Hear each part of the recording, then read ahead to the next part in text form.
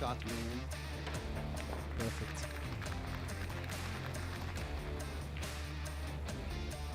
What just happened? Look at that cue ball. I don't think I've seen that before, too.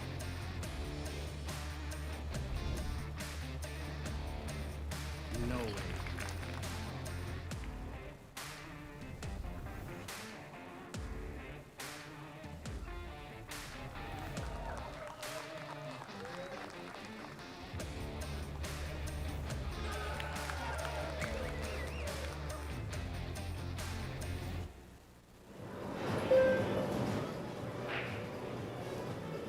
Well, a very warm welcome to all pool fans joining us at this iconic Westgate Las Vegas Resort and Casino. You join us on opening day, opening match on table 2 of this Pro Billiard Series 10-ball Men's Las Vegas Open 2026. What an opener we have in store for you. A matchup between Frankie Hernandez, the dynamic Hispanic, and he takes on Shane Van Boening, who needs no introduction. Joining me on the comms box for this and the next match, it's a pleasure. My good friend and colleague Graham Hickman. Welcome, Graham.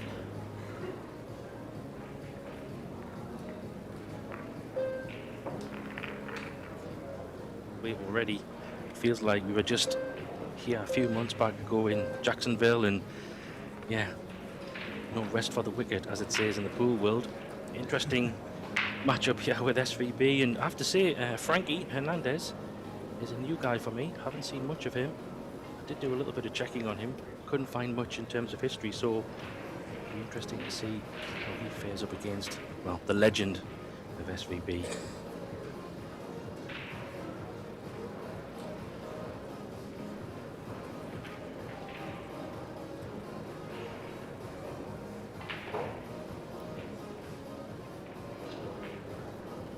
So the referee just racking the balls up. Ready for the first break. We are playing best of 3 sets. First to 2. And if we do go 1 set all and tied in that last set at 3 racks all, we will have a shootout. And as you know, for those who have followed us over this last year or so, those shootouts can be very exciting indeed.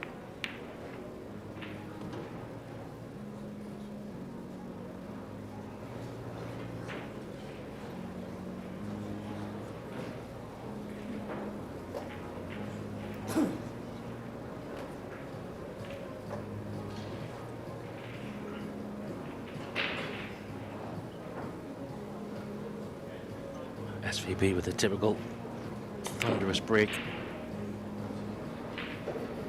First chance falling. Didn't get the cue ball across the table for the 3 in the top corner. Didn't have much angle to work with, and these brand new cloths, brand new tables.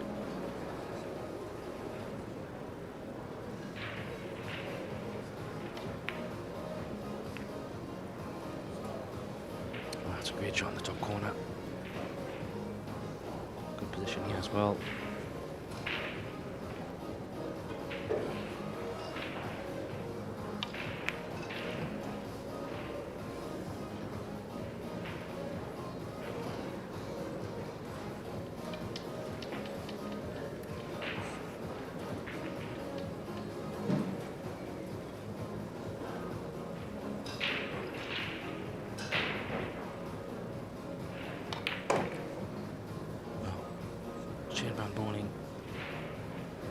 Losing the cue ball a little bit there, but we will take it.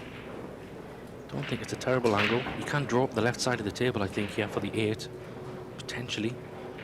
If not, well, judging by that angle, maybe not. Just checking if he wants to play a carom, maybe from the 8 ball and bump the 9 in the top left corner.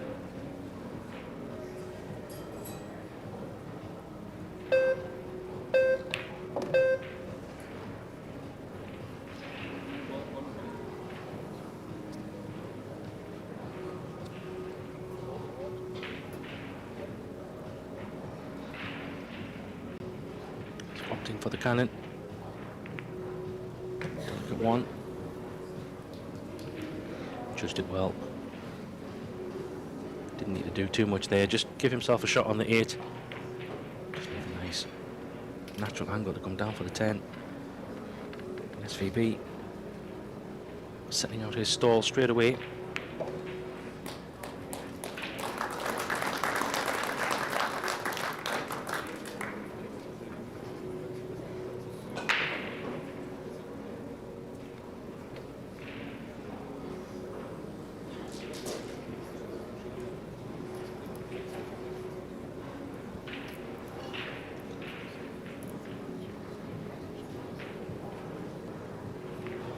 So 1-0 lead, and this is what you get when you play SVB. Probably hands down up there with arguably the best 10-ball break in the game. He's been so dominant in that space.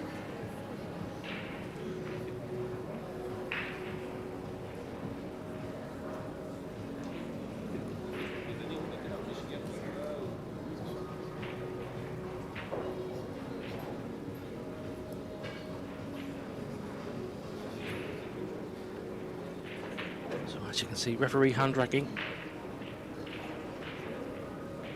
making sure the balls are as tight as possible using the AeroRack.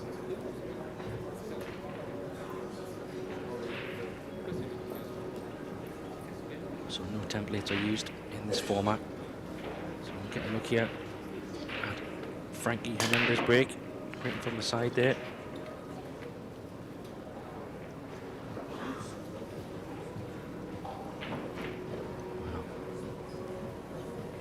Ball somehow didn't drop in the corner.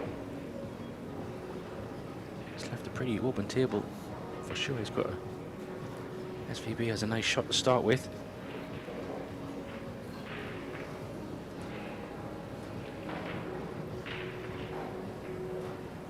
A little bit of work to do, but they're all pretty much in the open. 3-ball could pose a little bit of an issue. Hard to tell if it goes in the bottom left corner as we see it, but definitely goes in the top left corner and the top right corner. So we might play it to go below the 3-ball here. This will be a delicate one. Let's play cushion first. Just drift the cue ball over. Just caught the point a little bit. Might have a shot on the side. Tricky to get position on the 4. You might have to play this with a bit of pace unless he prefers to play a good safety shot.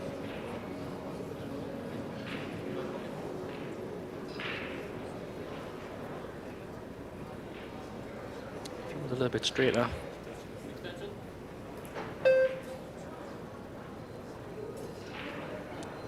Just taking his 30-second extension there. It's an important shot on the rack, this. I'm going to put a bit of pace on this if he's playing it in the side. Great angle here. Has got a big pocket if he wants to use the ball. Yeah, that's what he's done. That was the cue ball. It's not bad. Very clever shot there.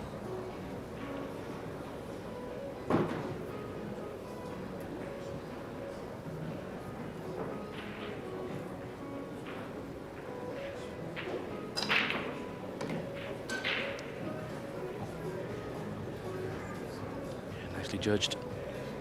Centre table, no real problems here, Gethin. I don't think. He's got a couple of real shot out here on the 5, or one reel if he chooses.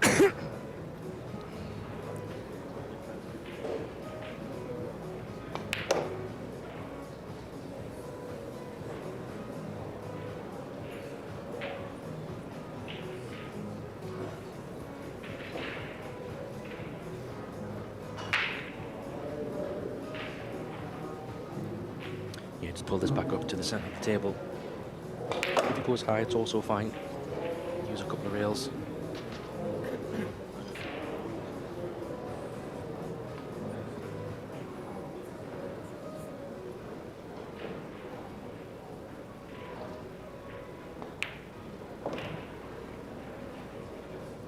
I like that shot. He's managed these well. Great shot on the 3. Playing off the ball near the centre pocket. Made the pocket a little bit bigger.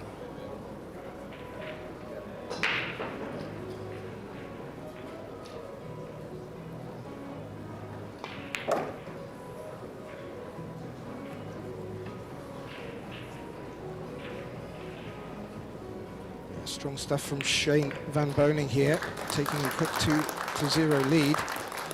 These are races to 4, best of 3 sets. And, well, I like what I'm seeing from him here, Graham. He's not really giving Frankie a look in at all. No, it's basically SVB doing what SVB does. Break and run. If you don't punish him from a break, he's going to try and punish you. Very aggressive player, Gethin. He always has been. Such a creative player, as we've seen in the first rack. Just a little cheeky carom off the 8-ball, and then even in that rack there, playing the 3-ball in off, I think it was the 7-ball maybe, into the side pocket. Just shows his visibility and aggression to run out tables. Hence why he's 5 times US Open champion and won everything under the sun. Well, it's alternate break format. It's a shame back to the Oki. As we see a referee with the Predator rack there. You alluded to that one earlier. I do like the hand rack. It does make this format very interesting. And for our statisticians out there, these will be coming through thick and fast.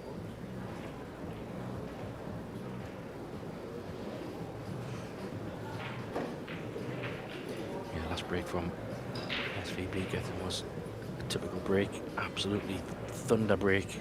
Balls flying in, cue ball centre table. And what he's renowned for. Did I put the jinx on him? I think I did. But he took a bit of pace off that one, I think. Wasn't as hard as the first one from memory, but chance for Frankie here. Open table. I was actually wondering what the referee and him was talking about just before he lined up to break there. They were both smiling about something there. And here we have Frankie with a first good look. And not a bad spread of the balls out there, Graham. I'm not too sure if the 5 passes the 7, but that would help if it does. Yeah, I think it is. It's all about this shot. He needs to hold up. Judged that pretty well. Yeah, as you see there, he's got a nice look from this 3-ball.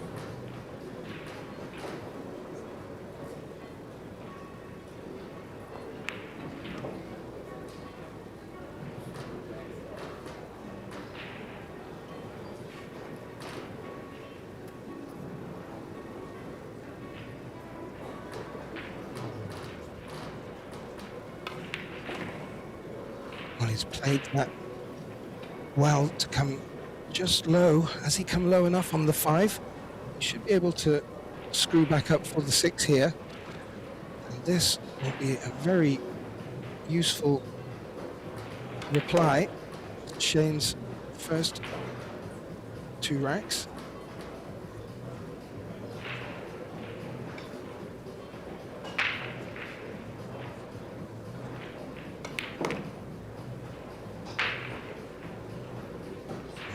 Just running into the 9 there on the wrong side, Graham, and that is trouble. We may see him bring out the jump cue here. Yeah, jump cue. It's a cue ball. A little bit unlucky there with the nudge on the 9. Lands so hook, but it's pretty straight Gethin, so jump pretty well. But I think this is makeable.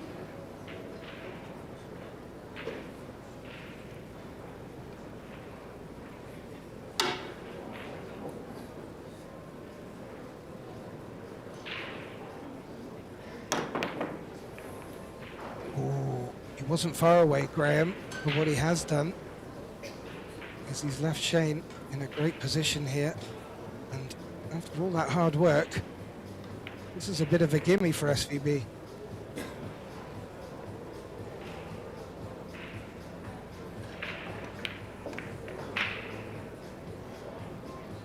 Yeah, but a missed opportunity there.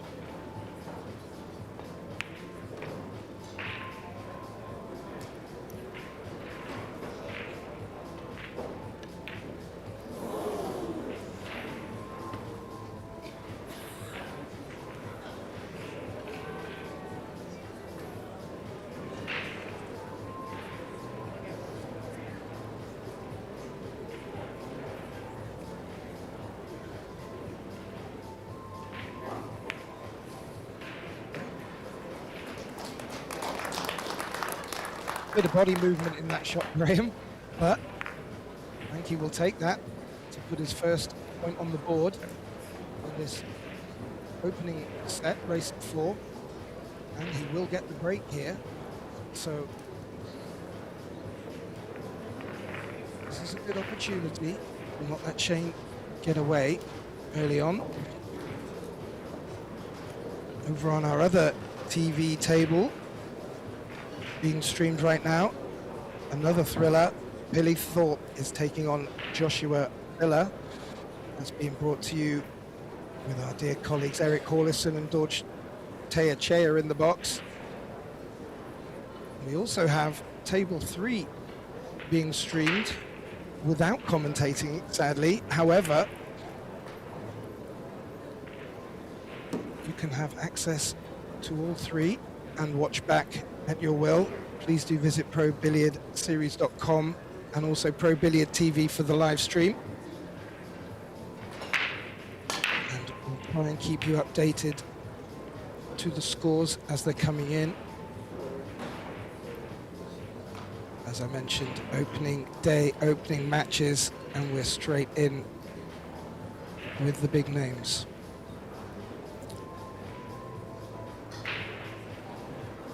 Big field, lots of exciting players and matches coming up, Gethin. What you called a big one there, but no doubt we'll see many more. Great shot. Yeah. You couldn't really see much of the one ball there either. Judge that to perfection. And again, Frankie going airborne here. A lot of traffic down this end of the table. So if he were not to make it, there's a good chance he could go safe, but 2 balls to jump over, Graham. This isn't an easy shot. No, definitely not. He does have a good bit of table to work with. So if he can get over that 8 ball, like you say, I think odds on to hit it. It's just where's the cover coming from? There's not much to hide up table. You see 8 ball coming into play. That 5 ball going on the rail could cause a problem, but 3 ball will fix that very quickly. Yeah, and ball in hand for Shane here. Early warning signs for Frankie. We see him shaking his head a little bit there. We would be disappointed. Judging by his biceps, he's certainly got the power to make them jump shots.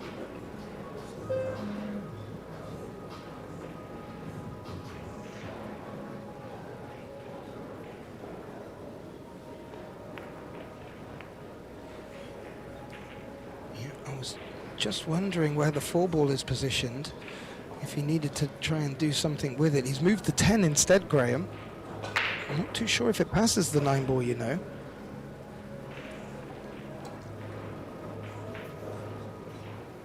Maybe able to come across it to play the 4 in the same pocket, perhaps, Graham? Yeah, maybe. I think it does go on the top left as well. Depends if he can avoid the 5. I do like coming across kind of where his hand is now. If he can come above it, it's hard to tell how thin the 3 ball is. It does go on the side as well. It's the left side. It's not too bad. I'm going to have to put a bit of a stroke on this, Gethin. I don't think he's got the best angle. And looking where the 5 ball is, yeah, it's not easy at all. No, we saw in an earlier rack Shane use a 7 ball near the centre pocket to make the pot, but do not be deceived. These centre pockets are very tight on this Predator arc table. As we see Shane, well, it was tight. He had to put a shot on it, and that's probably forced the error there, Graham. Yeah, the balls were quite close together, weren't they? So a little bit unnatural stroke when you have the ball so close. He has had a bit of a roll there, though, has to be said. I think Frankie can see the 4. He's calling the cross bank. Not a bad shot, but is he going aggressive, or is he trying to get cover? He's trying to recover, and he's made a bit of a mess of it, I think. But it'll work. Yeah, it will. That 4 ball's nestled nicely on the cushion. Would make it the thinnest of cuts if Shane were to take this on. But I'm not too sure if there's value in that.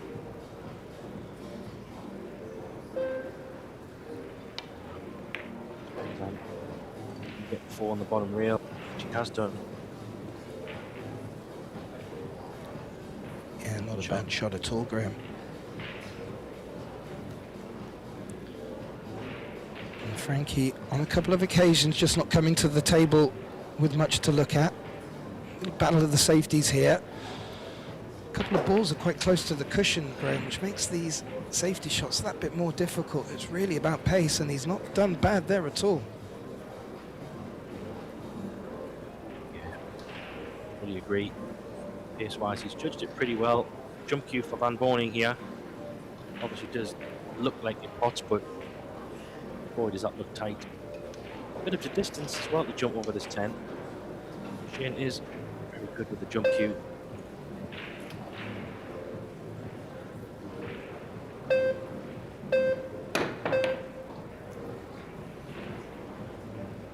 A successful jump. Cover again. Has he returned the favour there, Graham? He has. Got a smile by Frankie there. He's maybe had another bit of a roll, but it was a good hit.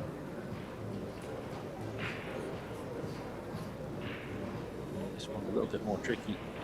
He's calling the bottom right, as we see it on the screen. So the top right, that's where his hand is now. So one rail and try and kick this in. It's a big shot, Graham. Really, ooh, I was going to say really could do with at least contact to keep himself in with a chance of preventing Shane from getting to the hill in this opening.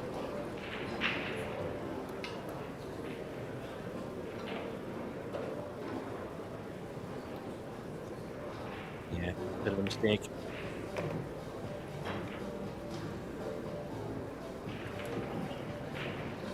Shane's played that a little bit. Might still be okay. It's a little bit thinner than maybe he would have liked. Managed to come underside the 10, so yeah, still relatively thin on this 6 ball.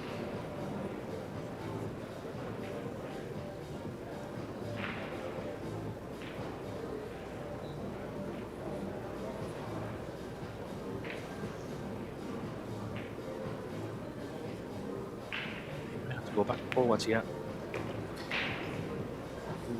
Bit of a longer 7. With a bit of angle. He's got it. So could just play this. Could choose to screw it in across the table if he wants. Just one beyond that rail would be nice. Try to land straight on this 8 ball. Going the 1 rail. Straight to the friend here. It's pretty good. It doesn't look too bad at all, Graham. 9 in the side here.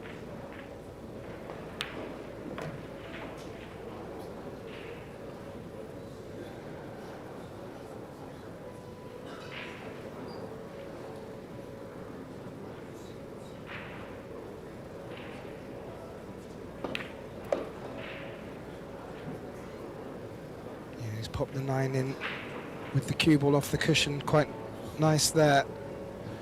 And important getting to the hill in the opening set here for Shane. Frankie has had a couple of look-ins, but Shane getting the better of the safety play in this rack. Yeah. A little bit of a roll there from Shane on a couple of shots. Like you said, when Frankie missed that kick shot, you've got to at least try to make contact with the ball. Missing it completely, ball in hand from that position is a little bit of a self-implosion, but yeah, it is what it is. Gets on the hill. Yeah, it's going to be interesting to see how this tournament unfolds. We have quite a lot of different players joining this one. So we're going to grab a reigning champ from last year, getting, if memory serves me well, I think he beat Phil in the final. I'm sure that was a 3-2 thriller last year. So Phil will be trying to go one better this year maybe, and so will many other players.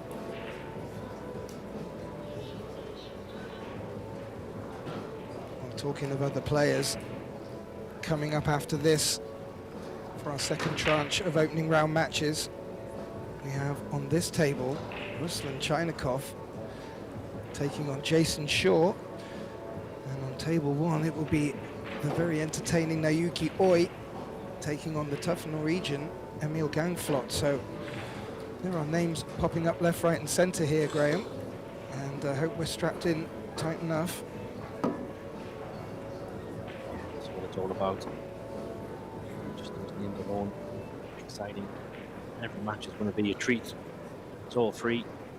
Join it from your armchair. Or if you're near Vegas, pop along, watch it live, why not? And the seats there, arena, all around you can watch the games, plenty going on. Yeah, interesting to see, we'll see that next match coming up, as you said. Shaw back on the table. Absolutely, and if there's anyone watching that is local to the Westgate Las Vegas Resort and Casino, it's free to come down and watch and see your favourite players. We also have the CSI Q Sports International Expo going on at the same time, so there's lots to do down here. Shane Van Boening, with a shake of Frankie's head, has a good look at this one. Not the easiest of tables for him here.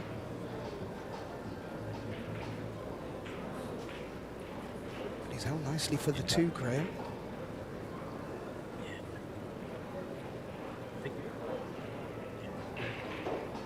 Nine ball could be an interesting one. That 7 ball could play maybe in Aram. I don't know if the 7 does go on the side. Hard to tell from that angle, getting, but if not, try and do something. Yeah, Maybe play the 6 ball off to the 9, maybe. He's looking at that now, Graham. Now you've mentioned it, he must be reading your mind. I think that's his best option. From the overhead, I'd err on the side of caution that that 7 won't go. And as you pointed out correctly, oh, yeah, you pointed it out correctly, Graham. I think it's the only shot, really. Where the balls are, the most logical shot that is. If you can land straight on the 6 ball in the side, kind of just play. He has to be a little bit delicate though, Gethin, because playing the 6 onto the 9 will push the 7 ball kind of down towards the 8 ball area, depending how hard he plays the shot. He doesn't want to hook himself, so pace is important. You have to push him there. Well, I got my ruler out there, Graham. There's a good chance this 7 ball's going to run into the 8, which may help him keep the 7 clear. Let's see. Depends on the angle.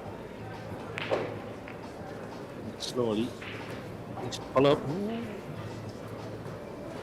Hold it. Oh.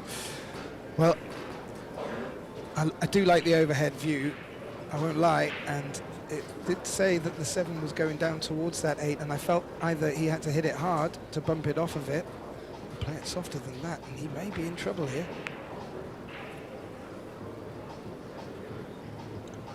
And that might not be good enough. It needs to slow up. Oh, Ooh. wow. Wow. That's a little bit careless, to be honest, Gethin. Should have been nowhere near that corner pocket. 7 ball actually leaked out a little bit as well, so I think maybe the frustration of, you could say a little bit of bad fortune. It's always hard to know exactly where those balls will go and play those kind of shots. But I'm sure he thought the same as we did. Was heading towards the 8, so he could have played it a bit harder, but more softer. Well, it's a great opportunity for Frankie, and he needs to just make sure of these. Bring it back to 3-2. And this first set may still be within his grasp. Brings the score back to 3-2, race to 4, opening set. And, well, that keeps the fire quite stoked for him there.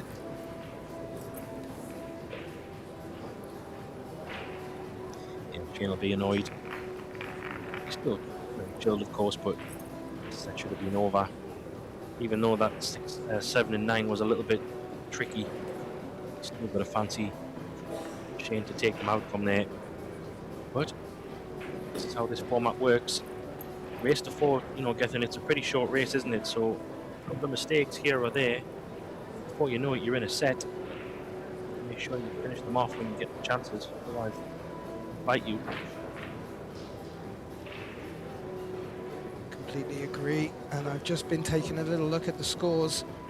And for our viewers at home, if you want to do the same, please do visit ProBilliardSeries.com. It has all of the information, the men's event, the ladies event, and there's more events to come over the next 10 days.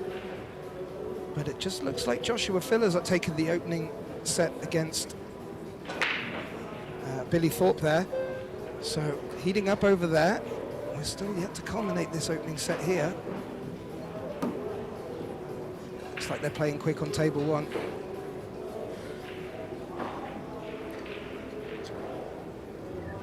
Filler has been playing pretty fast as well. Some of his results on social media recently, firing some quick wins in. Got a body in that break, but dry again. 7 ball joining the party, but he can't see the 1. Don't think so. Maybe he can kick it in. Hard to tell from this view, but he should get in. Can he kick it in? Maybe. Not from the way he's approaching this. Looking to try and push the 1 ball past the 6 and use the 6 as cover. Oh, and he's just nubbled the 6 as well. No damage done really. Yeah, can he flick off the 1 ball? This is an interesting shot. Flick off the 1, go down behind the red 3. Got to get the cue ball right. Easy to double kiss this. The 1 ball being so close to the rail. Let's call it high. There's cue ball. Yeah, Not too bad. He avoided the scratch. There was a good possibility of that running that side of the 3 ball. And, well, the 1 ball is on, but the cue ball looks like it's going to be running into traffic, and he'd ideally like to finish straight for the combination on the 2-4. So, is he going to go aggressive here?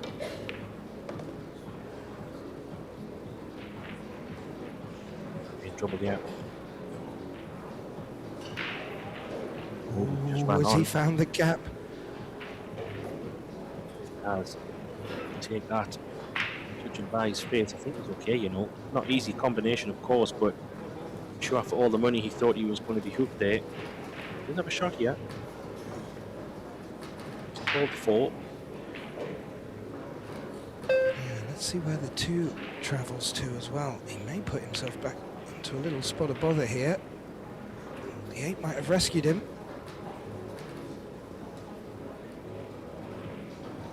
No early 10 balls either, so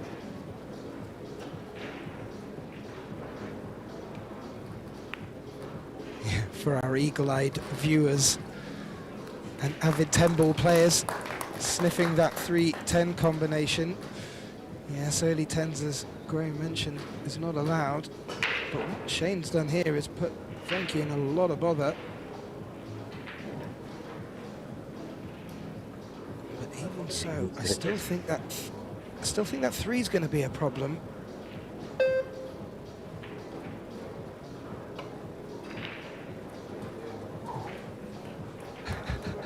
Oh, look at the result here. The thinnest of contacts.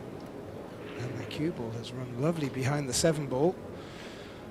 So Shane up to the table with his jump stick. Just wants it a little bit longer. But this is not an easy shot that he's taking on here, Graham. no, this is tough. The only good thing is that it's pretty straight-ish. So I think if he gets over the ball, makes contact, high percentage chance of making this.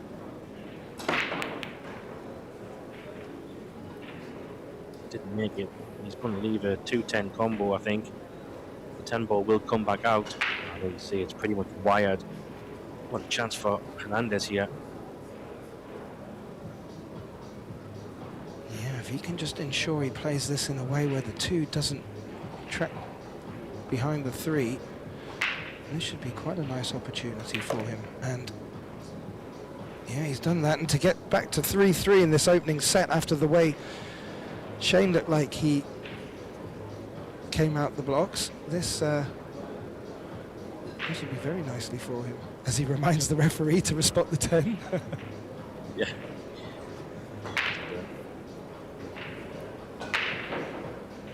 This 5 ball's going to play a key part as well, Gethin, because it's in one of those spots where you want to leave it too thin.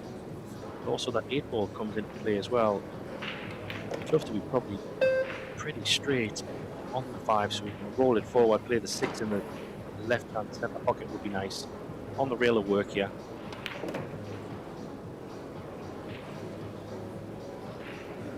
And done that to perfection. This is the shot, I feel, Graham.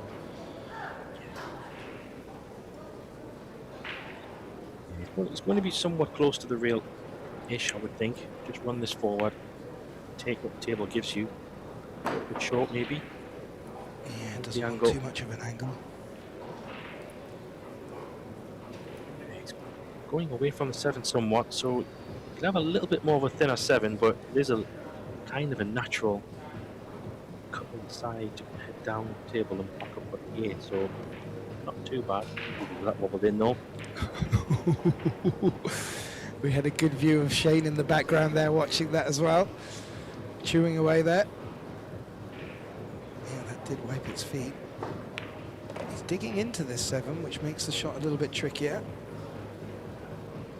That should be what he needs to take this 6th rack. And 3-3 in the opening set, Graham. Oh, will that be the sign of things to come? Because that would start to light the fire of shootout. Yeah, I mean, you could say first set nerves for SBB, or settling in if that's even possible for Shane to play that many tournaments. I feel like he's settled in all the time, but still these short races do put a little bit of extra pressure on. You won't have a race to 8, 9 or 10 where you can ease into the match.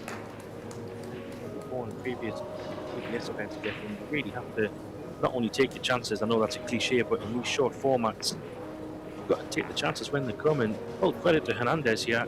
He's picked up some pieces, and well, that's the question of SVB. He will have the break. Well, I'll also add to that, Graham, I would say it's a big credit to Predator and Pro Billiard Series. They've worked hard to get the formats right, and I do find this one to be a rather exciting one, and with the set format can provide some really good surprises. As we look at the stats there, Shane, well, it suggests 8-5-1 on the player overall performance versus Frankie's 6-8-9. The score isn't reflecting that right now, 3-3.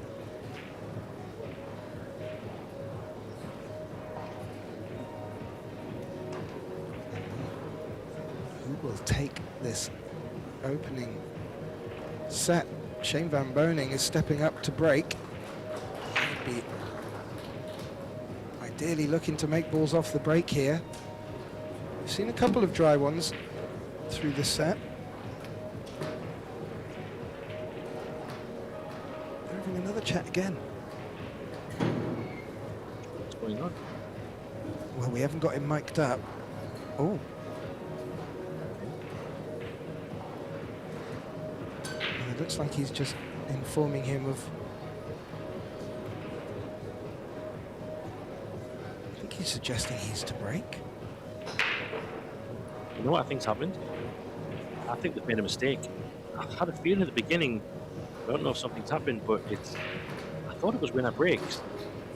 But then, an alternate break. I think something's happened there. Because they've been alternate break, but I'm a little bit confused now. Getting who broke the last rack? It was Hernandez, wasn't it?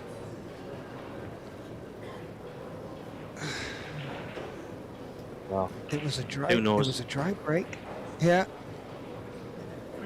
I'm sure the referee's more than No, capable it of was. Yeah, managing. it was.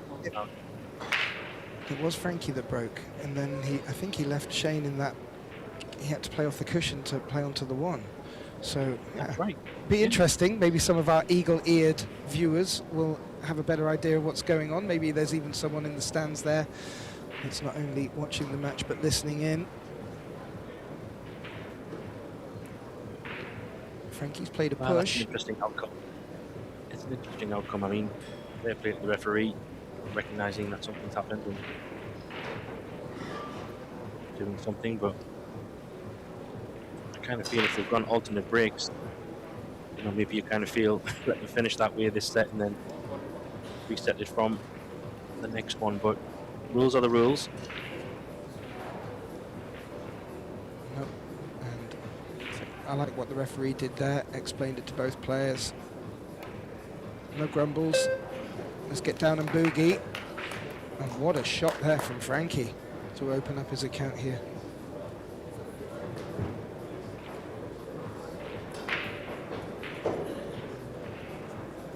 Smile from Shane there. It's a good shot. Just waiting for the scoreboard will be updated, but I'm pretty sure that's 3-3 getting. I agree with you. I agree with you. It is 3-3. This is the deciding. Oh, that is a very handy shot. But yeah, this is the deciding rack. I'm sure the board will be updated soon. And this is a key shot for Shane here, because if he doesn't finish safe and or pot it, there's a good risk here. Frankie could steal this opening set.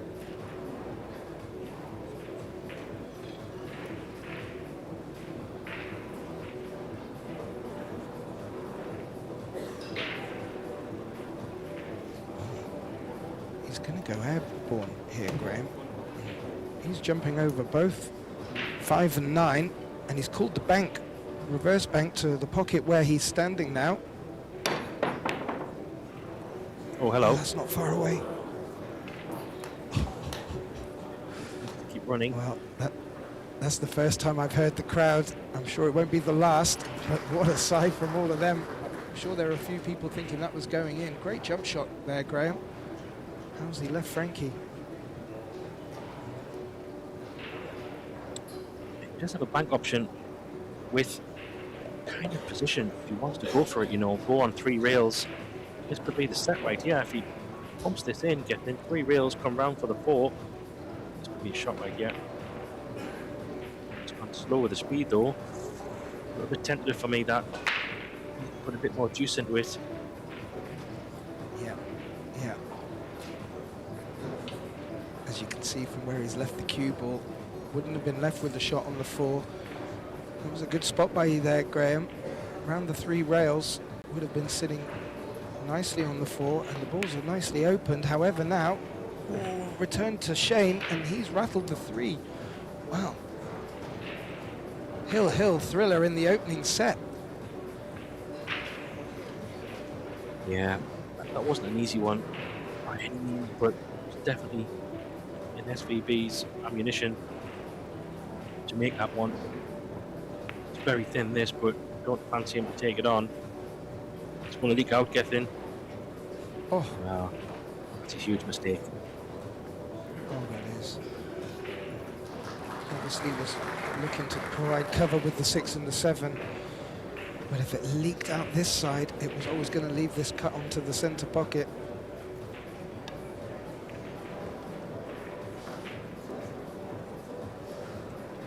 Shane electing not to do too much there. A bit of check side on the cue ball, but what the check side has done is it's slowed that cue ball down, and that's left well, a bit of a trickier shot than he was hoping for.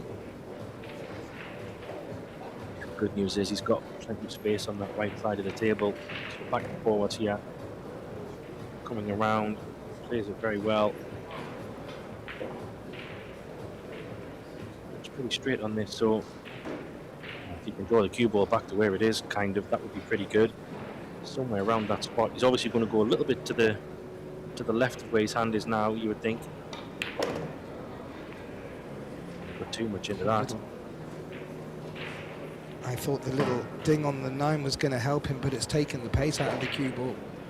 And, well, he's not out of the woods yet, Graham. No, under the gun here. It's a thin one, but it is set ball really for me. So I could have getting. He's had another roll maybe. Is that cue ball going to roll far enough? I don't It's think not. it has from this angle. Ooh. That was the pressure for Frankie here to take the set off. Wow. Man, what a chance. Look at these balls as well. I mean, you know, under normal circumstances, getting these are plop-ins, but he's got to know the size of this moment. Take a set off SVB, first match. Important shot coming up here. He's got a little bit of body movement after his shot as well. You can see that he's just feeling it a little bit. Has to be a little bit high on this 9 as well. Doesn't want to be straight on the 9. That would be not ideal because he's going to have no shot on the 10. He's okay though. How about this getting? Nobody expected this. No.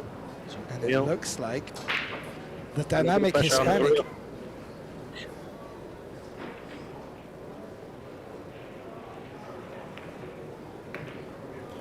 Oh, Graham, what a turn up for the books. And Frankie Hernandez takes this opening set with a hill thriller, 4-3. And the referee just coming over and having a quick chat just to maybe reassure him of what went on before. Maybe even asking if the players want to take a break, Graham. I think that's what they're going to do here. A bit of movement in the crowd as well.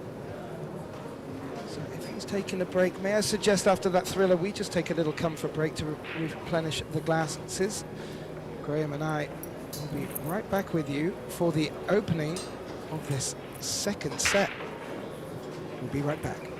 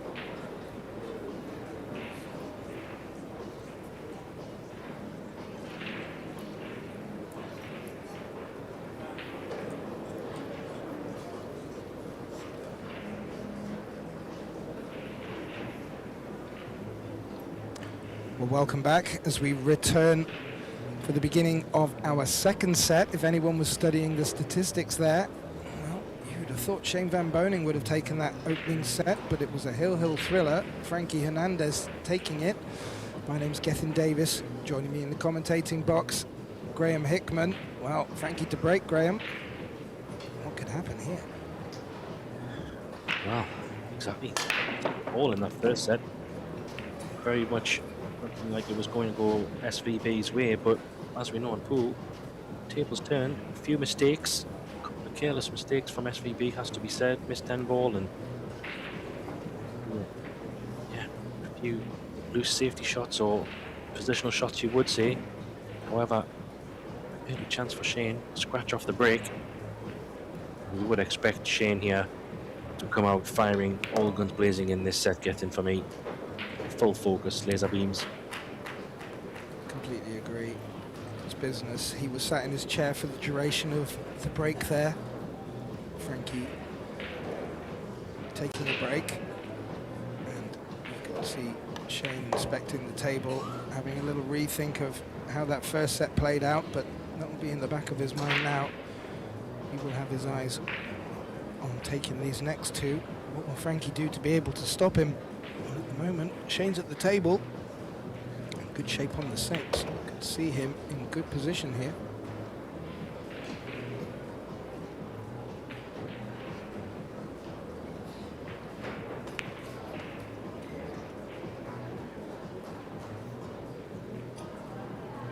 Should come around the back of the 8 here.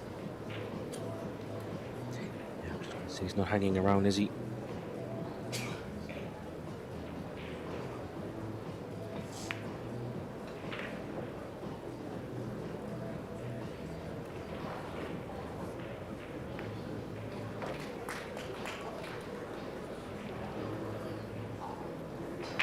This was a quick one. You can see SVB means business. He does not want to replicate what happened there in set one. Looking to pounce early doors. Takes the first rack. Gets the break in the next. Yeah, and well, this is what we saw in the first set, Graham.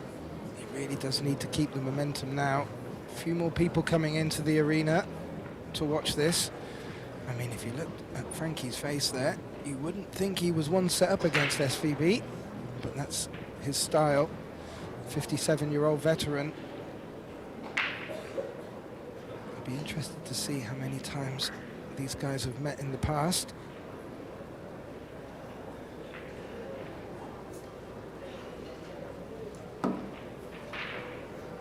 Yeah, I'm sure he's been around the pool scene. He's in a good position at the minute. Hopefully gets a chance from SVB.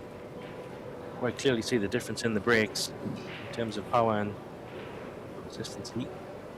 But nothing from SVB there. Not sure if he's left an edge of the one, but jump cue in his hand? No, he hasn't, so maybe he can get an edge.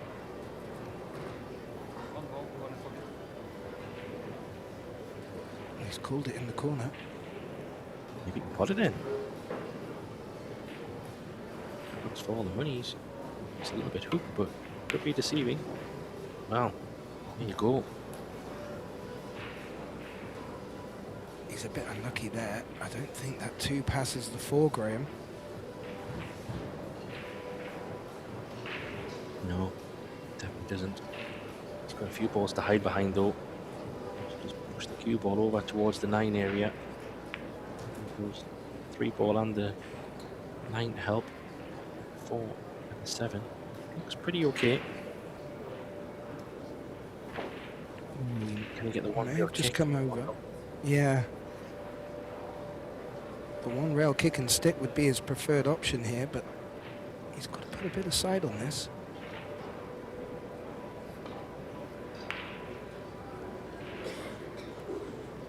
Oh, he's judged that nicely, Graham. Yeah, that's it.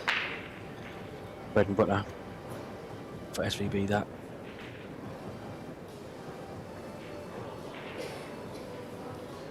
Frankie's looking at the two-rail escape here. I'm not too sure how he would expect to leave the cue ball with that.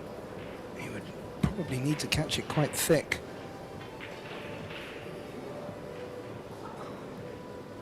Yeah, I agree. And he could try to play off the edge, send the cue ball back down table, but there's a lot more danger that way. I think the contact could run into the 9. Tried the edge, he's nearly got it. Was tracking towards the pocket there, Graham, but without enough pace. And where the cue ball's landed, can Shane take this opportunity? A little bit of a shake of the head from Frankie there, but that was a difficult escape at the best of times. Shane just playing cushion first here to get position on the 3, and he's not happy either. Yeah, I think you expected that to run on quite a bit more than it did. Now he's got too much angle to hold for this 4. Might even have to come below. Not ideal. To get back up for the 5. Don't know if the 4 goes in the right-hand side pocket. Don't even know if he can hold it up table. Looks like too much angle for me, getting. Yeah, he's not really giving much away from his facial expressions. He could be playing a safety here. 6 ball here. Trying to go up and down. Wow.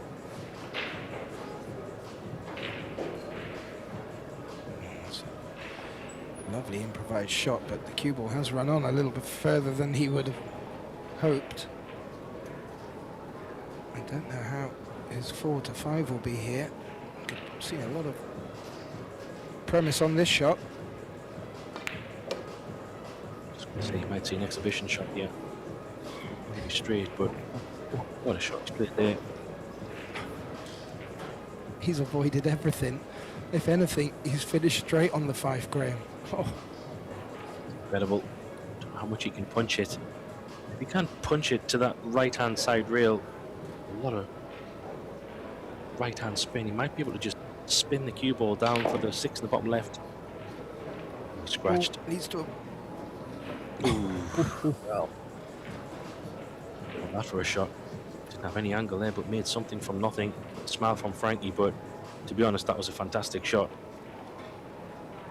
And as you alluded to at the opening of the second set, Graham, Shane is coming out looking like he means business now. Not that he didn't before, but there seems to be a little bit more thoughtful and considerate Shane here. He realises the match is still very much alive, but he'd love to get a quick set under the belt, get his arm going. Nice little like view of the supporters there with the nods of approval.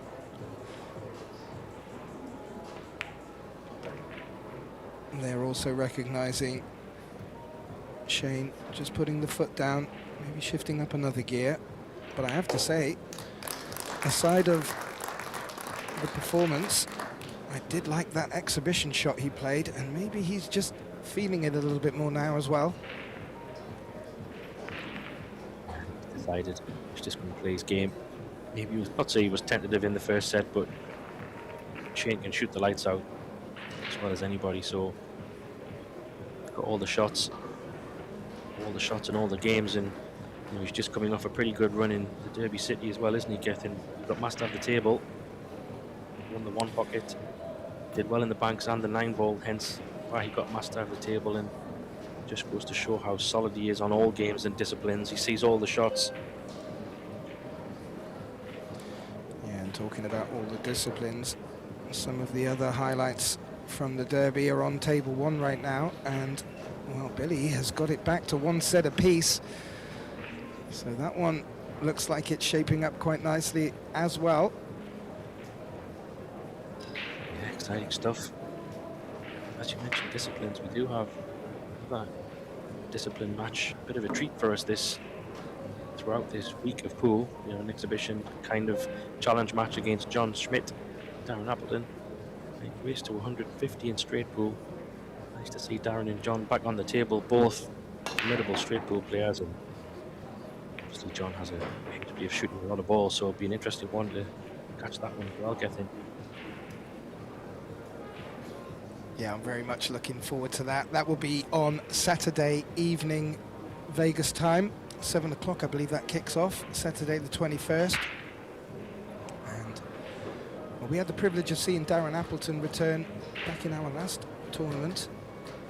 And was looking in real good form, and also great to see him back. And always nice to have a bit of straight pool on the stream. And back to the 10 ball here. Frankie's got a good look at this one. The 3 is in a horrible position, locked up with the 5 there. Oh, and he's forced it. And that's forced the miss. Yeah, all of a sudden, I think the wheels have come off a little bit for Frankie.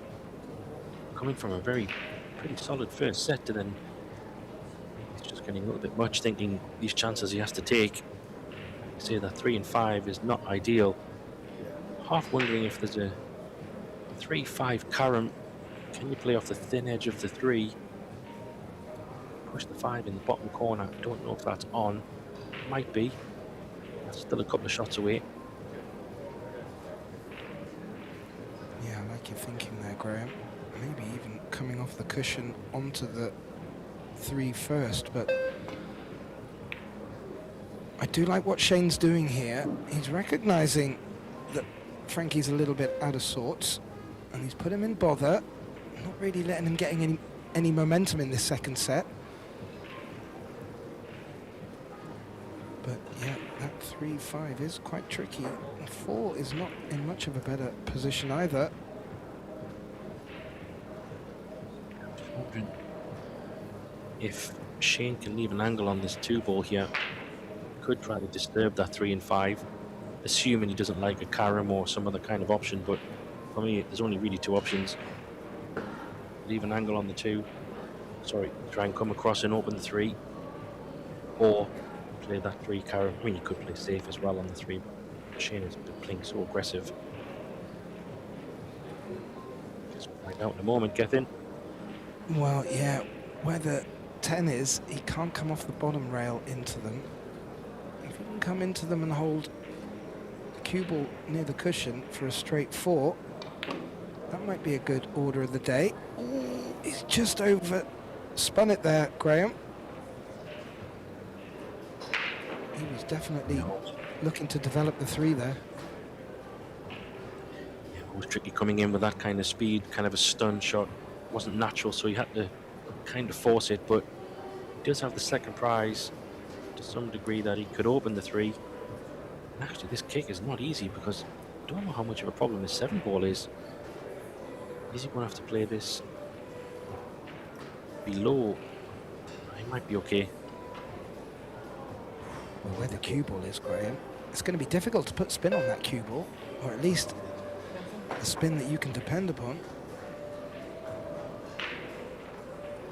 Yeah, the good thing is there's a lot of balls around this area, so if you can make a pretty good contact, maybe double the 3 back across, or even a thin hit on the 3, good things could happen here. You've just got to hit it. Doesn't want to scratch though. So yeah, I see there's always options there. I think there was a few balls around the bottom end of the table that could help him. He hasn't had the shot, but boy, this is tough. Well, I was about to say, I'm sure he'll take the result, although I wouldn't put much past the South Dakota kid at the moment. But this looks, well, it's not as straight as I thought it was.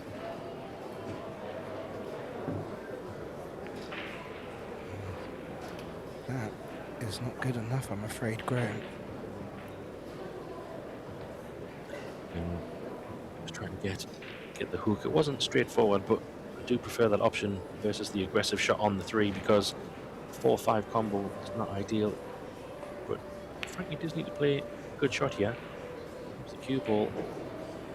That's pretty good. Oh, that was looking like it was going to lock behind the 5 there. It did leak a little bit, but not enough. Can he get around the 6 here for a hit on the 3? He may have to go around the 6.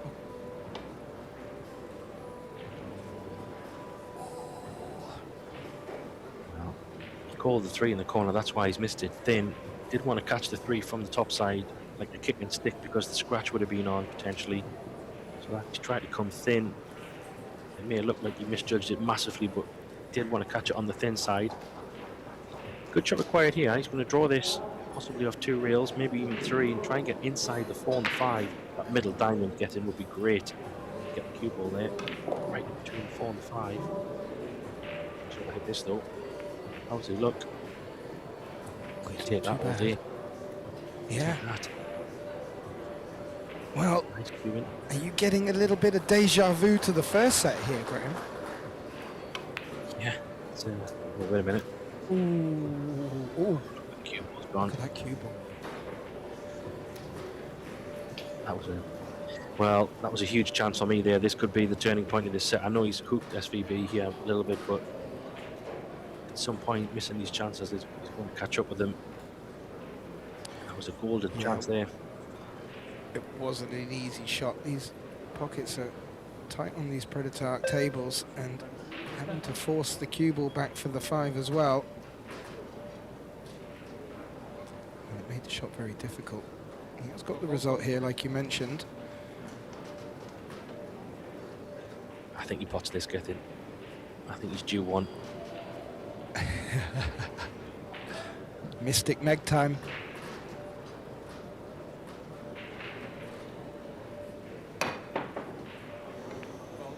Oh, and again, he wasn't far away. No. Yeah. First day, first match. And out there. Did a few wrong in the early days, but yeah, I just figured he was due one. He's had a few jumps and it was a tough one by all accounts, but you know what? It has to take these out, getting for me, otherwise this set is over. It does, Graham, but just being a little bit picky, he seems to be rushing in a little bit to his shots where he was a little bit more careful earlier. And just not wanting him to make an unnecessary mistake. And it just felt like his tempo was a bit too quick there. I mean, both players are playing under the 30-second shot clock, but so far neither player's really been bothered by it. He's not completely in it, is he, Graham? In terms of opportunity there, those balls were dot to dot. He didn't even have to stun the 6 ball in, he could have just rolled it in or anything, but that tells me he's feeling the pressure for sure.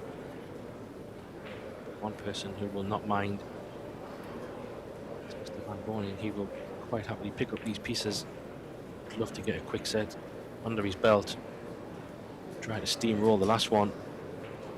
Definitely out of sorts is Frankie. Yeah, this is a double elimination 10-ball event, 128 players, $150,000 in the pot. And Shane, with that in the back of his mind, has extended his lead to the hill in this second set, leads 3 racks to 0. And yeah, if Frankie's going to do anything, it's got to be done now. And I just feel like he's let a good opportunity go there, especially with his demeanor coming into the second set. He should have been reassured that there's every chance of taking the second. I just don't think he's helped himself in that regard. Just take a look at the stats.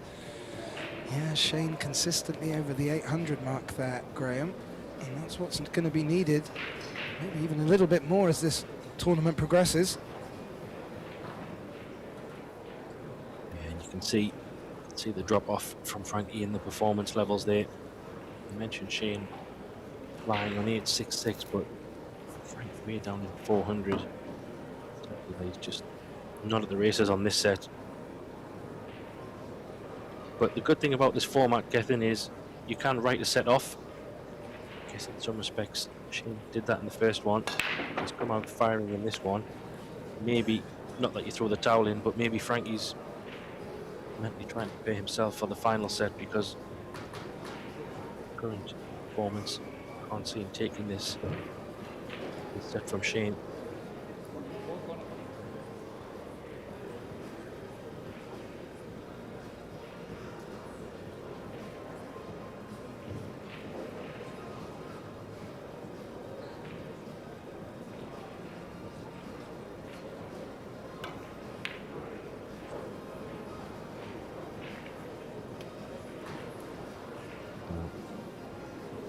It's all just getting a bit much in this set. Can't seem to string a few balls together all of a sudden.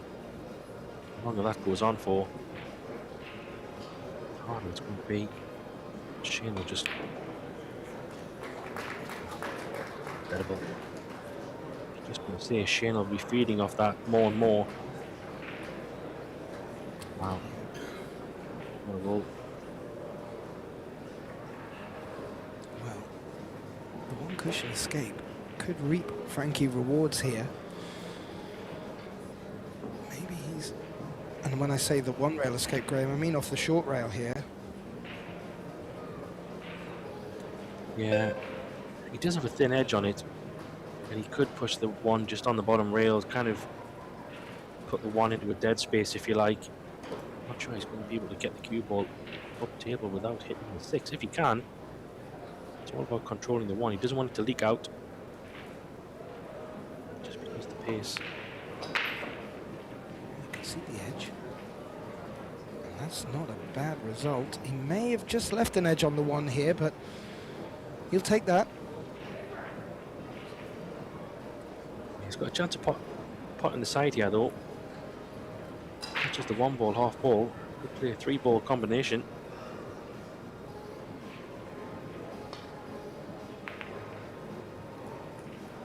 Wow. Incredible. Wasn't far away. May be able to carom off the 1 ball to pop the 2 here and leave the 1 down into that 7 ball pocket.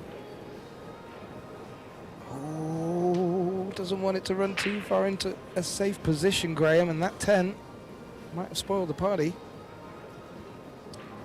Yeah, I thought you could have played that a little bit thinner, a little bit softer, just to play the 1 down the rail and then have a better position for the 3, but got a little bit more pressure. If it does go past, that is. Oh, there you see. I think it does squeeze past. It's tight. It does go. Oh,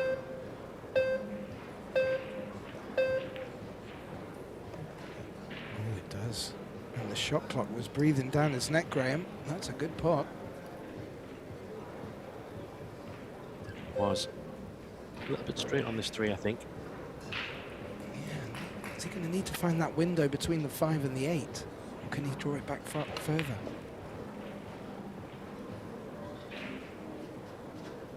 I think he just brought it back far enough. And this is not a bad opportunity for him there. The 6 pass in the 7 would help. I think looking for a 6, 7 combo get in. That would be the most practical route, I think. I'd love to get a little bit closer to the 6. Maybe he's a bit. He's got a bit of angle on this 5. It's all about control on the 6 after it makes contact with the 7 here. So nice angle. That's a good spot, Graham. And he may have just run on a little bit further than he wanted to. If he's going for the cannon, maybe it does pass. No, not from that angle, it does not. So he is playing this. And the ball's going to be running in opposite directions after the combo's made. Again. Yeah, I was just going to say there, I felt like the shot was played with a little bit pace and pushed the 6 ball up to go past the 9 in the corner. Might still take it on, but maybe 10, hiding behind the 10 might be a better option here. Could go all aggressive on the bank. He's certainly not making life easy for himself here. I do feel there's a couple of shots he could have played a little bit more delicately, and he's got the cue ball nowhere near the 10 here. He's had a roll though. He's had a roll. It's going to be an exhibition shot by SVB here. Plenty left-hand spin. Cut this in. 1, 2, maybe 4 rails up and down the table. Potentially, maybe just up and down.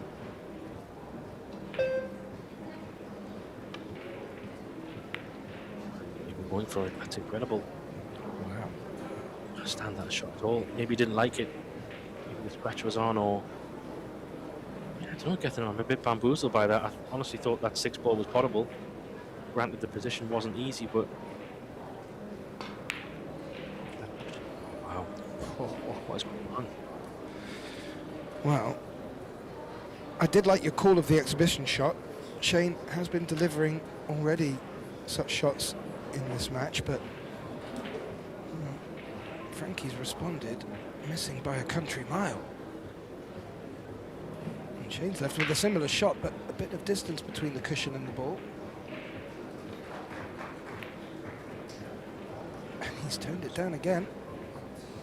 Maybe he's just thinking, take this whichever way possible. But again, just chip that in and bring the cue ball up the table. It looked potable. I'm not saying it was easy, but very much in S&B's arsenal.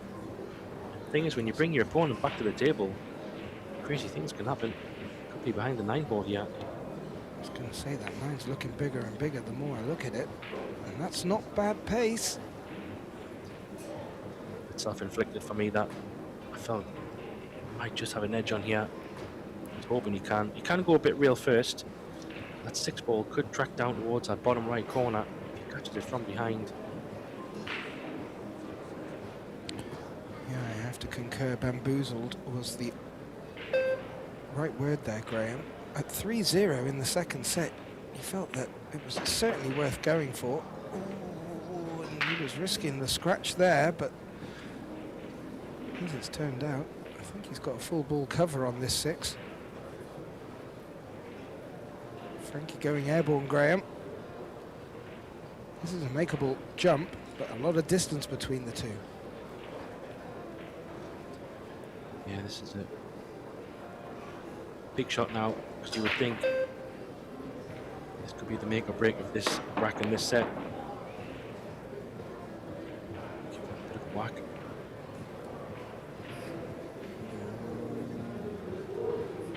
Well, he's got a good look at this 6. He's going to need to play this with a little right-hand side to keep the cue ball down there, unless there's another shot he can play. Just come across the table straight. Okay.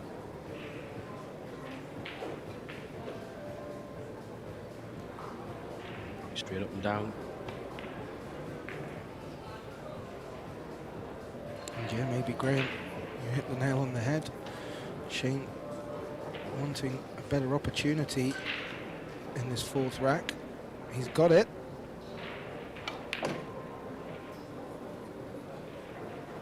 And this match looks like it's being taken to a deciding set.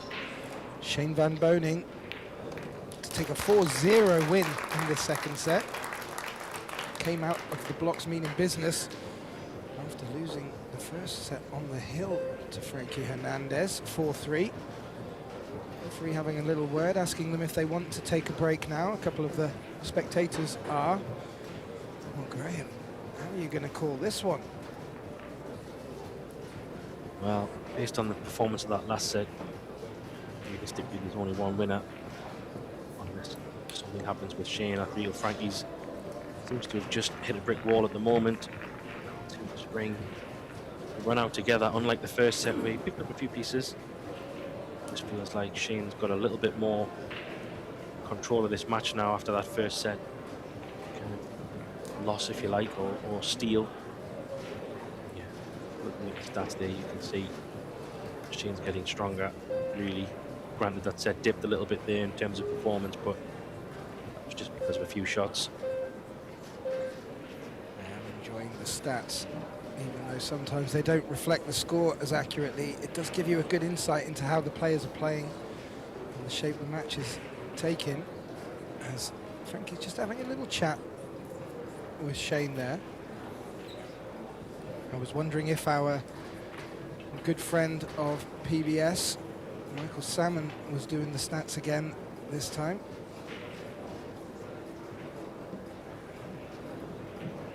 Spectator filling up his social media. So, Shane van Boening to open up this 3rd set. No breaks taken by either player. And I will just add, if this 3rd deciding set gets to 3-3, we will be in for a shootout.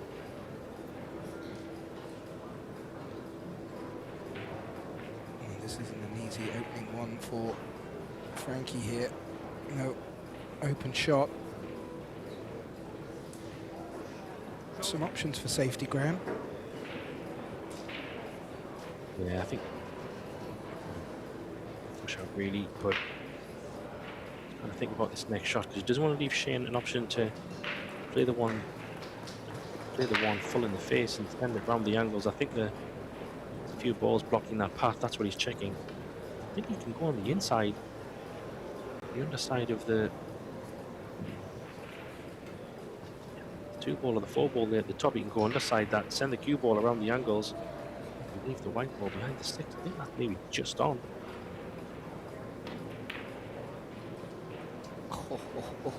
And Graham, you have to think that that was a bit of a poor push by Frankie there, because that shot looked like forever and a day. It would be on if the cue ball was over there. And, well, Shane didn't need asking twice, Graham.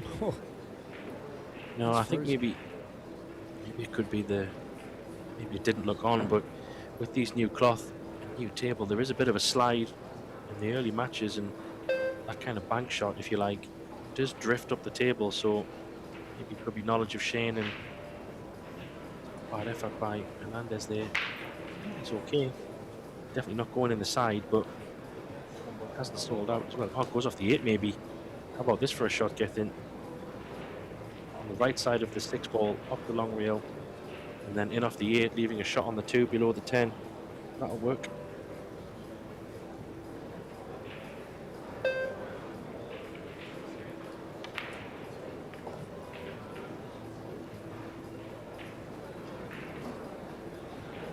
Thank you very much, says Mr. Van Boening. That'll work. 3 ball goes past the 4, I think, as well. So,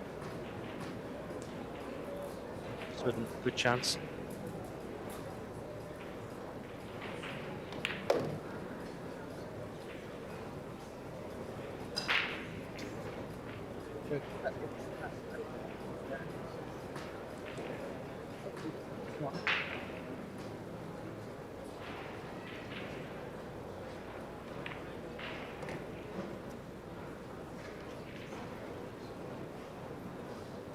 Just use 1 or 2 rails depending how he feels.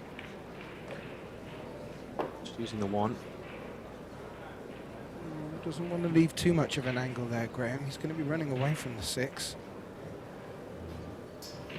That's why I was thinking maybe 2 rails could have been better, but just wanted it to run on a little bit. He has got enough to draw it off the rail and back out.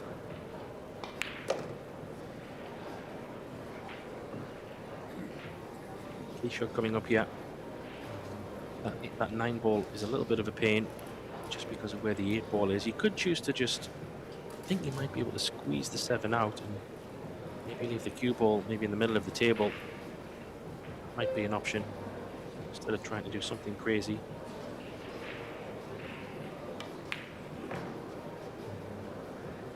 That's what he's going to play, get in. Yeah. The cue ball will Push this naturally out. be running round to the 9. A bit thin, you need to control the cue ball pace. I think he just push this off the rail and draw it up a little bit. Yeah, I think that's able to take the medicine. The angle's quite nice on this 8 ball, just to place these shots so well, just to drift it over with right hand spin. Use a couple of rails. Could use 1 rail if he chooses and just take the medicine. Yeah. Judged it well. This is great stuff, Graham. And Shane still running strong after his second set performance, the 4-0 win. He gets this opening rack in this 3rd set, off to a great start. And well, Frankie needs to start doing something now, not just to stop the rot. Points on the board are really going to help him here.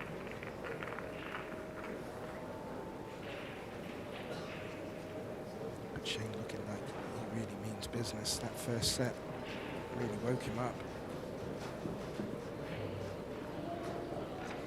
Yeah, he means business. She can smell the blood. He's got him right where he wants him at the moment. Hernandez he's had a couple of chances really in that second set, which he just couldn't take or capitalise on. Be a little bit annoyed with that. If he had taken one or two of those chances, put Shane under a little bit more pressure, that set could have been also pretty close, and maybe he could have nicked that one. But with Shane taking that set 4-0, already getting one on the board here, yeah, you can just envision break and run out. A quick rack coming up at some point. Yeah, and as you alluded to there, Graham, Frankie has had his opportunities. He was able to take them in the opening set. He did miss a couple of opportunities in the second set to maybe keep it a bit more interesting. Now he's facing his opponent, Shane, on a 1-0 lead, but that might be a dry break. I think it is. Well, points need to start going on the board, Graham. I'm not too sure if this visit is going to be the one, but it looks like he might be eyeing up the one ball here. It's definitely potable. Might be able to go above the middle pocket and leave a shot on the two. That's what I could have thought. He's got the second prize of a hook. Looks like Shane can kick this in between 4-ball and the 10. It's all about how does he contact the one, and can he get a hook? Jumping it, maybe he can't. It's called the one in the corner. High elevation. Even if he only has the edge, it's high elevation, Graham. Tricky shot. Oh. How's his position on the 2? That will be unlucky. Keep the cue in his hand. Go for back-to-back jump shots. I knew he was due one. This one's equally as tricky because he's got a bit more distance and has to kind of land on the 2-ball here, I think.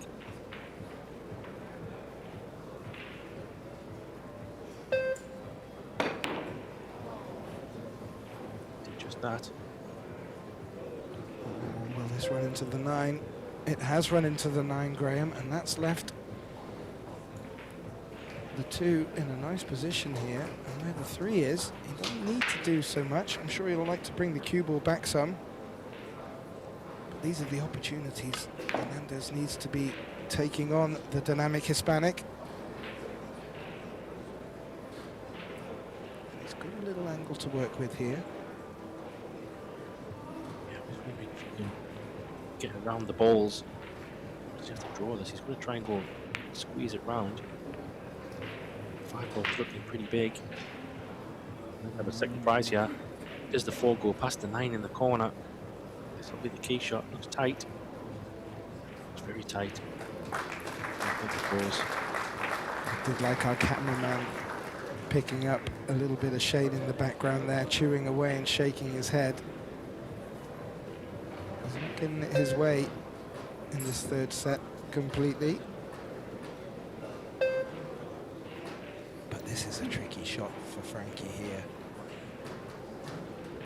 Not necessarily that easy to play a safety either, so. I agree. Might have to send the 4-ball up above the 8 or something. Not sure what he's calling. Trying to put it behind the 7, that was really difficult. He has got a good object ball. Granted, it's not so difficult to hit, but can Shane, well, one, avoid the scratch, which is the most important thing. Can he get the 4-ball away from the 9? I don't know if we can. Yeah. A slow one, but I don't like it. He's got to play this with a bit of pace, get in and draw. Very difficult to guarantee what happens, especially going in with pace. Always the chance of an in-off. Can't get the edge, you know. He's doing a kind of crazy bank on. He didn't call it, but he might be able to double it out. I didn't realise you could see so much. He can just bank it out. He's tried. Oh, what a shot! Oh, the shot he's played there. That was very delicate. Very well done. Yeah, well picked up there. And It did look a little bit like it could have been a one-pocket shot, and the bank may have been on, but this is much nicer for Shane here. Not too difficult an escape for Frankie, but oh, a foul. Must have fell at the white or something. Touching the cue ball. I don't know if the ref called it or Frankie called it, but either way, safety shot is earned. Shane, chance to get to rack lead here. 8 and 9 is probably going to be the key shot, obviously. It does look like a relatively inviting combo. Has to get nice on it. Yeah, Frankie was up straight away from that, whether the ref spotted it or not. Great sportsmanship there from Hernandez. But in the back of his mind, he must have realized this is going to be a great opportunity for Shane here. And Frankie really needs to keep Shane on a bit of a leash, and that's not the case here. 2-0 for Shane would be ideal. What are you thinking? 8-9 combination? Now, punch it over to the right side of the table, middle diamond. Take the 8 in the top left, I think, for me. A little bit short, but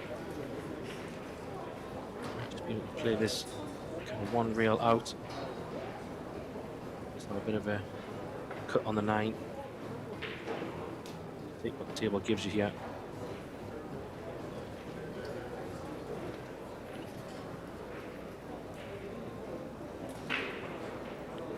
No heroics needed. Let the cue ball do the work, Graham.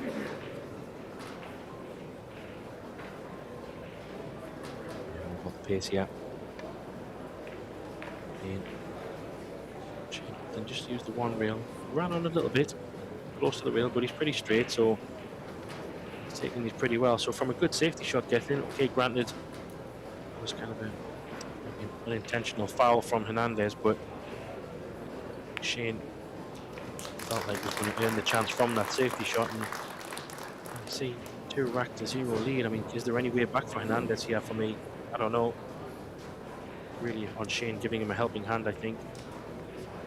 Yeah, that's a good question, Graham. I actually don't think Frankie's, well, sorry, I think Frankie's his worst enemy at the moment. He's not really been looking completely comfortable out there, even when he was coming to the table with a 1-set lead. And well, I'm not too sure if that's the prospect of taking on SVB, but Frankie's 57 years of age and veteran, very well accomplished player. Couldn't imagine the prospect of playing Shane would daunt him too much. He's certainly not getting everything his way. And well, Shane up to break, Graham. Leading 2 racks to 0. Final set, race to 4.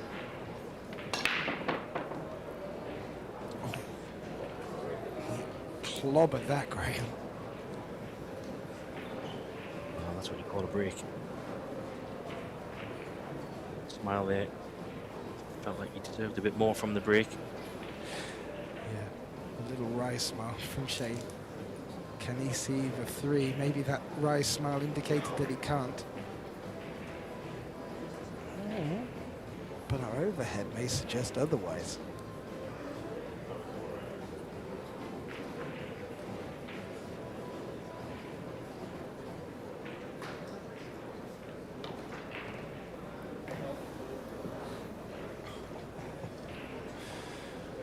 Well, I'm sure he was aware that that cue ball would have been tracing close down there, felt there was value in going for it. As it's turned out, he scratched and has given Frankie ball in hand, and after that strong break by Shane, there's no trouble out there really for him, and he'll be expecting Frankie to take advantage of one of these opportunities. He'll need to before long. Yeah, I said it in the earlier set. Must run out rack. It's getting to the point now where it's do or die. These are the kind of chances that you have to take. Unexpected mistake. especially against the top players. You do need to punish, just to put that pressure on, to let them know that they can't afford to make those mistakes. Otherwise, if you keep letting players back in, you seem to make less and less mistakes. So he should be in good shape here, really. Doesn't have to do anything. You can just play a stop shot or a little draw.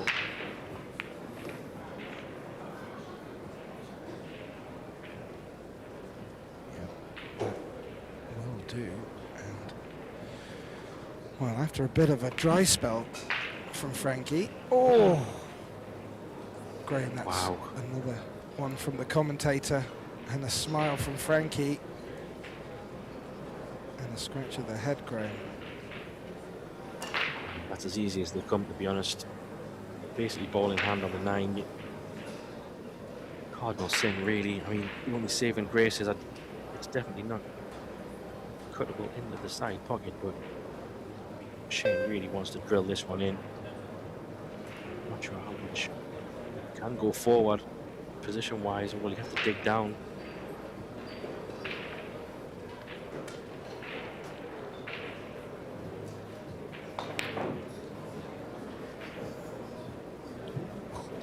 He wasn't far away, but that 9 ball's tracking towards the corner pocket. It's taken a little nudge off the 10 to help it on its way.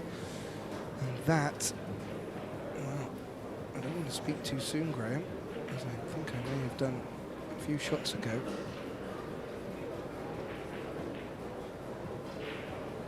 He's just closely inspecting that, Graham. I'm thinking that he just needs to drop this 9 ball in. But maybe I'm missing something. I think it was just a little bit awkward. I mean, if he was going to play into the 10, I felt a little bit more pacey than that, but yeah, like you say, he could have maybe tried to drop it in. I felt that might work in his favour, but this is not easy. Either pocket you choose, it's not easy. Wow. We're only in the 3rd rack of this final set. And we kept guessing in the box. Frankie with a tough shot into the centre pocket here. Oh, he's made it. What a pot. Well, it was all a difficult shot from his own making, to be fair, Graham. But Quite he has incredible. got the score back to 2-1. Yeah, I'm just a little bit gobsmacked at how some of these racks are unfolding. It's crazy. You just think, Frankie's nowhere to be seen in the rack, and then all of a sudden he has a chance to win it, and then somehow he misses a crazy shot, and then still wins the rack. I mean, yeah, it's just incredible stuff. But this is exactly what pool can be like. Still very much in this, even though it's been one-way traffic for Shane over a set and a half, you would say. He has to be looking at this now thinking, come on, I'm in this, 2-1. Yeah, I completely agree, and that's the beauty of this format that we've been able to put on at the Pro Billiard Series events, and it just, it creates that extra little bit of excitement. I mean, you won't think of it looking at Frankie there, but for us at home, this is great stuff. If you took the scoreline as it was, just adding it up, you'd think Shane was running away with it, but as you said, Frankie, in the right frame of mind, must think he's still in this with the chance. This break, could this be a chance for him to bring the scoreline back to 2-2? Doesn't look like he's hitting them as hard as Shane is. He hasn't been able to find a break, really.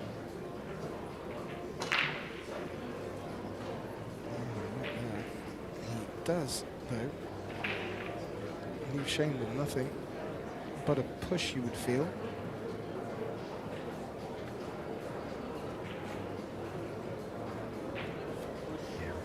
You feel like a kick shot would be the option here. Push down. Try and a bit of an edge of the 1 to give options. I'd be surprised if Frankie turned this down, because you can play kind of a double the 1, kind of ideally in between 2 of the object balls, back down table, Leave that cue ball up on the top rail. Be the target.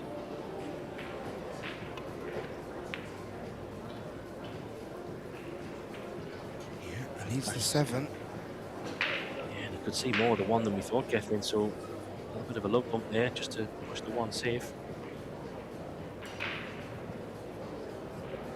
There may be the thinnest of edges for Shane here, but that will only push the 1 ball over towards that corner pocket, so he may look to come up behind it here, off the short rail first, 1 cushion.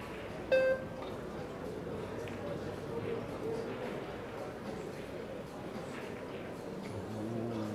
and how's that 1 ball finished? It's rolled up against that 9. It looks like they're locked, Graham. Yeah, I think you could be right. I don't think that's on. Obviously, definitely hit the 1 into the rail without hitting the 9. Don't know what kind of cover you can get.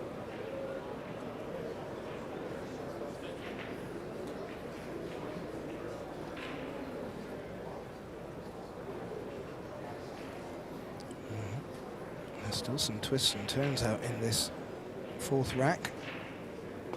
Last set. Looking to bring the 5-8 into cover. And that doesn't look too bad for pace, Graham, at all. Hard to tell. Might have left a shot on it though. Maybe not. Just coming over the edge.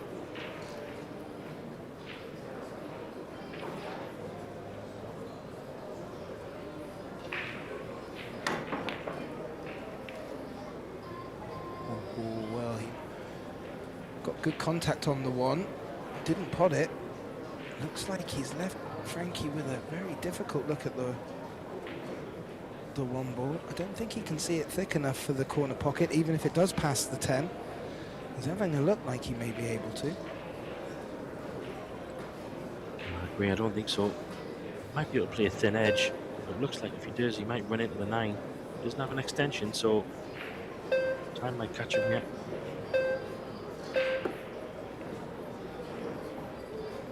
The 9 might come into play.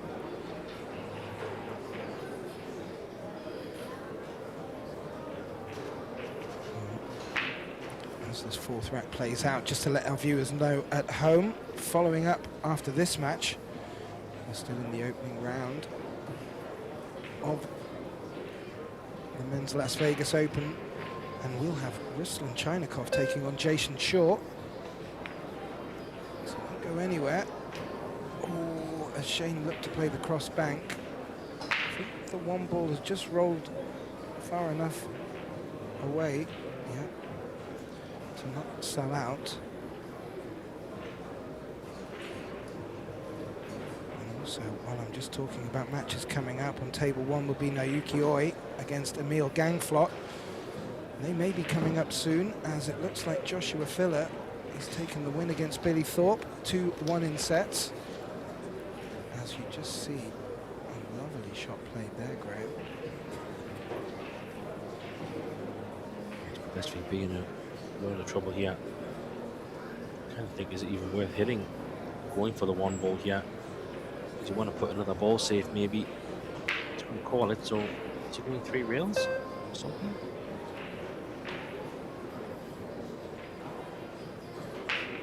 4 rails. Oh, avoids the scratch, Graham. He's in trouble Does again, leave. though. Yeah, I was going to say.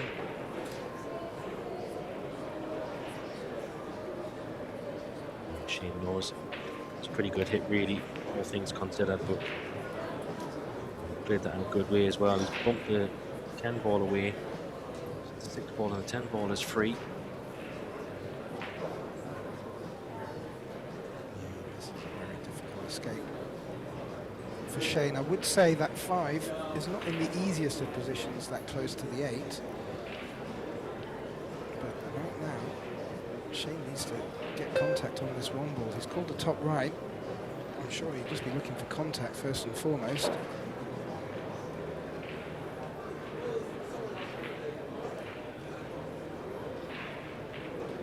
Called his extension. It's just lining it up.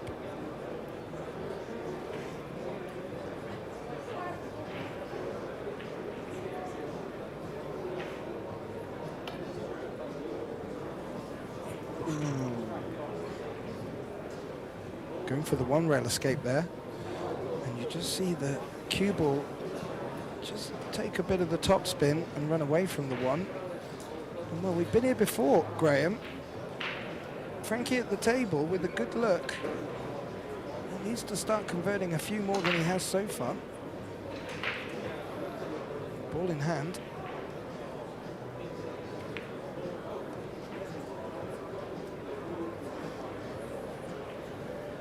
Five with a key shot, really. You can snick the 5 in if you can. From this angle, it looks like you can. It's somewhere where the 7 ball is. 5, 6 ball's kind of there. Key shot coming up after this. Wait a minute. Yeah, he's hit that a bit flat, Graham. And that will bring Shane back to the table.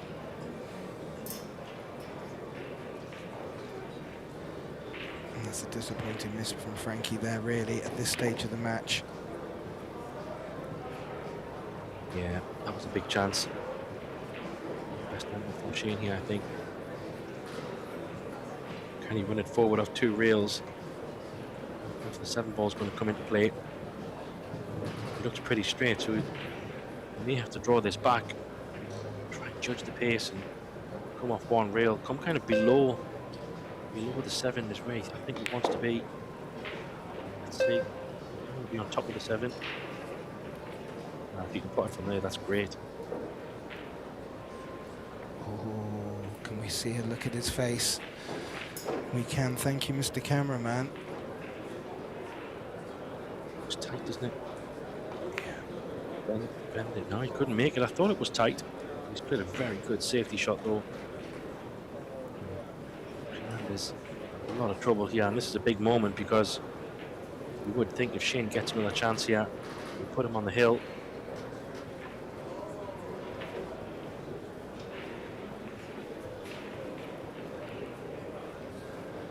Yeah, I have to agree. This is not only a difficult shot, but it's fraught with danger. Very difficult to get good safe cue ball. Oh, he's got a good contact, Graham. It's a great shot. He has left a shot on this 5, but boy, it's tricky. I don't know if the point of the middle pocket comes into play here. Is it far enough out? I think so. There's a good chance if he catches the knuckle, then he'll get better shape on the 6, but this is a tricky shot for Shane here. He's digging down into it a bit.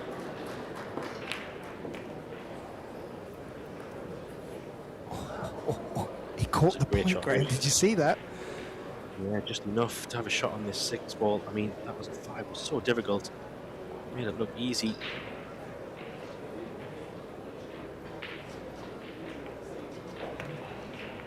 Good ball. You want to do that. Well, he's keeping us on the edge of our seats. Both players are, to be fair. I think the only saving grace here is can put this 7 ball in. Still go around the other side of the 8 ball for either the side or the top right corner. How he wants to play it. For the corner. Pretty natural in the end, so if we straight on this as well, this will work in his favour to come back for the 9 in the bottom right. He does go past the 10 in the bottom left as well, getting, I think, so he's got a few options depending on his angle. Going forward, so tells you he's going bottom left.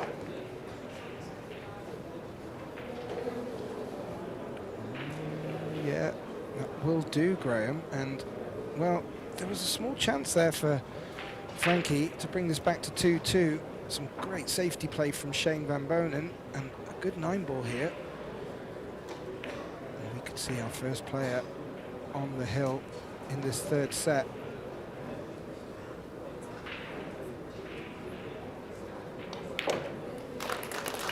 Shane Van Boening looking formidable. First to the hill. He's picked up his break stick. He must be feeling quite confident at this point. So we'll take a look at the stats coming in. Again, the stats not really looking high enough for Frankie, but he's still in this match.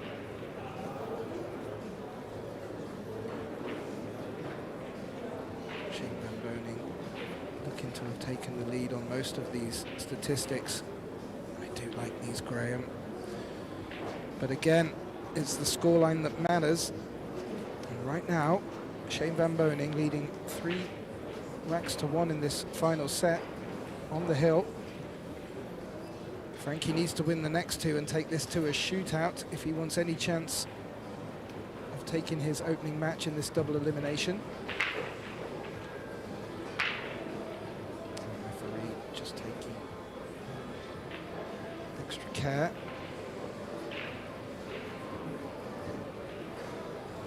Good inspection of them.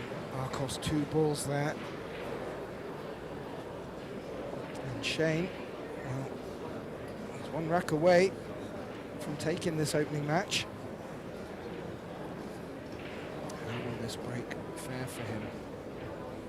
Let's find out.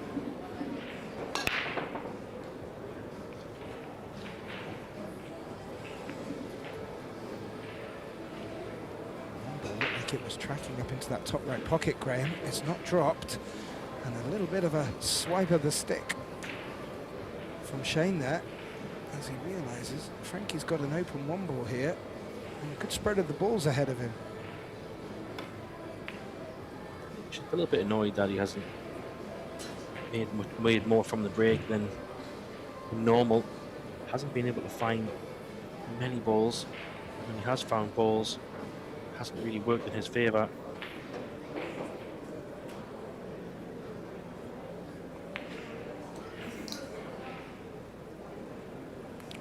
He was straight.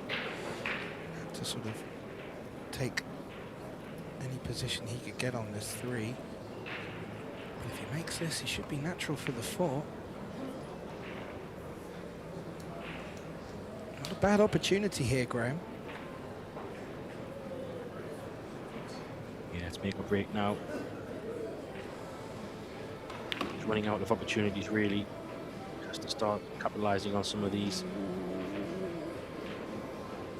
I think he just put the wrong spin on that. It's opened the cue ball out, and looked like with running spin, it's kept the pace in the cue ball. Now he's faced with a difficult bank shot on the 5.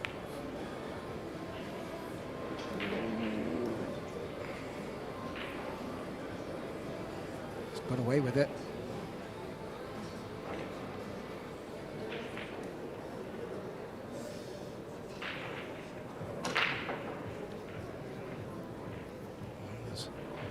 There's some traffic to work with here.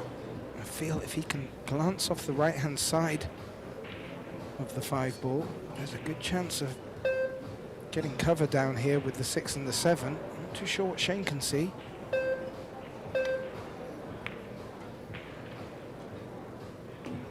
Oh, he's made the 5 in the center. I don't believe that was called.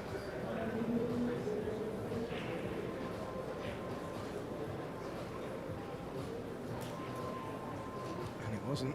Frankie out of his seat. He can give this back, I believe, Graham, if he's not happy with it. Yeah, definitely. I think he should do, really. Don't really want to be taking this one on. I know the chance of Shane to pot it, but it's really not a great shot to take on from here. It's a tough decision. I don't blame him. Don't blame him for thinking about it, but really, you think put your opponent back in here. He's used his extension. He's lining up 2 rails here. If he were to make it, you feel that there's a good chance he could land on the 7. Clearly doesn't want Shane to take this shot on. Ooh, and he's missed it, and look at that cue ball to boot. Just to add insult to injury, that's ball in hand for Shane Van Boening, and well, he'll be looking to take this final set at this visit. I think Frankie knows it.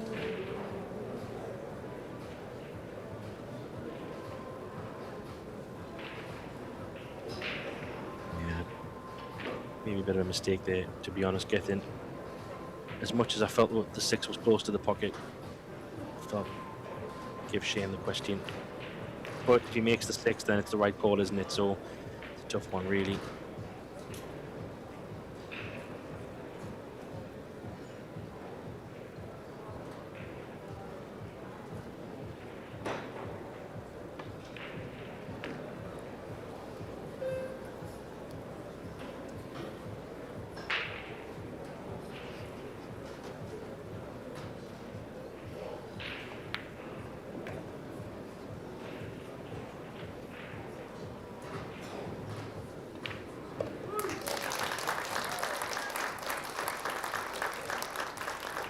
There we have it. Shane Van Boening takes the final set 4-1. Losing the first set, coming back 4-0, 4-1. A little bit too strong in the end there for Frankie. Put up a good fight, but didn't have the firepower in the end to capitalise. And Shane moves on. Frankie goes into the loser's side. Graham Hickman have been joined by Gethin Davies. We will be back very shortly for the next match. So don't go anywhere. Hopefully you'll join us in a few moments' time. Thanks. Bye for now.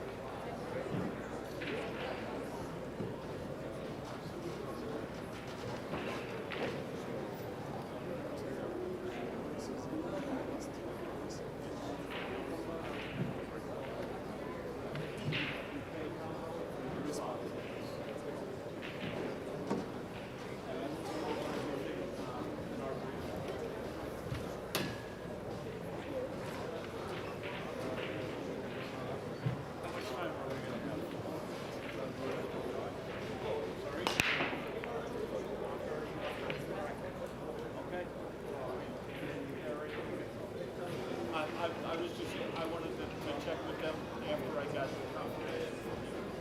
Because this is the second rack throw.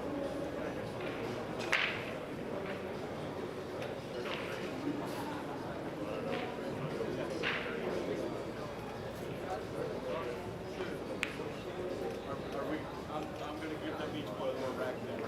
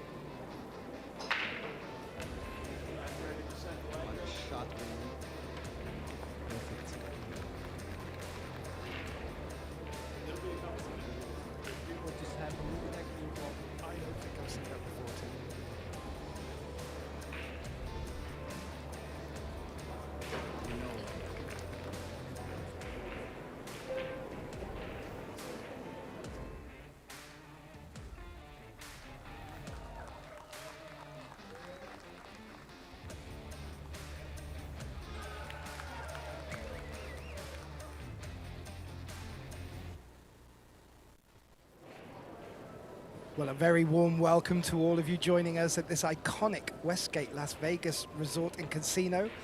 Just off the strip, it's opening day, opening round of the Pro Billiards Series 10 Ball Men's Las Vegas Open 2026. As we just look forward to Ruslan returning to the table for the lag. We have a matchup between the eagle-eye Jason Shaw and the Siberian Express, as I've alluded to, Ruslan Chynakov. My name is Gethin Davis, and joining me in the commentating box, my good friend and colleague Graham Hickman. Well, this could be a quick one, Graham. What do you think? Yeah, thanks, Gethin. Hi, everyone. Yeah, it's going to be an interesting one for sure. Obviously, Jason, well known on the circuit, and Ruslan also quite well known, but has been away for a few years, I think, from the scene. He's won many events over the years, Euro Tours and various US different kind of events globally, so he's a very well-renowned player. But looking at the history over the last few years, I think maybe he's taking a bit of time away from pool, but it's good to see him back on the table, Gethin. Very good player. Absolutely.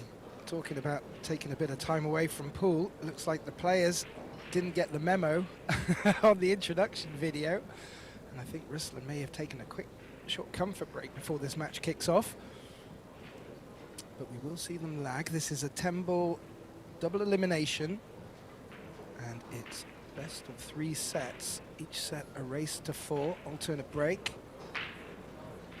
And the arena's really hotting up. We were just entertained to a great match between Frankie Hernandez and Shane van Boening. It went 2-1 in favor of Shane van Boening. And on the other TV stream table, TV table 1, we had a nice result for the killer Joshua Filler, who had a real epic match lineup against one of the home hopefuls, Billy Thorpe. And we do have a third streamed table for you without commentating, and I'm just having a quick check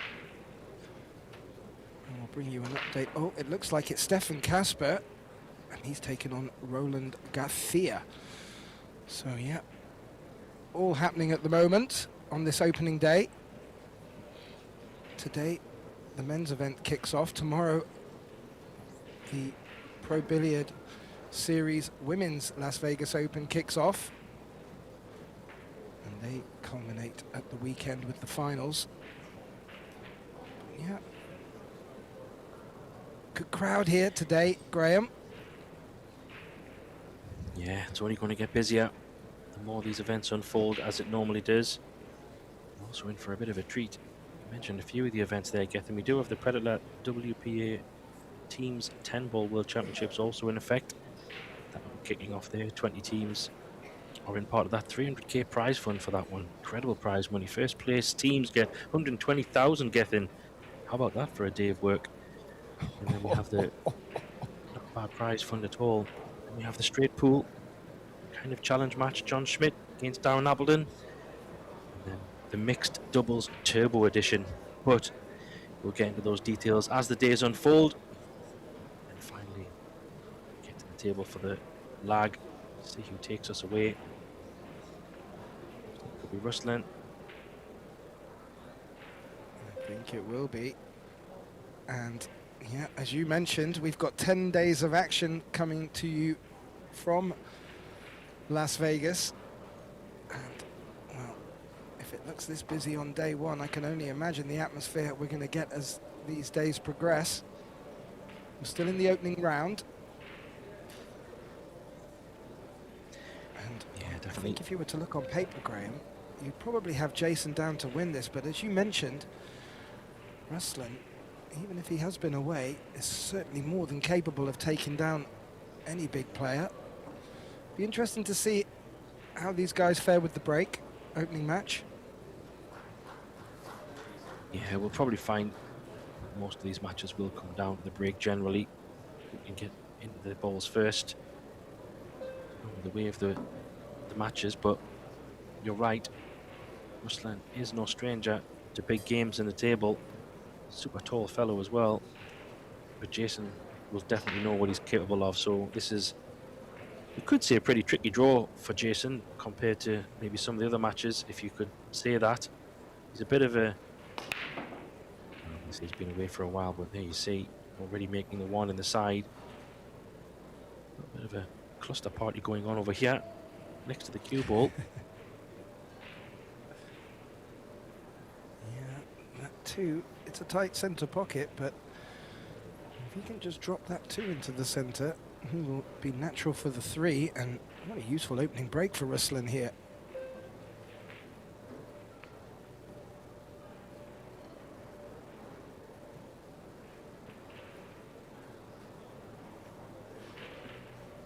He's made that, left himself a very nice angle to come back down for the 4.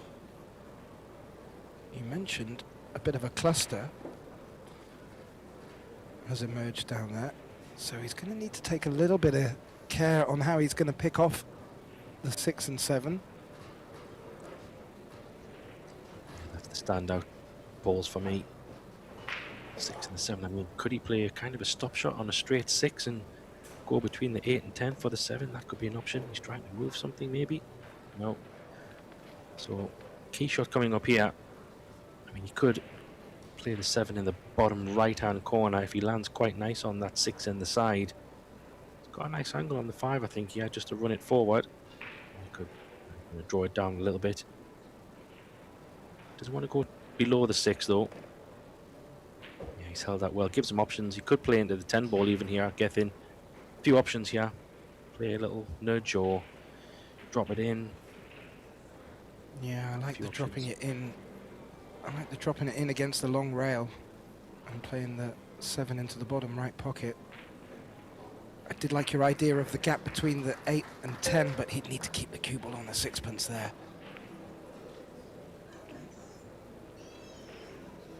Yeah, he's just avoided the 8 nicely. Good opening signs here for Chinakhov. Just overrun that a touch, I think. Half wondering if he might have to play a little bump into this 8. I don't know if he can avoid anything. Might have to try and just judge this. Careful. That 9 ball causes a bit of a problem. Doesn't want to push it in that direction. If he can play off the 10 ball maybe and just feather it in the gap. That's still what he plays.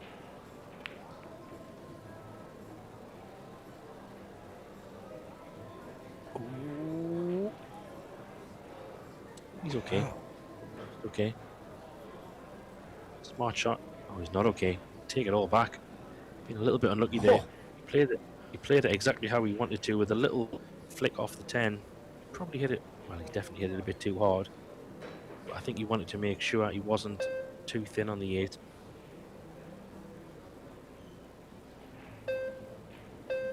Jumping over the edge.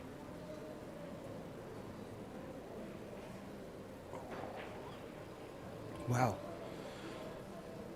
I actually thought, Graham, that was going to be a break and run for our opener. As it is, Jason is facing, well, not the trickiest of 8 by his standards, but needs making. Well, that was a great opener, wasn't it? I mean, first poke at the table, full length of the table, ball in hand on the 9. Nice little steal for Jason there. That 8 ball was maybe a little bit more tricky than first glance. Ruslan being a little bit annoyed there. Did have a good chance to get a break and run on the board, and as you know, Gethin, a break and run can just give you so much confidence.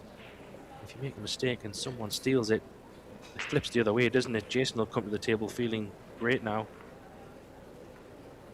Yeah, he will. You have to think that Ruslan's going to take some confidence from the way he played there. He, in essence, did all the hard work for Jason and made some great manoeuvring of the cue ball, but it just didn't pan out for him. And I still think that he would take a bit of confidence from that, especially from his break, the result from his break. But yeah, lovely little steal for Jason, and you don't really want to be giving this chap from Scotland any momentum.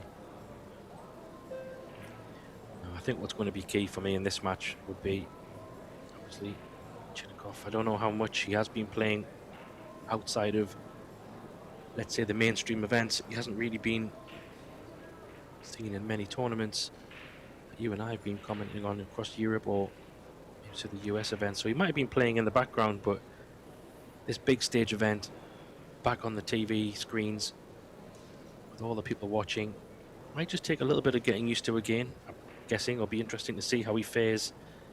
Obviously, Jason's well known on the big stage, isn't he? For many events over many years.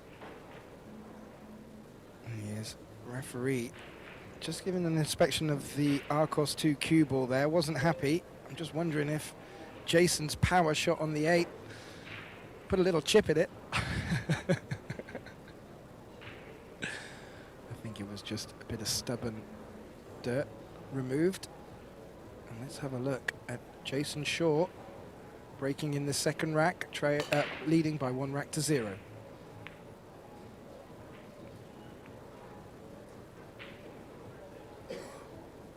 Well, that looks dry, Graham, but Richland has not a lot to look at unless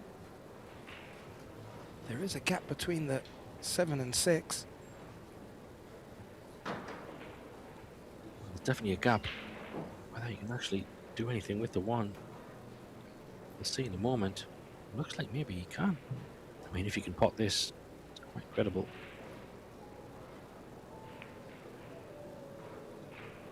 No, he's played a good safety here. Very smart shot, that. Tap on the table from Jason. Very well executed.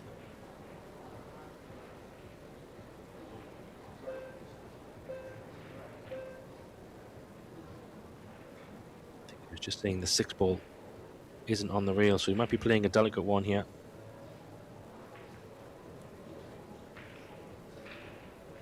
Well, Yeah, judge, good spot, Graham. containing, but depending on the angle, can he thin off this 1 and put him behind the 10 or back in a similar spot? That would be ideal. Leave the 1 where it is, pretty much anyway.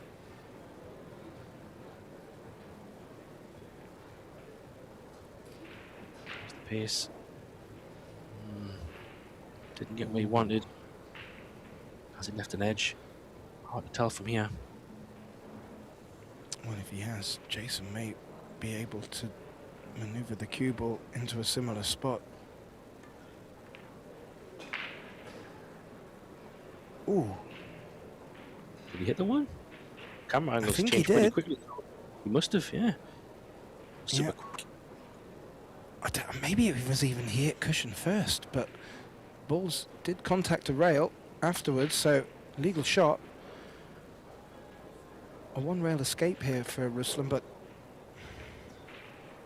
it's tricky. Well, he's got a second problem because the 1 ball is frozen to the rail.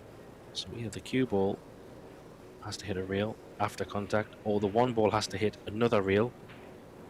Maybe that 6 ball might come into play. Might have to play this with a little bit of pace. Catches it full in the face. There's a chance the cue ball might not hit the rail, so would be surprised if he plays a bit of power. Oh, he's gone soft. Wow, the referee will have to make a call here. I don't know how close that was. Oh, I don't think that 7 contacted the rail. He's gone to have a look, and no.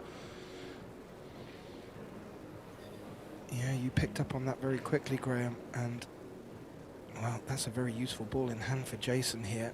I was about to suggest the 5 was not so pretty, but he could elect for the combination on the 10.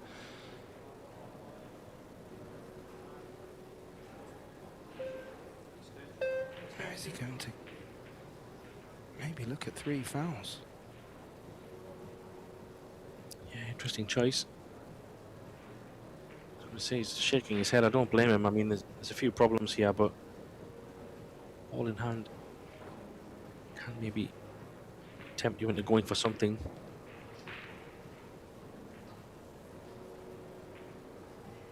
Yeah, looking Wrong. to just run into the 2 there, yeah. Well, the 2 ball was a bit naughty where it was. It's even naughtier now.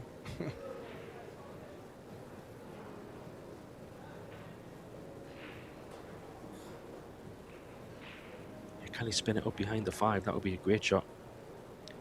Comes the speed. He's nearly got it behind the 10 even. 9 and the 4 helping here. Has he got a two-rail kick? He might have a two-rail kick from the right long rail. Could try and catch it quite full. Send that kind of two ball up next to the, well, the seven ball would be ideal. If you just judge the pace and catch it quite full. He's caught it half ball, not what he intended. This could go wrong. Tap on the table, he knows he got lucky there. Yeah, there's an edge for Jason, but not a pot. So a little bit of run of the balls for Ruslan there. Oh. He's managed to maneuver that cue ball and sneak it in off the rail. Rather off the knuckle.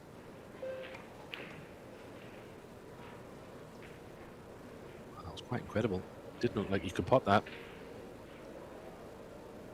Just kind of forced himself into a bit of an aggressive shot, bit of an aggressive run out option here. You called the combo earlier.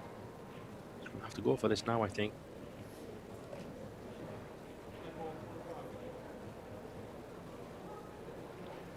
Oh yeah, this would be an aggressive run out, but it's the sort of run out Jason Short likes to munch on.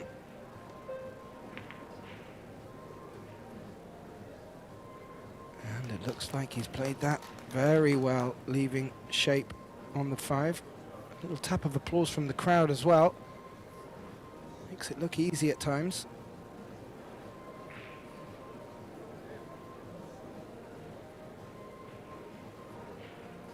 So if our viewers were guessing, and our newcomers, it is no early 10 ball. Referee respotting that now.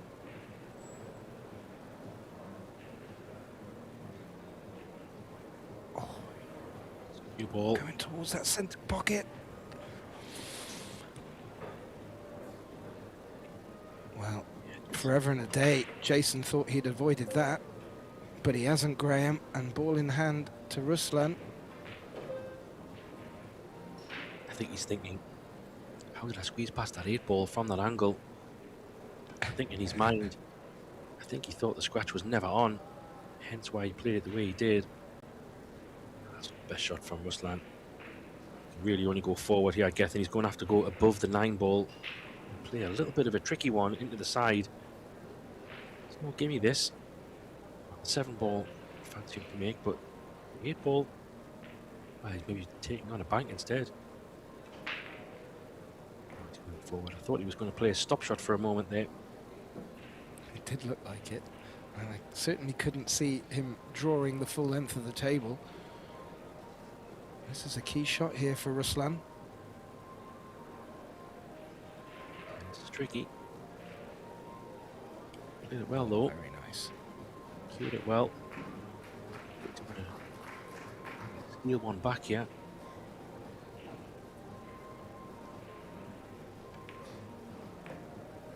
Indeed, Graham. And Jason just looked like he had a chance of starting to run away with it in this opening set. Steal a 2-0 lead. Ruslan Chynakov has pulled one back, one apiece in this opening set. So, well, going against the break of each player so far, even though I would say Ruslan had the best of the 2 breaks we've seen. This is going to be interesting. You still feel that both players have another gear or two. It is the opening match, opening round, opening day.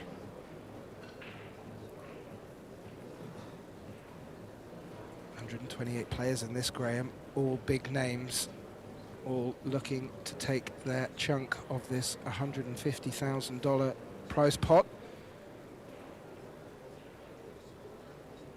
Yeah, not bad. Yeah, like you say, we have a double elimination to the last 32.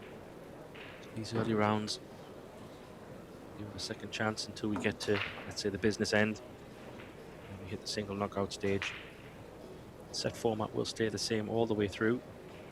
We do have a shootout in operation for those who maybe are not familiar with the set format. If we do go to 1 set all, we have a final set, and if that set goes 3-3, we do have exciting shootout. I tell you what, Gethin, Ruslan has that break a little bit dialed in with that one in the side. He got it in the first break. He's done it again. Tells me I think he's got the break kind of sussed, as we say, potentially. He's just been a bit unfortunate with the leave he's got on the 2 here. I'm not too sure even if he can see it. Calling the push.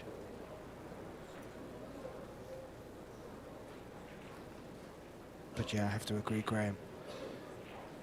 He's really looking dialed in on this break, and if he can maintain position on the next ball, well, he could really do some damage in this match.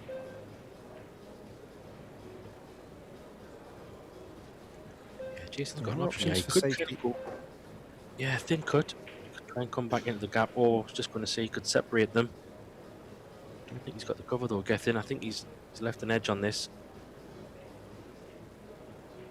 Yeah, he's just come up a bit short. And, well, can he push this 2 ball behind that cluster of 3 with the 5-8-6? He's called it just in case, but I think that's what he's looking for. And leave the cue ball high up the table. Yeah, that's a Maybe good call. even leave position on the 3 if he makes it. Yeah, that's not a bad finish for him. Like, he called it, and if he had have made it, did have shape on the 3, so a real good 2-way shot for Ruslan there. And, well, Shane probably looking at a 2-rail escape. I don't know if he can get through the gap of the 7-4. If he can come around the back of the 4. Yeah, he's got options there. I think the risk is here, whichever way he comes in, he wants to hit it from the bottom, but that is a little bit more tricky to get there. If he goes the 1 rail straight in the face of the 2, yeah, the scratch is just screaming out. So he'd probably want to go with a bit of spin and try and catch that 2 from the bottom and flick it up past the 3. He's missed it altogether. Yeah, he wasn't far away. I think he was looking to get that edge and run the cue ball up the left long rail towards the 6-3. Ball in hand for Ruslan here. And well, can he convert that strong break?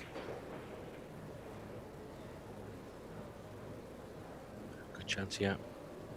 It was just interesting there seeing Ruslan take the cue ball from the referee. The height difference from maybe a slightly smaller referee in height compared to a super tall pool player. It looked kind of a little bit strange on the screen. incredibly tall. Yeah. He does have its advantages, especially on a pool table. I'm sure he doesn't use the rest of the bridge very often. No, that has its benefits on these Predator Arc 9-foot tables.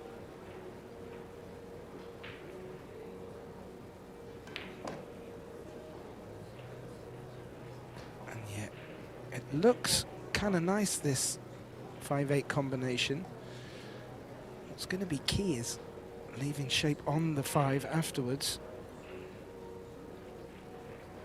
I don't think the 5 should move too much. He plays it right, catches the 8 ball pretty thick. Yeah, didn't move too much, so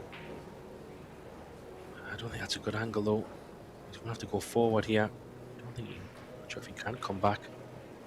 But he's trying to. Doesn't look like he's got too much angle, but his cueing could be a bit deceiving. Looks like he's going to go on the bottom of the cue ball. That's a bit of a result, that. Very fortunate there. Looked like he was going to draw the ball, but then cue it above. Yeah, he's done that on a few occasions now, Graham. Looking to just keep us guessing in the commentating box here. Oh, he took a big chunk of the long rail on his way to potting that 6 there. Yeah, he's landed perfect though, hasn't he? Choose to go 1 rail. Lift the cue ball down, but good stuff here. It's been a nice takeout. It was a good safety shot. The one you called, you played it perfectly.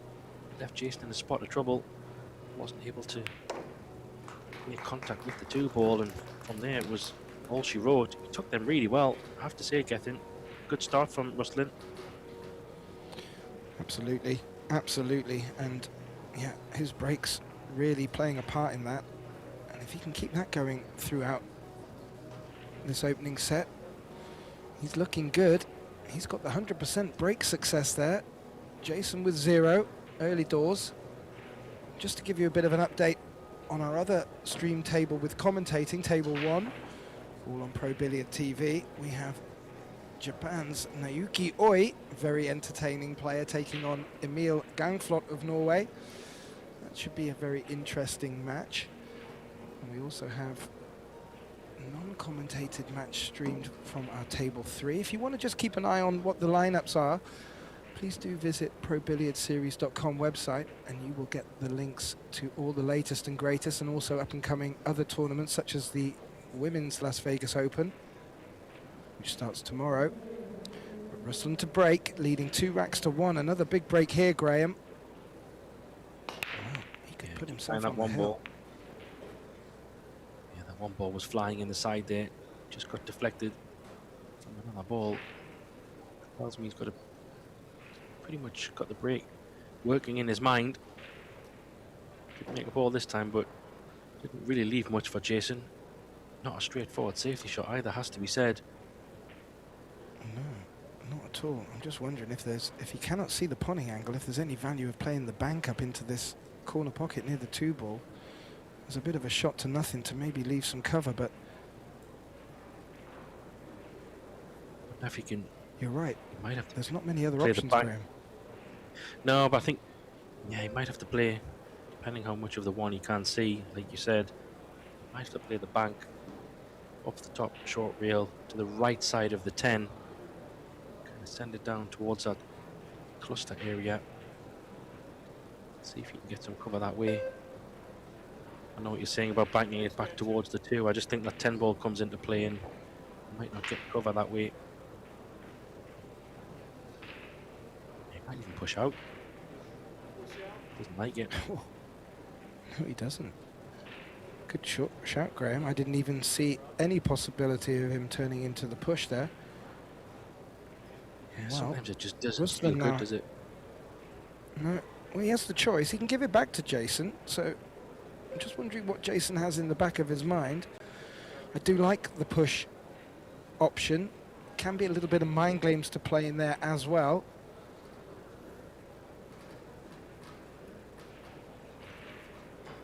You could play an extreme thin edge on the 1. Try and push the 1 underside the 10, which is very risky. And I think the up and down might be... He's just playing a containing safety. It's not really much of anything, to be honest. Maybe you didn't feel like you had many options there and just try to wait for another opportunity potentially, but Rustlin can find a shot. He could be in trouble, or at least some cover. There's a lot of traffic out there for options. If anything, there's too many options for him. It's just how does he maneuver the cue ball up there? And will he even maneuver the cue ball up there? Will he take the 1 ball up there?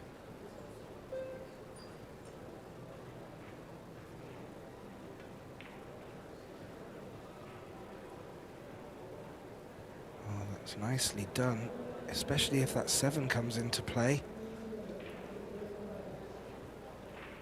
Yeah, that's a very good shot. Very delicately done.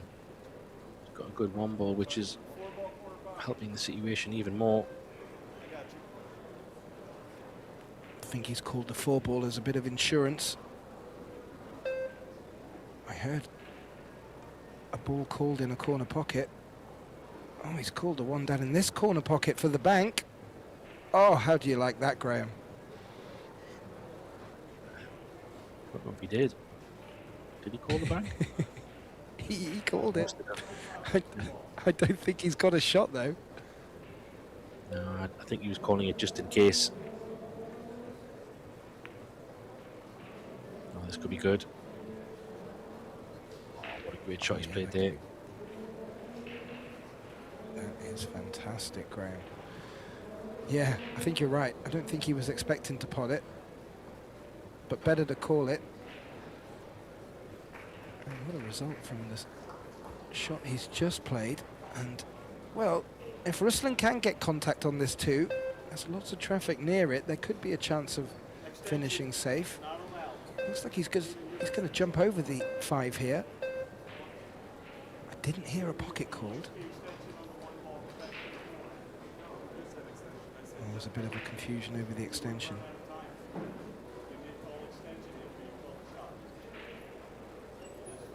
No. Oh, I think he's saying he didn't use his extension earlier, is what he's saying. He said, I didn't say extension, you said extension or something. Are you sure what's happened there? I don't recall him using an extension, but I could be wrong as well. I'm sure the referee has been keeping an eye on that, and players can see if they have an extension or not on the timing clock in the arena. But yeah, we've only really had a handful of shots in this rack, so I don't know, Gethin. I'm sure. no. If Russ was No, adamant, well, the he probably would have had more of a conversation about it, but trusting the ref, yeah, naturally. Yeah, I agree. And the referee has been doing a sterling job so far. And as you mentioned, not really any grumbles from Ruslan. Confusion can set in, mistakes can be made. It's still the opening set, so not too much damage to be done, you would like to think. But Jason at the table here, with a good chance of bringing this opening set back to all square.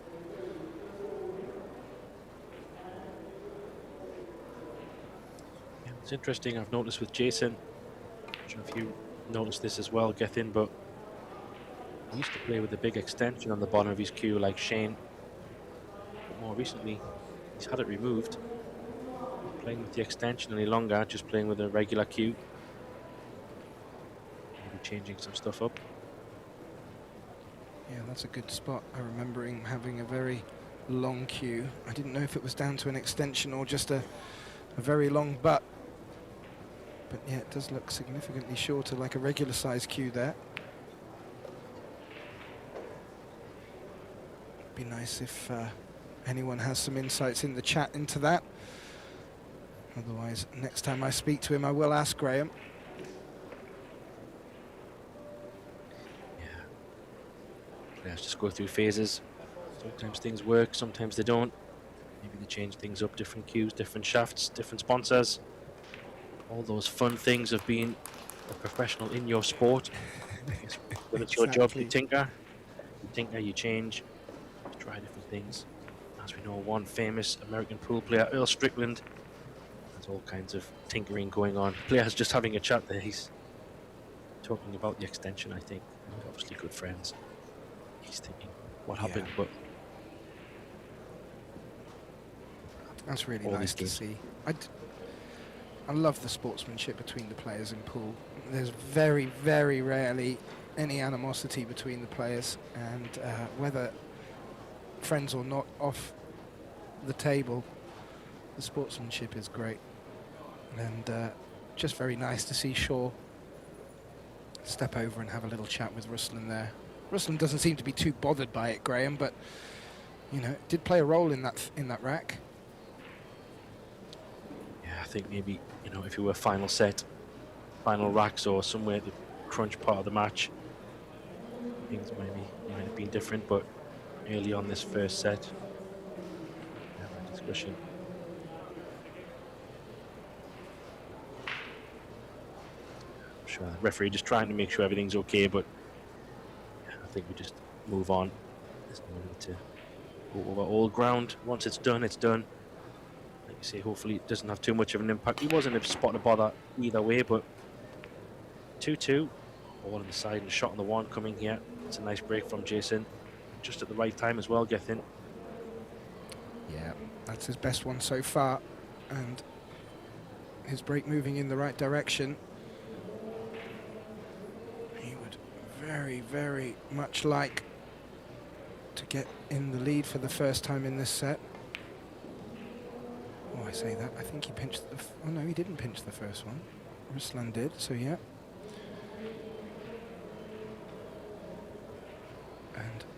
thin cut, a very thin cut on the blue two.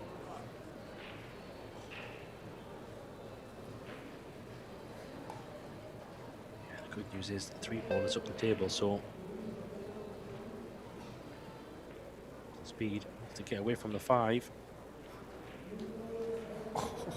There's You saw him just before taking that shot on. He was looking at the angle he was coming into the 5. How accurate was that? Yeah, I think he was running the cue ball around the table. I'm sure for a moment there he thought he could be in a spot of trouble. Just bumped enough. Still has to play one more shot. He's played that.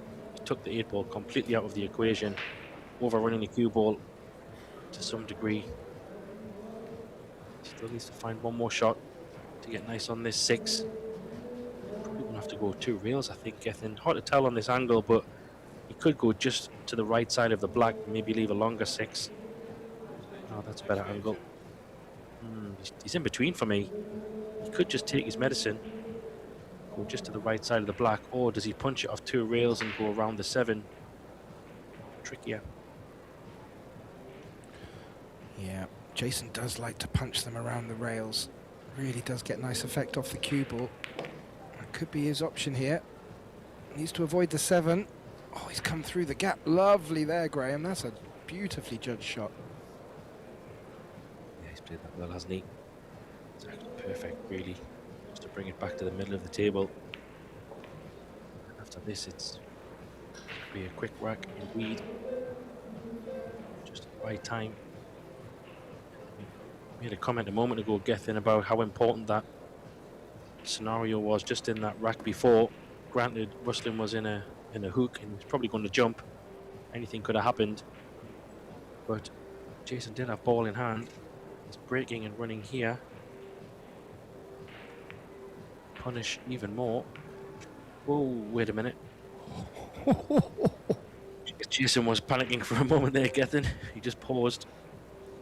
God, if he wasn't, I was. However, double punishment though. Last rack and this rack. Jason has a chance to run the set out. The break format. Going to have another go. yeah, first to the hill. Very important in this best of 3 set format. And just to bring you an update from our other stream table, Emil Gangflot from Norway has taken a 1-0 lead over Nayuki Oi. And just looking in, we have a very early result from Skylar Woodward, who has taken a 2-0 win in quick fashion over Ni Wei, another American player. So Skylar looks like he's arrived for the day. And over on our other stream table, table 3, Stefan Kasper is trailing 1-0 against Roland Garcia. But let's bring it back to this, I was going to say deciding. It's not deciding rack. It's 3-2 to Jason. He has an opportunity to take this opening set at this visit. Could do with another big break, Graham. Yeah, that's what Jason's hoping for. Rinse and repeat. Doing it exactly again would be great. We've got a lucky one in the side. We'll have a shot on the one this time though, Gethin.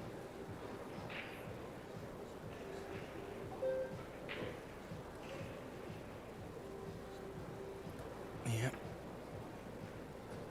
I fancy him having a go at this rather than the push though. Although, looking where the 8 is, if he does play cushion first, he could be in a spot of bother. But I'm not seeing much value for the push. That's a good call. Might play. Yeah, even if he plays down table and has a look at the 1, could leave a pot. It might be worth going for this. You're right. It's one of them shots where it probably makes sense to go for it.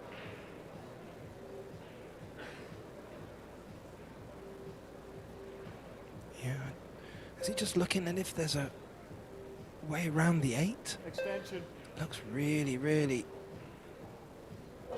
tight. But he is having a good look at this. Yeah, I mean he could push to the long rail, or in a better position where he could go around the 8 if he sees a shot. That could be also an option. Doesn't really have much of a choice. He might be forced into going for it, like you said. Well, the shot clock might start to dictate his decision making here. It's called the push.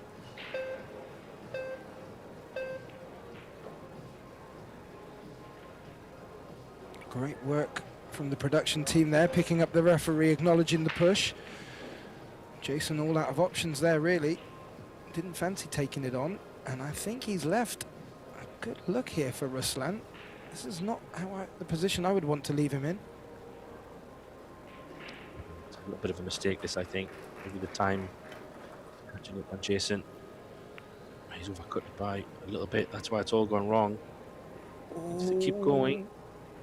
I think he's in a spot of trouble. Oh, well, Jason's laughing, so maybe not. Judging by that little laugh from Jason, he can get through to the 2. Oh, that's just incredible, really. That was the sure smirk. Doesn't come out often.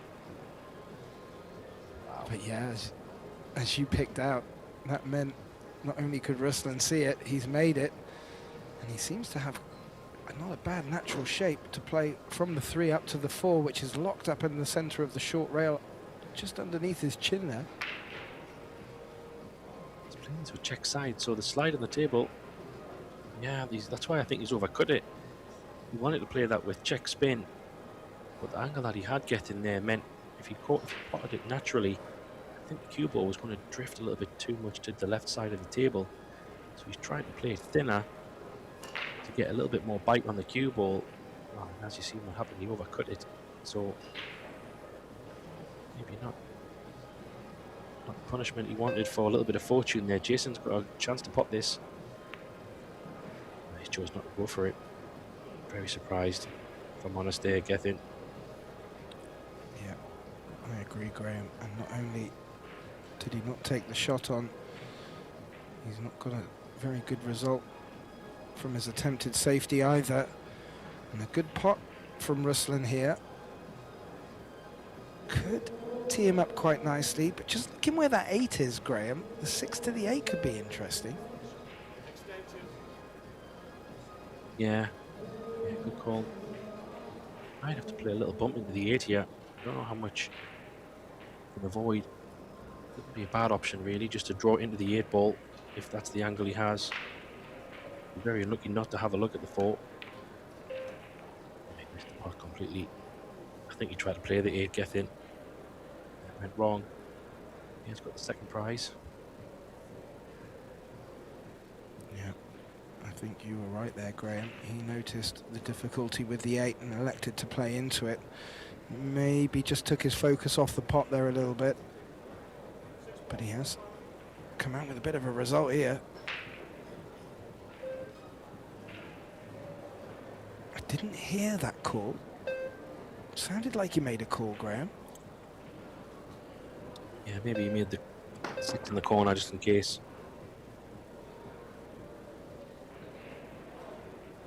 Ooh, he could have got away with that. Tap on the table would suggest that he did, Graham. Yeah, a bit of lady luck. Ruslan is kind of happy just to be at the table. He's in control still. Yeah, if you can get the cue ball above the 5 on the left side of the table, could be a nice place to hide. Did pretty well. Surely hasn't left a gap there, has he? Wow, he might be, you know. She was having a close inspection. Don't call him Eagle Eye for nothing.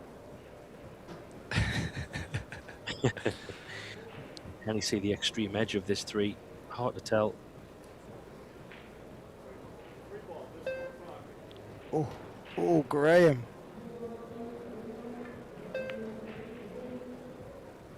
He could, you know, but he has not reaped the rewards from having a good look at it. And that, I'm afraid, is quite a nice look for Ruslan here. He's queuing over the 5 and needs to get back up this end of the table, so it's not a given.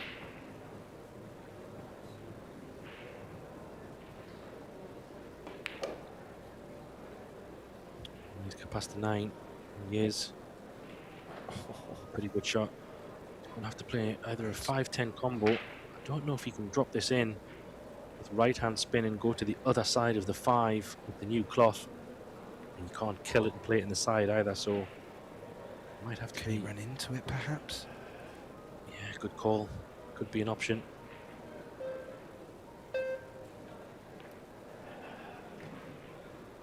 Well, he could just get he past came around it. He could. It's another good shot though. The 10 ball comes into play. I don't know if he's going to have to jack up maybe.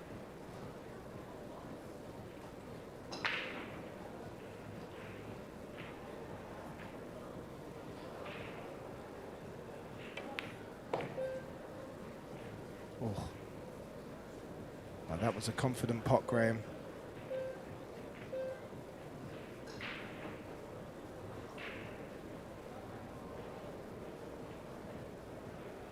If he can take the 9 out of play here, you'd fancy him. Getting to the hill.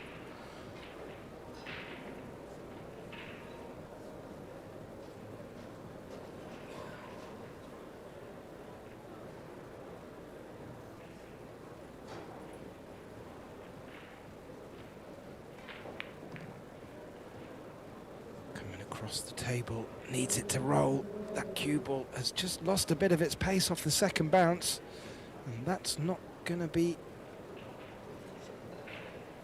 what Ruslan needs. He's going for the cut. This is a very thin cut though, Graham.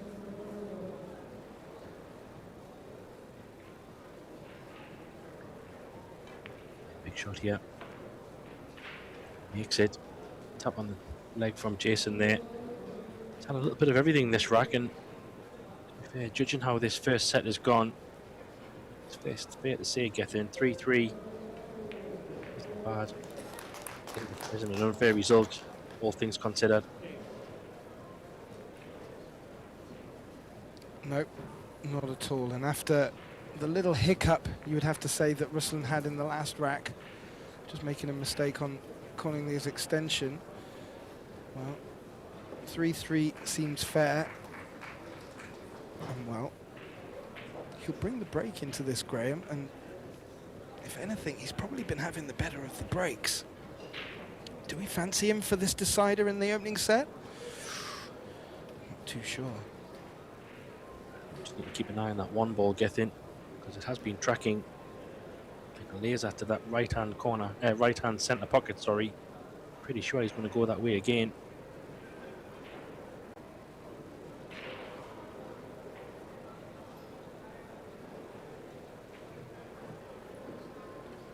Ruslan Chainikov breaking in this opening set on the hill.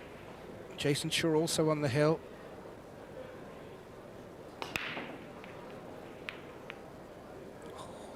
1 was tracking again, Graham, but it got bumped out for a second time in this opening set. And that, well, you have to say, the spread that he's got, it's given Jason a really nice look here.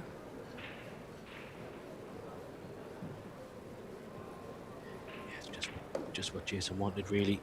First look at an open table, very different to the previous ones. He's played a pretty good shot here. Nice angle from 2 to 3,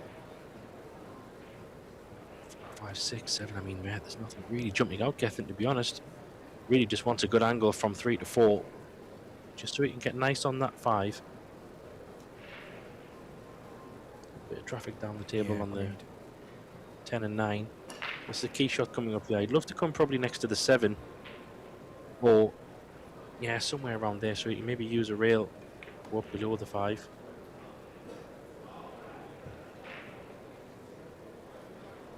Yeah, he's done just as you suggested. The cue ball's run up against the cushion there. Shouldn't prove too much of a problem. Looking to run around off the short rail here to leave shape on the 5. Needs to avoid the 9. Has done. And yeah, as you said, Graham, this is opening up quite nicely. Great opportunity here for Jason to take one against the break at a critical point in this opening set.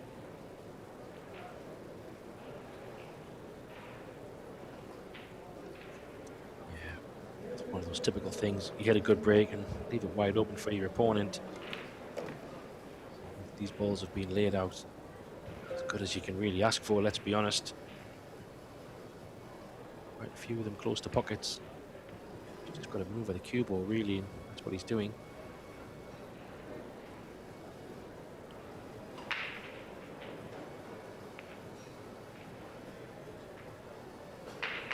Yep, this should be, without the commentator's curse, Jason Shaw's to finish off here. Just held off the long rail for the 10 into the bottom left corner, and this will be to take our opening set. And he has, Graham. That's 4-3, and it could have gone either way with Ruslan's break. But Jason straight in at the table and ran what was left. And well, Ruslan up against it. They will take a break here. And while they take a break, my colleague Graham Hickman and myself, Gethin Davis, will just replenish the glasses and wet the whistle. We'll be right back for the start of this second set between Ruslan Chynakov and Jason Shaw. Jason Shaw taking the first opening set. He needs 1-0. We'll be right back.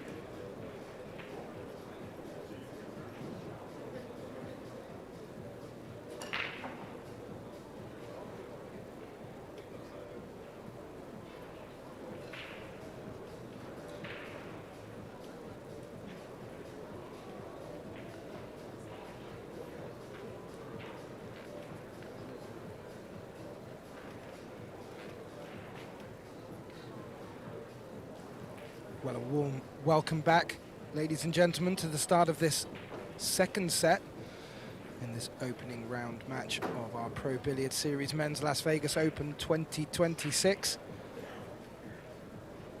Ruslan Chynakov trailing 1-0 against Jason Shaw, the first set finishing 4-3.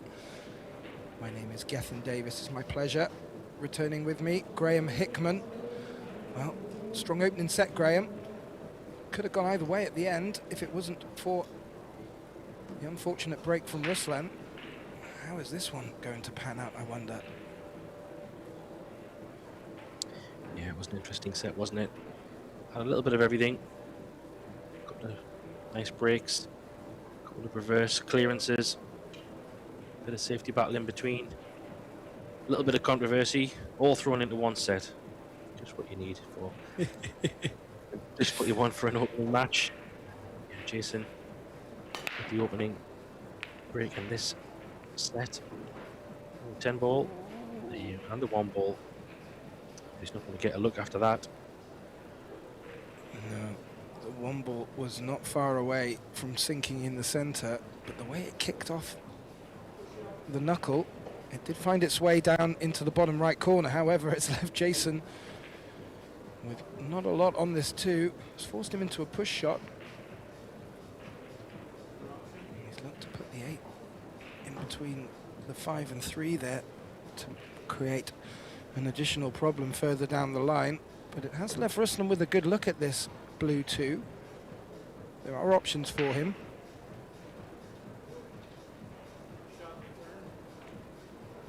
However, I'm not too sure if that's the wisest option, but he's given it back to Jason.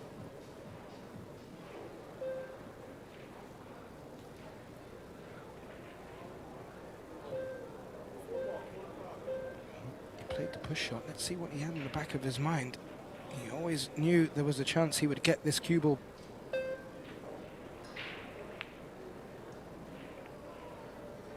Ooh, he hasn't avoided the 10, Graham. Where's that 2 ball finishing?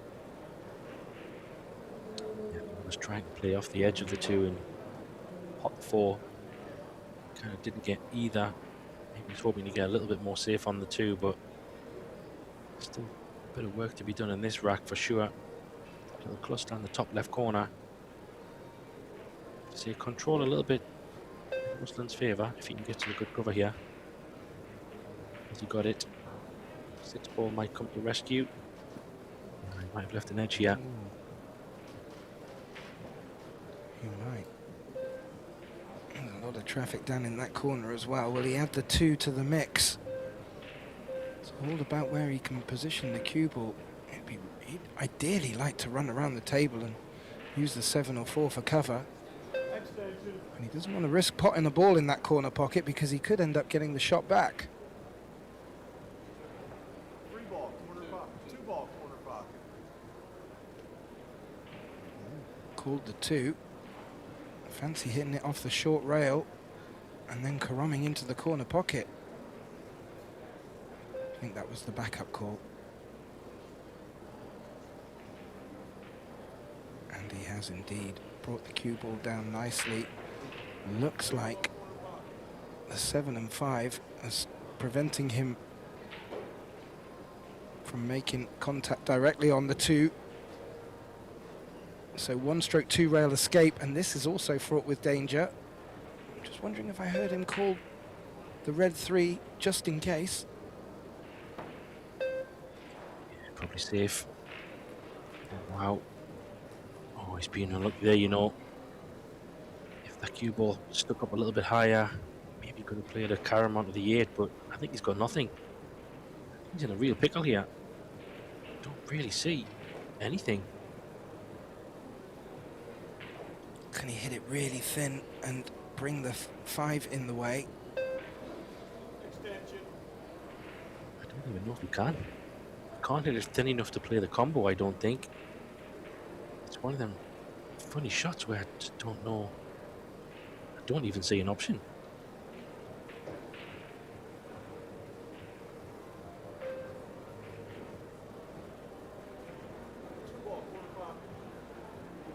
Yeah, he's trying something creative here, Gethin. rail first.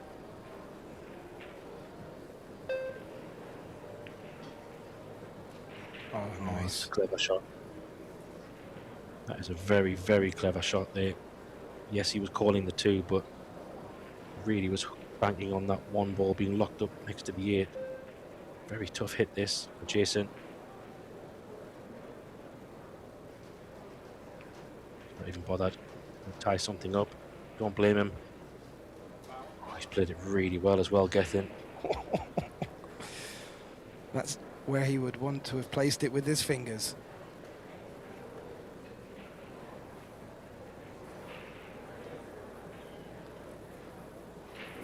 Well, he's left Ruslan with a big target down there. He may want to use that 4-7 to run the cue ball into.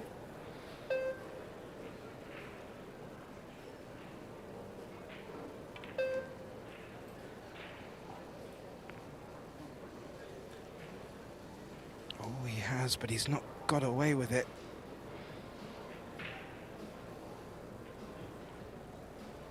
He's now going to be forced into another safety shot. Do like what he did there to try and develop the 4. It was always going to be tricky. And, well, will Jason's delicate shot of the 7 against the 4 bring him benefits here? Let's find out. Needs to pull up. I think it has. Might be able to bend it a little bit and cut it off 1 rail. Rail first. Might be forced to be going for this. He called it pretty quick, Graham. He's called it in the bottom left corner, if my ears are not deceiving me.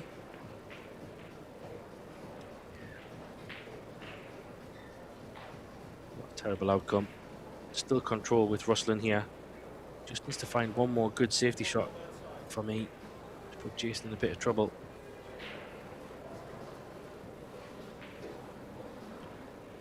Yeah, Ruslan will not want to let Jason get his teeth into this rack. Rather into this second set, if he can.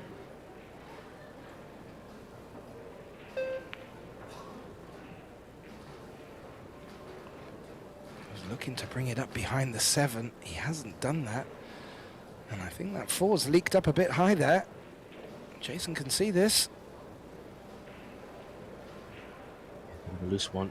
He was trying to play the 2 rails and get him in behind that 7, but as you see, it's leaked out. Big shot here. How do you like that? Punch it in. Land on the combo. Call the 8, obviously. Just needs to be careful here and judge the 5 onto the 8. Looks like the 5's going to go relatively closer to the rail. Don't know how. If he can hit the 8 ball pretty thick, he might be okay. We might have to play this with a. No, it's okay.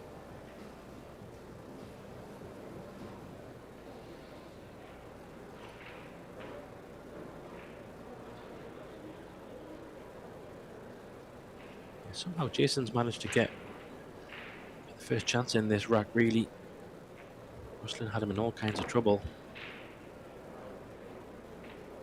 Hasn't been able to get a chance himself, so Jason would have to say a couple of straightforward pots to take the first rack.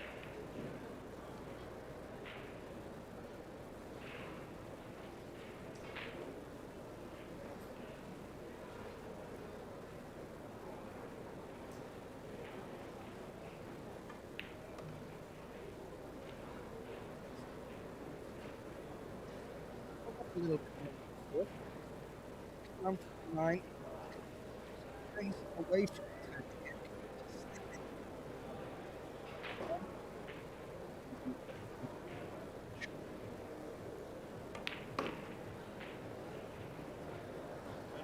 Yeah, having to go up and down. Playing it very well. Taking these pretty good. Opening 4 ball was exquisite. From there, it's been pretty much plain sailing. Sure, looking pretty comfortable. Yeah, he is, and you just feel that Ruslan cannot afford to let Jason run away with this second set. His breaks are really serving him well. fully are aware, Jason doesn't really need much looking, and one just misstep from Ruslan with his safety play there. And as you said, he was one safety away, good safety away from opening that. But as it is, Jason takes the opening rack in the second set. He leads 1 rack to 0. We'll get the break. And Ruslan will need to start doing something soon. You feel if Jason starts getting his breaks working as well, well, Ruslan could be in some trouble. Jason sure to break.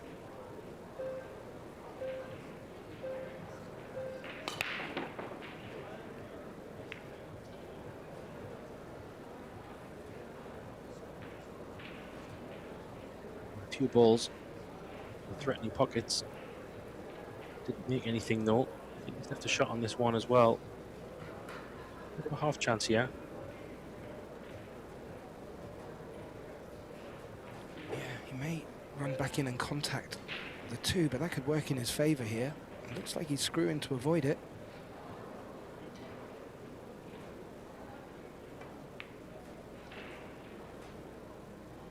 Nicely done, delicate shot. 2 ball into the same pocket.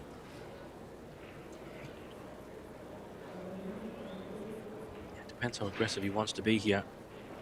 Can play 2 ball with a bit of top and side and kind of go in between the 4 and the 9, like the line into the 3 that way. He's totally missed, not completely thinking of the position. He's actually hooked as well. Big question is how much of the 2 ball can Jason see.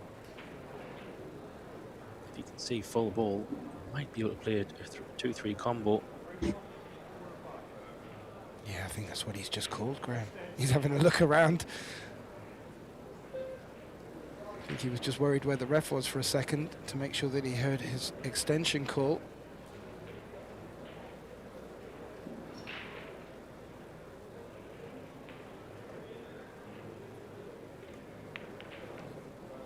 Fine margins. That little nudge on the 3, sorry, on the 2 has worked in his favour. It's actually a better shot than it looked, Gethin. He played it that way for the cue ball to go across the table and back out. Executed really well. And then one more shot here once he takes this 5 ball out the way. The rack is at his mercy, and yeah, a bit of a unexpected miss there. I thought Ruslan was pretty good on that too. He was thinking so much about the position, I think. Just forgot about the pot in the 2, which can happen. Dare I say, Graham, Jason is looking like he's just relaxing a little bit into this match, second set, a bit more than he has been. Just seems to be flowing a little bit more here, having it a bit more of his way. That can only be alarm bells for Chinnikov. Yeah, very dangerous once. Give Jason the opportunity to let his arm go. If you overrun that a little bit, he might have to come to the other side of the 9 here. Just draw up table. Don't know if the 10's going to come into effect. If he can avoid it and just draw to the top short rail from the right side. Yeah, he's played this well. It's going to drift up table. Oh, what a great shot that is. Beautiful. Yeah, I do think Jason's just getting into stroke a little bit. That will need a bit more attention from Ruslan.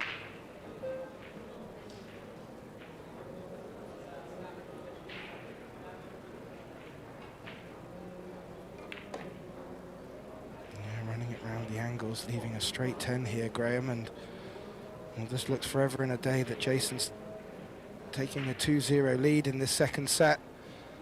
Put him in really good position in this best of 3 set format. Jason Shaw takes a 2-0 lead. Just to give you a couple of updates from our other stream tables. Emil Gangflot of Norway is leading 1-0 on Nayuki Oi and is also on the hill in the second set there. think he was leading 3-0 just now, so looks like Nayuki is just mounting a comeback. Very interesting to see how that plays out. And also, following on from these matches on this table, good friend of mine, Benji Buckley, taking on Lee Van Corteza. And on table 1, Vitali Patsura takes on Mad Max Lechner. As we just take a look at the stats coming through for this match so far. Well, Jason looking like he's having the better of it, certainly from the score as well. Just missed the break success there, Graham. Jason short to break, leading 2 racks to 0 in the second set, leading 1 set to 0. Oh, and that one ball rattled in the center pocket. Nothing else looks like it's going, Graham. No, I think the break success has been relatively low. It's about 60% for Jason, 50% for Chinnikov. Just on the kind of stat information that we get from the team. Yeah, I think the break is just maybe not working for both players really, even though Chinnikov was making it in the early set. Both players unable to really capitalize at the moment. Mistake there, it was tough, but has left it as well. Gethin, it's going from bad to worse. Another wide open table for Jason, and you have to fear the worst here in this rack. Yeah, you do. And I mentioned about gears for both players earlier on in this match, and Jason just feels like he's picked up a gear, and if he's going to get opportunities like this, and you do fancy him for it.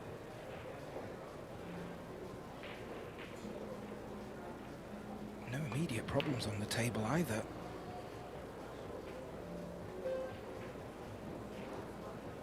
No, once Jason gets into that flow, very dangerous indeed. We've seen it for years. So he gets comfortable potting balls for fun. Yeah, both players can make this game look easy. It's it really comes down to momentum, and Jason looks to be really in flow, and as long as he keeps wrestling away from the table, he gives himself every chance of running away with this second set and therefore the match. This isn't over yet.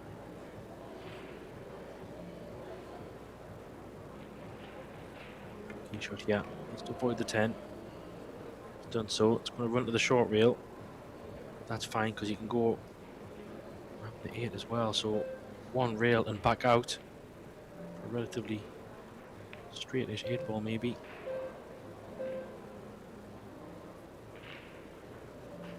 Yeah, so it's looking very comfortable at the minute. Getting balls were just wide open, and a couple of mistakes maybe from Chinnikov has just left a bit of an easier table for Jason to just let his arm go.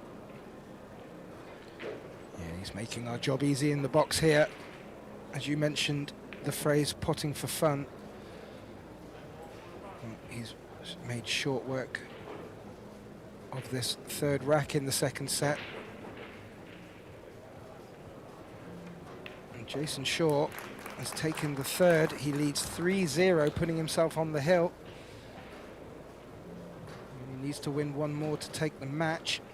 So Ruslan is very much up against it, Graham, and aside of his strong breaks, you feel he just needs a little bit of lady luck, or maybe a roll to go his way, to just shift the momentum ever so slightly.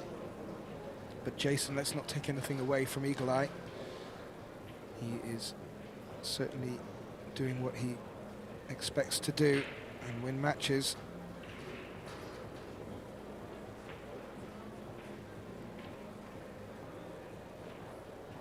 Yeah, in very quick succession, we've gone from a bit of a tactical frame to all of a sudden somebody being on the hill in this set. Has to be said, it's amazing how quick this set can just run away from you in this format. 2 mistakes, 2 quick run-outs. Now, chance to break and run the match here. Yeah, really nice spot, Graham. The first set was anything to go by. This looked like it was going to be a tough affair for both players.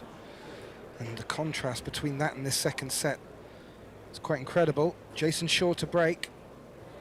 If he takes this rack, he'll take the match. A good look at Jason's eagle eyes there. However, that's a dry break, and it's not much for Ruslan, but it's something. And if magic needs to happen, he needs to be at the table to produce it. 5-ball, corner pocket. Well,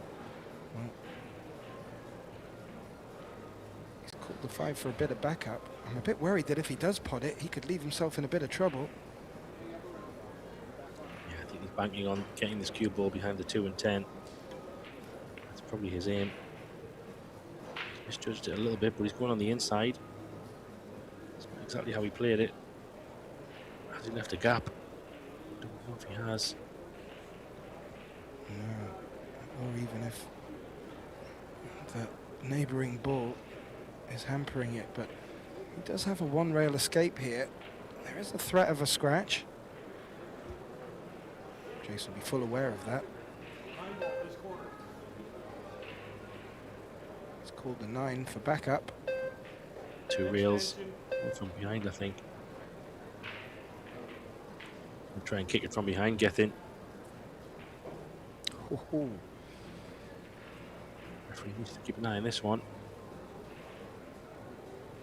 From a distance he seems to be. Oh, this could be great. What a shot this is. Wow. Top on the table. Very nice.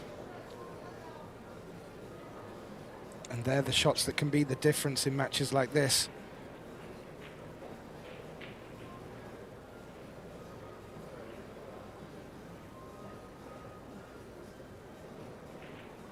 Ruslan looking at the 1/2 rail escape. It's called the 1 ball in the bottom right corner. This is, you feel a big shot, because if he doesn't make this and or doesn't run safe, you feel it'd be a good opportunity for Jason, and I think that might be. You're right. That was a foul. Ah, okay. He must have caught the one from the bottom. I thought he caught it from top side. He didn't catch a rail, so this makes it even worse, Gethin. So yes, definitely now this is match chance. Because from where the cue ball was, definitely fancied Jason to pot it, but it was a little bit more trickier to hold. The ball in hand changes the game. This would be over in about 45 seconds to a minute. Jason can get in some good shape here.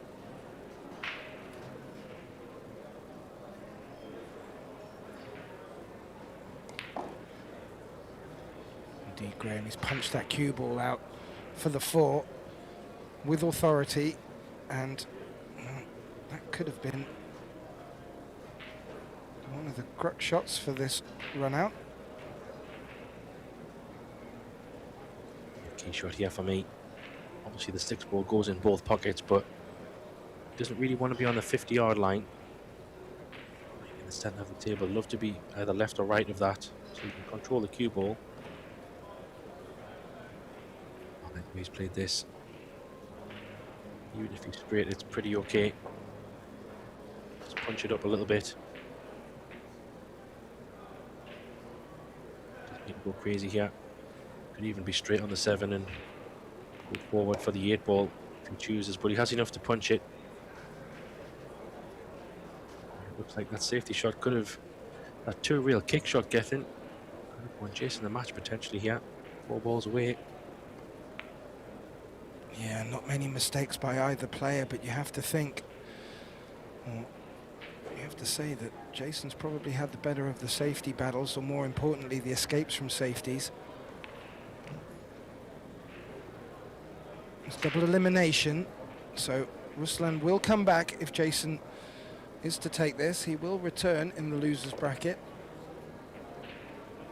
But it looks like here, Graham, Jason Shaw with this 10 ball to take the second set and the match in a lot better fashion than the opening set, which he's done, and a shake of the hands. And, well, Jason will progress through in the winner's side. Ruslan will shift over to the loser's bracket. But please don't go anywhere, ladies and gentlemen. We have on this table coming up next, matchup between Benji Buckley, who takes on Lee Van Cortesa. And over on table 1, it will be Vitali Patsura taking on Mad Max Lechner. It's been a pleasure to have brought this match with you, myself, Gethin Davis, and Graham Hickman. And we will be back very shortly with more live action from this Pro Billiard Series Men's Las Vegas Open. Please don't go anywhere, ladies and gentlemen. We'll be right back.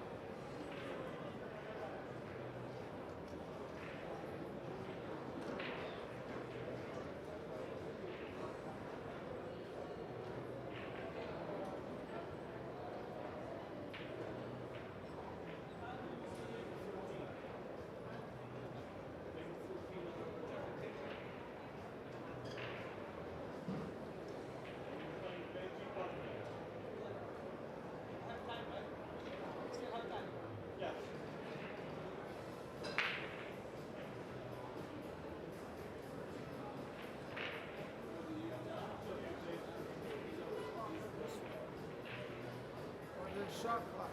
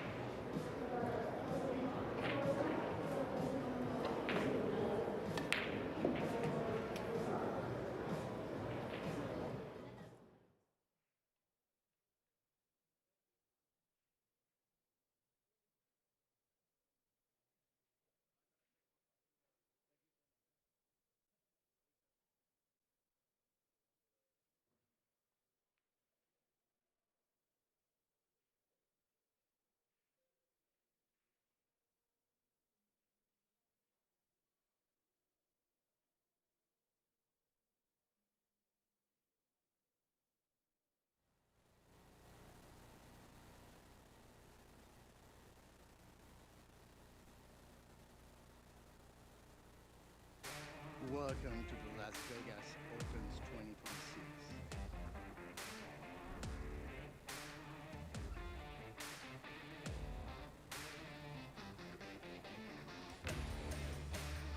What a shot, man. Perfect.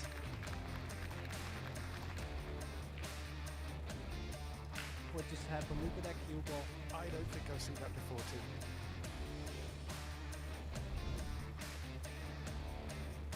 No way.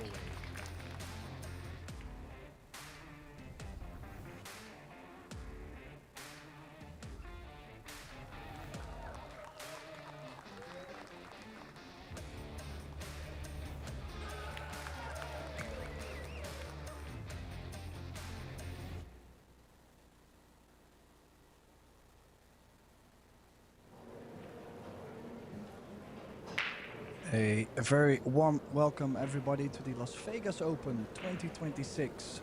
The Pro Billiard Series season has started and many champions will be crowned this week. Our next match for today is one of Europe's finest, David Alcaide from Spain. We will be battling Chen Keng-Kuen from Singapore for a place in the winner's side of the bracket.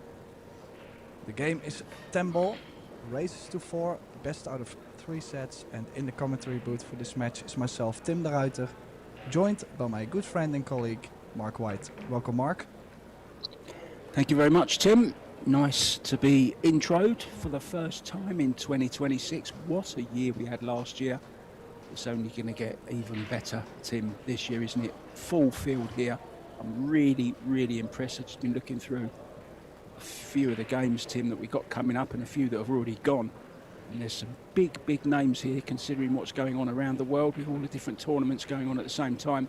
So yeah, very, very much looking forward to this great, great match between David Alcaide. Didn't take me long, Tim, did it, to get my first mistake in, but there it is.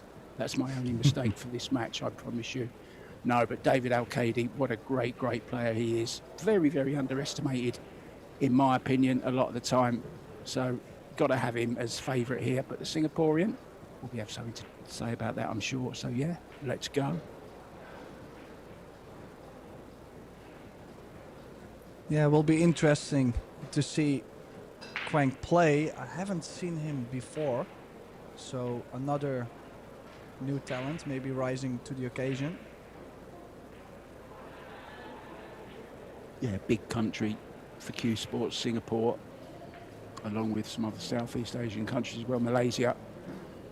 A few good players coming out from there as well. And of course we've got Taiwan, China, the Philippines. Never write the Philippines off, Tim. We're going to see a few of them here this week, I'm sure.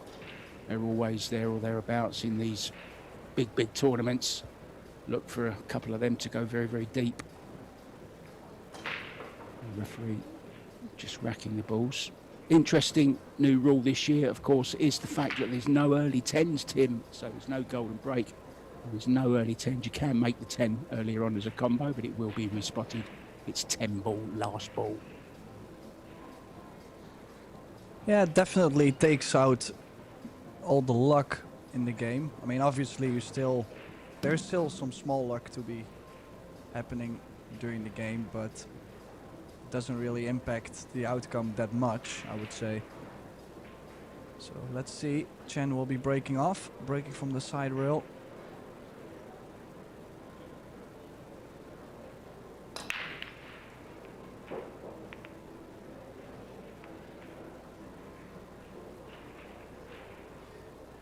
Yeah, quite a bit of cut on the break. Failed to make a ball. And first look at the table for David, who is most likely going to play for distance. Catching the right side of the 1, bringing the cue ball under the 9 and the 10.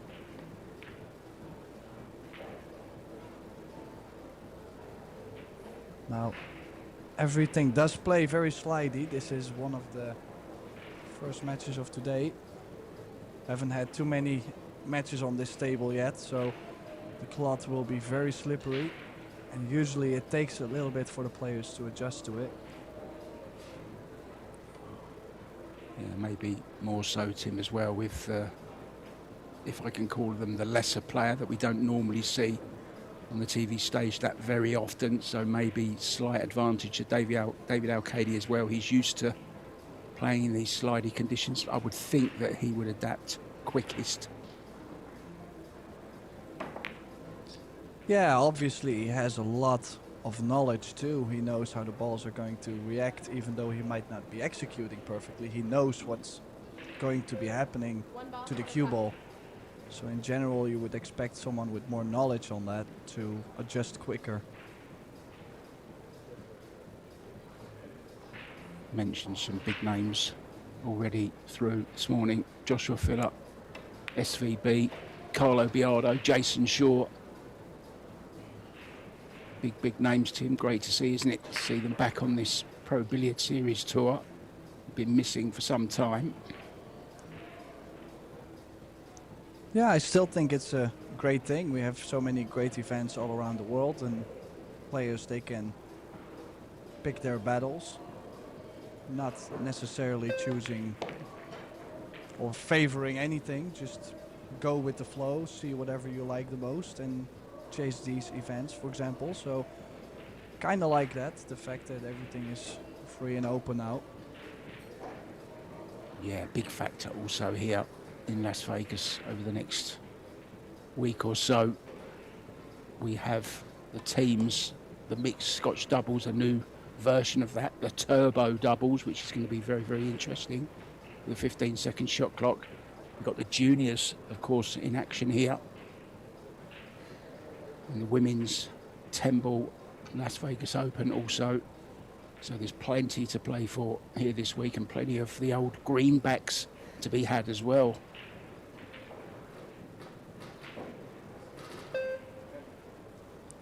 Now, Chen did not get on the 4. Did call the 10 ball just in case, but wouldn't really do him a favor if he had made the 10. As you can see, definitely played the 4 ball to a safe position. Would have liked a bit of cover though. There is a window between the orange 5 and the 7 ball, the brown 7.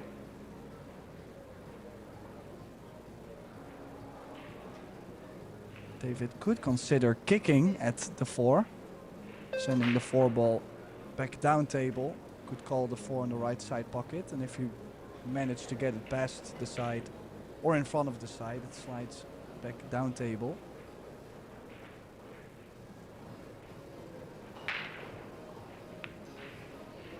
Well, chose to try and bank under the cluster. Might have left it on, Mark.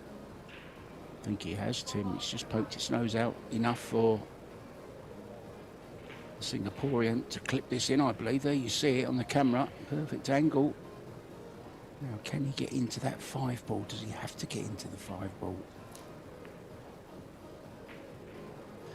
And he would have liked to, Tim. He's going to scratch.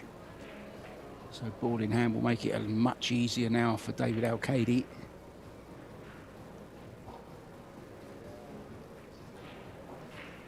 Yeah, and definitely these early chances are going to settle down the player quite a bit. So in this case, pretty rough start for Chan. And ball in hand with 5 balls on the table and not that much traveling to do. It's a great chance for David to get a bit more feel for the slide under the little bit of pressure that's on there in the start of the match.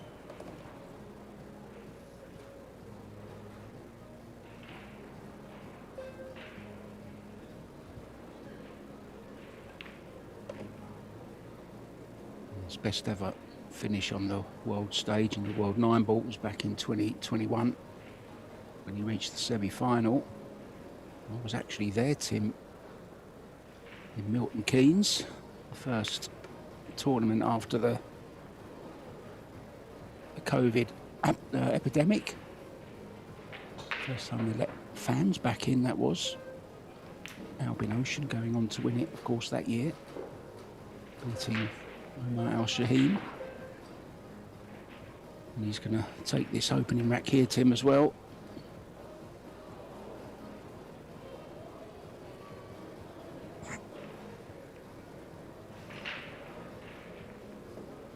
So what has Tim the later been up to recently since I last heard you, Tim? I'm sure you've been here and there and around the world playing St Paul. I think I saw you going to the Derby City. I remember seeing your new page, Tim Talks, Cues and Travels. Been following those. How was it at the Derby this year? Well, I wish I could have played a bit better, but obviously you cannot always look at the result itself. But I'm just always happy to meet new people. It's a great place. There's so many fans, spectators, you know, lovers of the game. So it's always a fun time to go over there. I actually, on my YouTube, I shared a video on how to break the balls in one pocket, and I drew a player that seen that video right before the match and used it against me. I thought it was really funny. Are you naming names or not? Well, I would have to look that up. Okay. Back to the serious business then of the Las Vegas Open. The Arcady breaking off, winner breaks, of course. How's it looking, Tim, from a breaker's point of view? Well, I think it's interesting how they are not really putting a lot of impact on the balls. It's a really controlled cut break they both have done in the first breaks. A little bit unfortunate for Chen not to be on the one ball with the one technically hanging over the corner. So push out called. And a new tactical battle to evolve.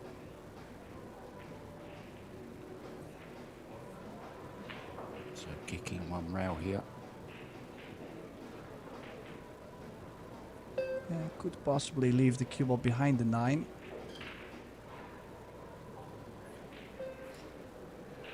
Yeah, a little rub off the 6. It worked out very nicely. This looks like quite a trap. Might have to go over the left long rail mark and try and find the gap between the 6 and the 5, but it's such a small ball.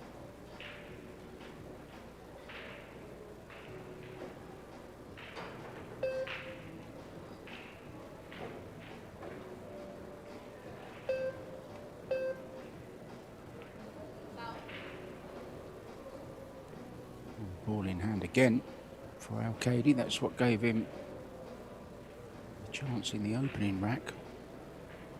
History repeating itself in the second rack, maybe. 7-time Mosconi Cup, 6-time winner. He knows how to play under pressure, Tim, this man. And it's fair to say he's really has been one of the great players on the Mosconi Cup of recent years. Well, the one thing people don't realize when they watch David play is the fact that he plays real great defense. So in general, the safety play, the kicking, like he has a great touch also, speed-wise, so he has a lot of control in the match. And if you just look at him, you would say, well, he cues straight, what's so special about him? But I think that's what really makes him such a great player. Yeah, and another quality, Tim, that he has, which all champions have, of course, is the fighting. You know, he's got a big heart, not afraid to fight, to dig in and grind when he has to as well. Yeah, from personal experience, I definitely always had to play a very hard battle against him. Like he does not give up at all.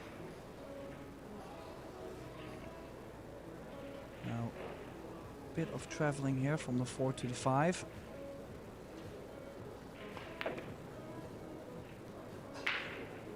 He's also starting to feel the slide mark. Yeah, I was just going to say the referee's enjoying himself as well, smiling out there, which is always good to see. And we've got something a little bit different for you this time, guys. We've been doing a little bit of research on the referees, and we're going to be telling you a little bit about the person wearing the gloves as well, instead of just the players, so watch out for that over the next few days as well. And of course I'm back, Tim, with a lot of facts about Las Vegas, which you're going to have to endure. over our time together. I'll let you off this first match. Maybe in the second match I'll give you a couple. Well, oh, that's a bit interesting, and not sure why he's. Well, obviously he's missed the ball, so he's upset about it. But it really looked like something threw him off, or a bit of a surprising mistake.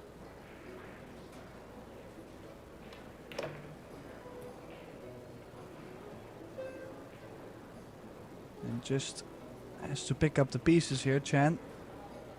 This is a great chance for him to get a feel for the table again. It's always different when you're practicing on the table and then you start the match. You start to hit the ball a little bit firmer. You lose that touch. So these opportunities are always great to get going in the match. Yeah, real chance for Chan after that mistake from David O'Cady. Never like to miss balls, these pros, but that looked glaringly simple. But as you said, Tim, maybe something just caught his eye, moved in the line of fire. And you see all the CSI seat covers. I remember, Tim, 6 years ago, I used to be the guy that used to put all those on at these events. And just a reminder, I mentioned earlier about all the different tournaments going on for the pros, that it is of course the big CSI EXPO with thousands and thousands of QS in town, lots of league players from all around the world. This is their big time as well of the year. And we're at the new home of the Westgate as well. Now we were at the Rio for years, but now we are at the Westgate. Never been myself, but it looks nice. And feeling nice will be Chan, who stole that rack, Tim, right at the end. Well, he did put a lot more oomph in the break. He has made a ball, not sure. Yeah. He's Don't know what made a David's 5-foot doing. corner. Yeah. He's made a ball. David didn't see it. He's in the funny side of it. Keep your eyes open, David. I can imagine him looking forward to this. Has the shape on the one. Definitely an opportunity for a breaker run. Just needs to control the cue ball a bit. Did he draw enough? He didn't look too happy, so yeah, it's close.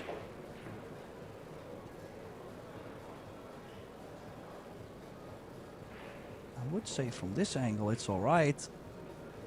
That means the rack is wide open for the taking.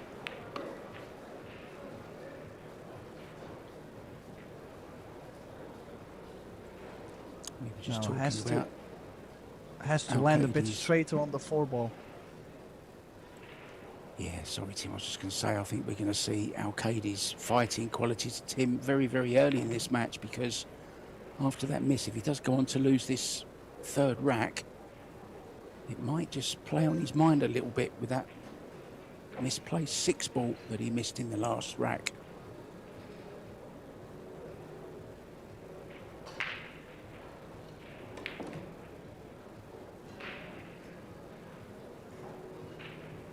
Well, did not land as straight on the 4 as he wanted to. So I had to move the cue ball a bit more from 4 to the 6, and now slightly longer 6-ball. Doesn't have to do too much with the cue ball, but still looks like he shakes a little bit on the shot. So definitely nerves in play, and he's missed that 6-ball, returning the favor to David. Yeah, it's that 6-ball again. Same, oh no, not the same pocket, the opposite corner, wasn't it? Catching the 8-ball there, didn't want to do that. And now he's very awkward, Tim, on this 7, maybe just a safety shot here. Yeah, there is a cut, but just the future. If you look at where the cue ball is going to run, makes no sense to go for it. Running up table, so Was trying to get either the 8 or the 9 in between. He's also mumbling to himself a bit. Missing that 6. Now he's missed the shape from 6 to the 7. The safety shot, not the best speed he could have played, so definitely not up to par level, I would say.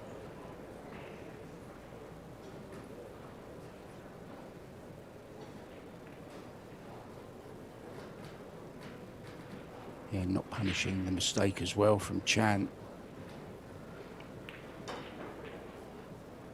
It's always nice, Tim, isn't it? If you miss a ball and you leave it on and your opponent messes up in the next couple of shots, hasn't really punished him for it. It's a better shot there from Al-Qaidi.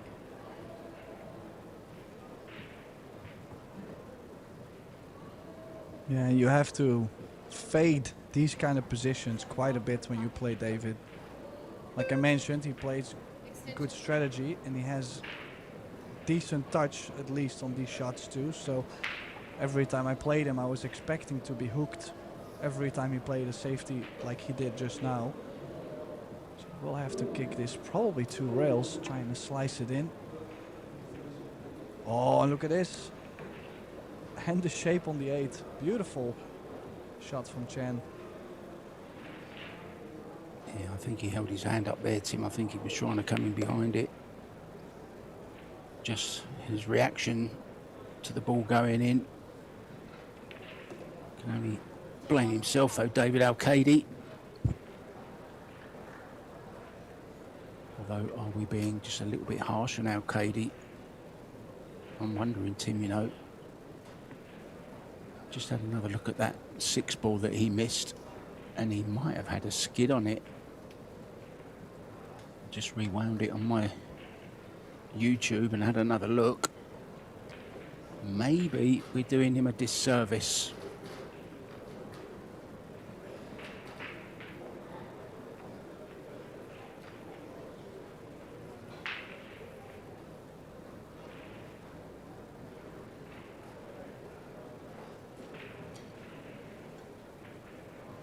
Yeah, so that means that David could have been 3-0 up. But if you look at this scoreline, things are going slightly towards the Singaporean. And he'll be breaking. Who knows what comes up next. He's breaking to get on the hill. Very, very short sets. Just races to 4. Best of 3 sets. And if we do go 3-3 in the deciding set, we will have one of those dreaded shootouts as well. There's Mighty Reparo in the front seat, just sending a text, maybe to a little daughter, maybe. He's made a ball again, Tim. Getting a little bit worried for Al-Qaidi now, and he is on the 1 ball.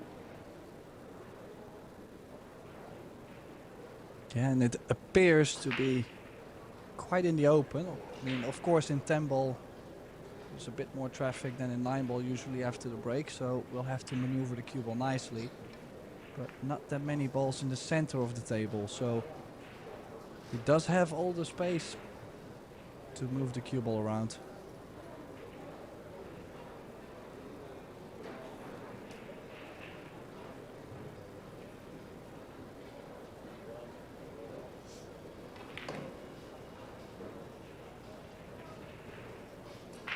Yeah, anything could work on this 3 ball. Obviously, he was trying to get a little bit of an angle to get to the right side of the 5. He will now have to run the cue ball forward. The only thing he's got to make sure is not to get straight on the 5 ball. That could be a bit annoying.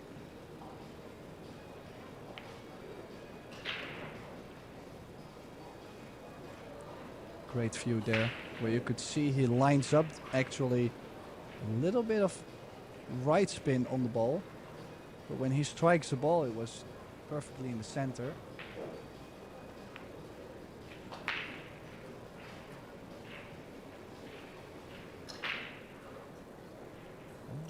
Well on his way to get on the hill first. Yeah, and certainly beginning to look the part as well, Tim. Looking very, very controlled and calm around the table. It looks like he's got all the shots.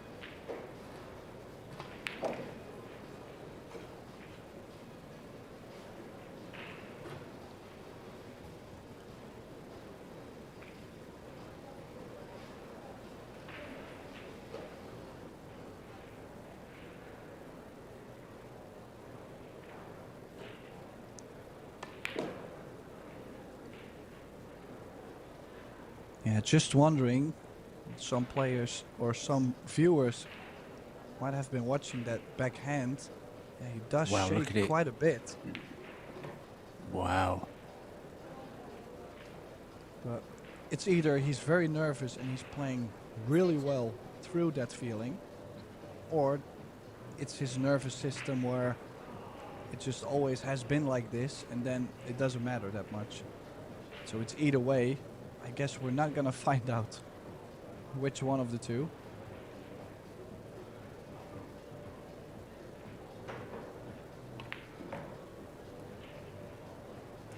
Oh, this has gone a little bit weird.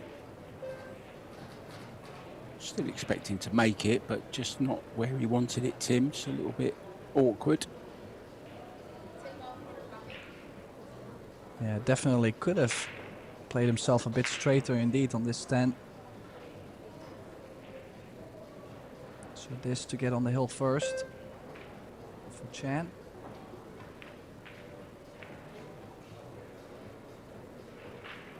Well, he may be shaking, but he's shaking up David Al-Qaedi as well, making him pay for his mistakes. He has made a couple. Chan made that mistake which went unpunished. It's the Singaporean who's on the hill first.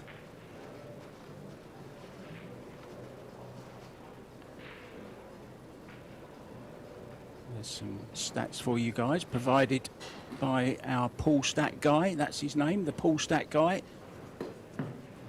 Look forward to plenty of interesting stats throughout the week as well. We do get some private messages from him telling us some stats that you may not actually see on the grid there, Tim. Anything that jumping out at you though, Tim, early on? Well, the interesting thing is the fact that Chan has 2 fouls already, but he's leading 3-1. So even though David did have ball in hand twice, he only has 1 game on the board. So we know how many opportunities he's had. Tyler Steyer through 2-0, and it's good to see Darren Appleton back in play as well. He's up against Rodrigo Nocida. We'll let you know how that one's going later on, and he'll be playing a very, very special game of straight pool challenge match against John Schmidt. That's going to be live on Billiard TV for you guys at some point, and John Schmidt has actually joined the commentary team this week as well, so you'll be hearing him on commentary. Also, dry break, Tim, from the Singaporean. What's David Al-Qaedi got? Yeah, not as much. I kind of feel like he might have to bank the 1 ball to the left side of the 5-6, and then the cue ball to the right side of the 10. I think that's the only play he really has.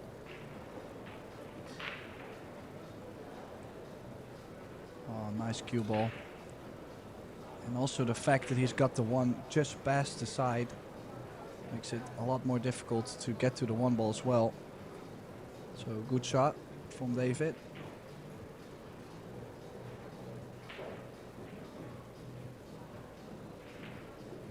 Good time to mention the equipment we're playing on. This is the brand new Predator Arc table. You may remember the Apex tables. Well, this is the replacement, or the latest model out. It's the Predator Arc. Fine looking table, Tim. And getting rave reviews as well from all the players. We've actually been using them for the Euro Tour for some time now. And incidentally, the Turkey Euro Tour starts the day that this finishes in Vegas. So you and I, Tim, are going to be very, very busy over the next 20 days or so.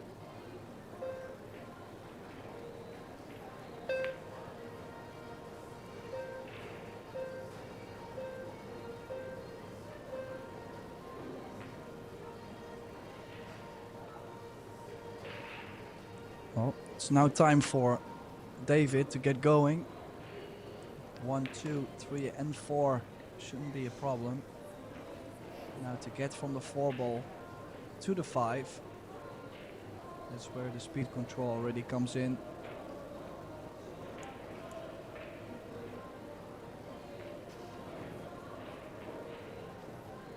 And then also some traveling from the 9 to the 10. So a bit of traveling to do here and there, but it's a must run out. Any mistake could be fatal to lose this opening set.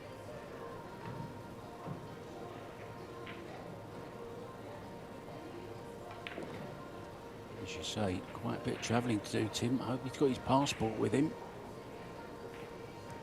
Seems to have finished on this 5 very, very nicely though.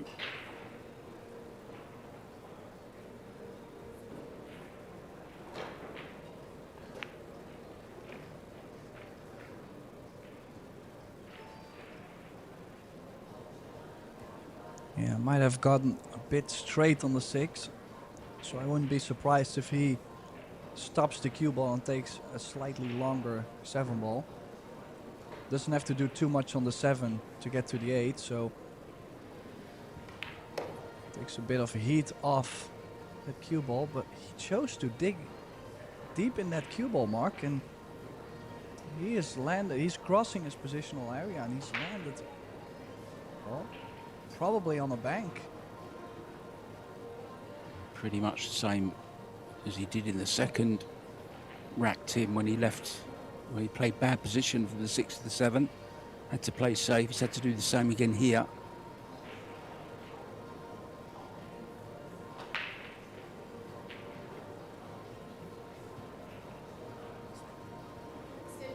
One rail escape. I think he'll just be playing this dead weight, Tim, won't he? Don't think he can get any separation. He's gonna have to hit it too hard to do that. So maybe just dead weight, push the 7 onto the rail. That's what he's played. Did not catch the right line. Has left the 7 ball on. Now, it's not easy to aim this kind of shot, being so close with the cue ball to the 7. Easy to misjudge. So the alignment has to be perfect.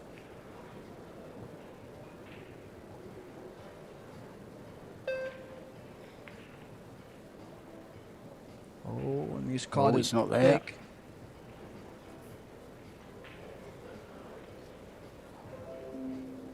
You often see that when they're trying to avoid the point of the side pocket. They normally go wide on them, and that's exactly what Al-Qaedi did there.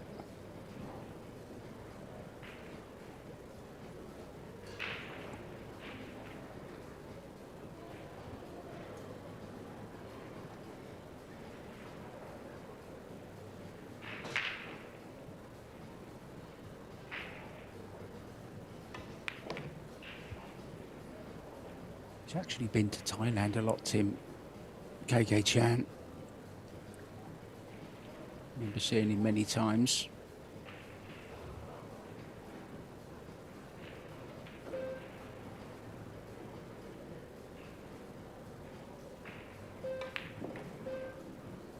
Well, the experience definitely shows, because it looks like we will see the Singaporean win the opening set. He's on the 10.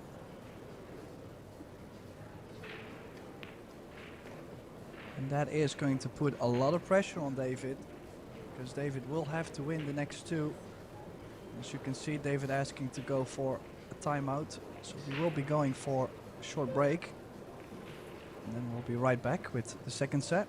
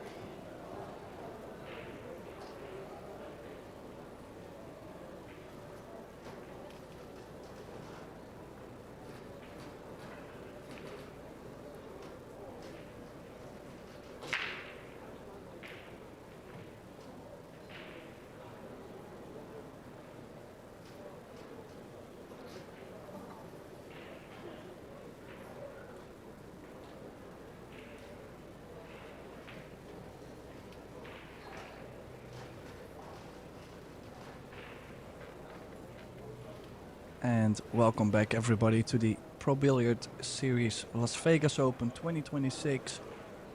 As you can see, Chan Ken Kwang has won the opening set against David Alcade, and now David with a bit of a problem on his hands early on. The commentary booth, Mark White and myself, Tim de Ruiter, going over the action. Yeah, put a bit more into that break there, Tim. If you're wondering why he broke there, it's break at the start of alternate sets. So KK Chan started breaking in the first one. David Alcade will break first in the second, and his winner breaks from here on in. And not a bad one, Tim, as well.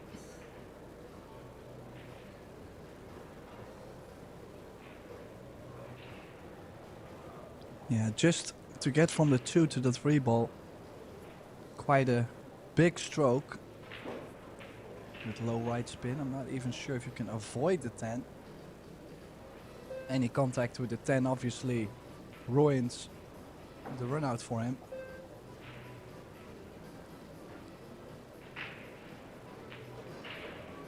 I wouldn't be surprised if he plays the overcut on the 2 ball and brings the cue ball back up table. He doesn't really look too enthusiastic to go aggressive.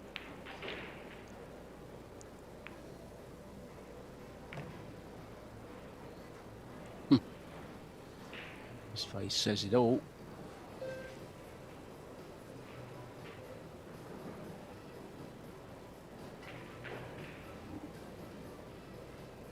Well, and the 3 ball does go by the 7, but it looks like he's playing a safety on the 2 ball. He does have an open shot. Playing the safety behind the 6. He's played it really well. It is. No, 2 ball, doesn't want the 2 to go. And it has. Well, if ever David Alcade wanted repayment for that bit of misfortune he just had making that ball, Tim. It's KK Chan's turn.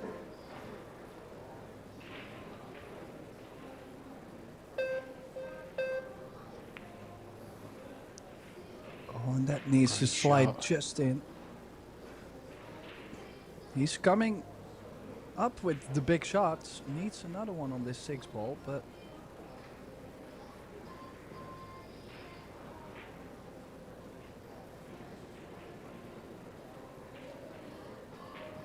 just leave yourself an angle on the 7. Don't get straight. Still need to cross over from 7 to the 8, but first the 9 goes right in between. Didn't really get enough right hand spin on the cue ball there. Wanted to come past the 9 ball. Ended up catching it. Maybe played it just a little bit tentatively. Inside spin on these new cloths, never easy.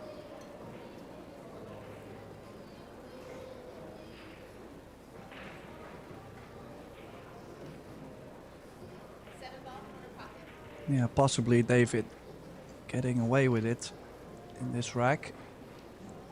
Depending on this outcome on the 7, he's kicking at it. Bottom right corner. Interesting point here, although he's a left-hander, using the bridge with his right hand. Played a pretty good shot there, Tim.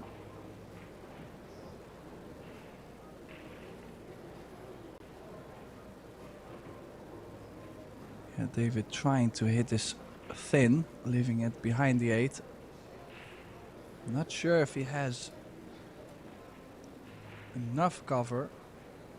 The only good news is when Chang places thin, the cue ball might run into the 10.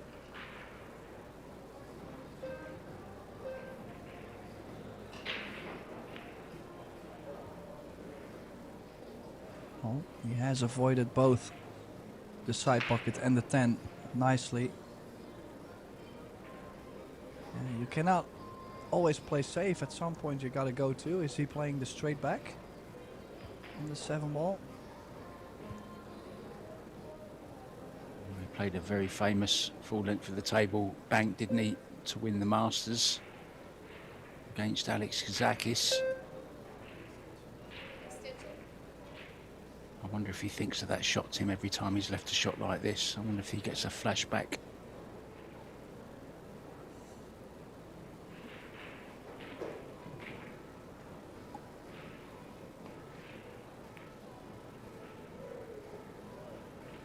Didn't try it.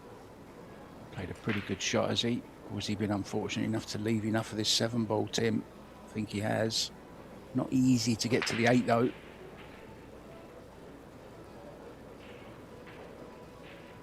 Yeah, that could be the only rescue for David on this.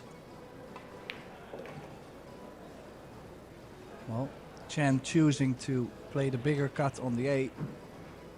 So another good shot needed.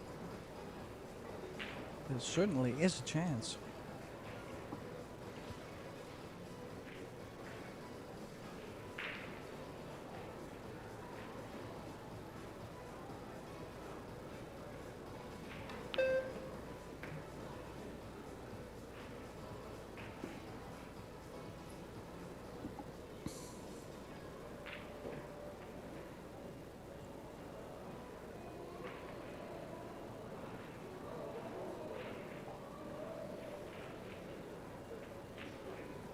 That hand still shaking.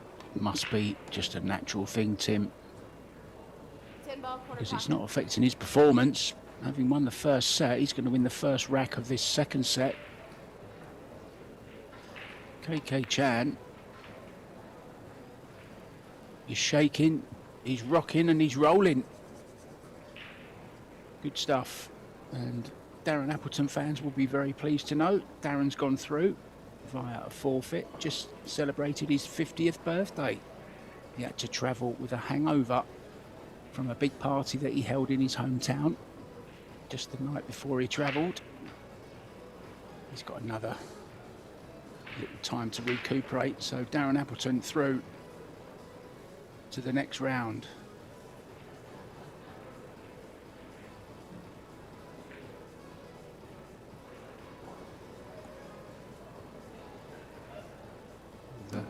Latest scores, guys, schedule, all those good kind of things are available on the Pro Billiard Series.com website, along with all the prize money, and incidentally playing for $45,000 for the champion here.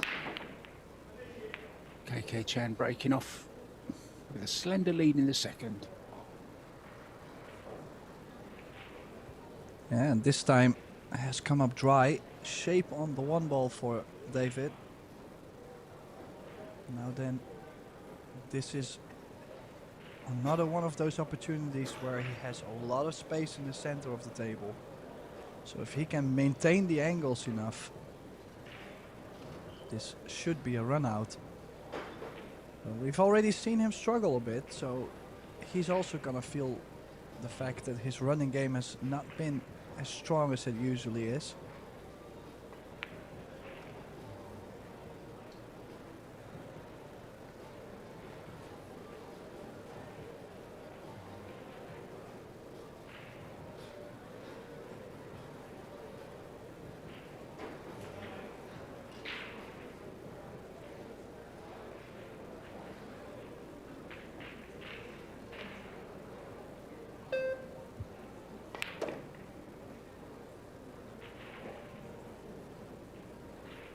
Chance for Al-Qaeda here to get the stroke going again. It's been a little bit stop-start for the Spaniard so far in this match. Had chances to go ahead and didn't take them. Should have been 3-0 up, as my colleague said.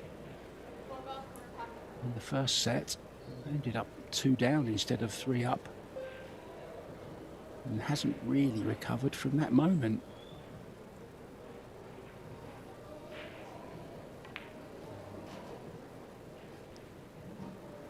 Yeah, double speed on the 4, nicely done. The 4, 5 and the 6 were always going to lead to each other. Still needs a nifty positional shot on the 7.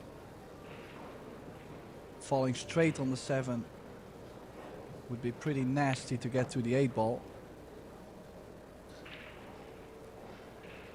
So I think he's gonna play this low left, running towards the 7. And that way he can also pick where he wants to land on the left long rail to make sure he has an angle on the 7. But looks like he's going forward, and then again going forward he's played a similar shot like this before, Mark, where he drew the ball earlier crossing his positional area and he did not get on the 7. And now he's played forward. Well, I wasn't expecting him to go forward. I think that's lack of table time, Tim. Maybe just lacking a little bit of confidence as well, having lost that first set. Oh, and he's missed another 7 ball. It's not going well for the Spaniard right now.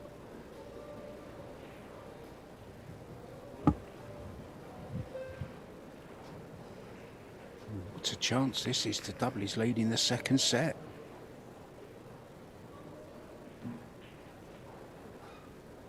David in all sorts of trouble here, Tim.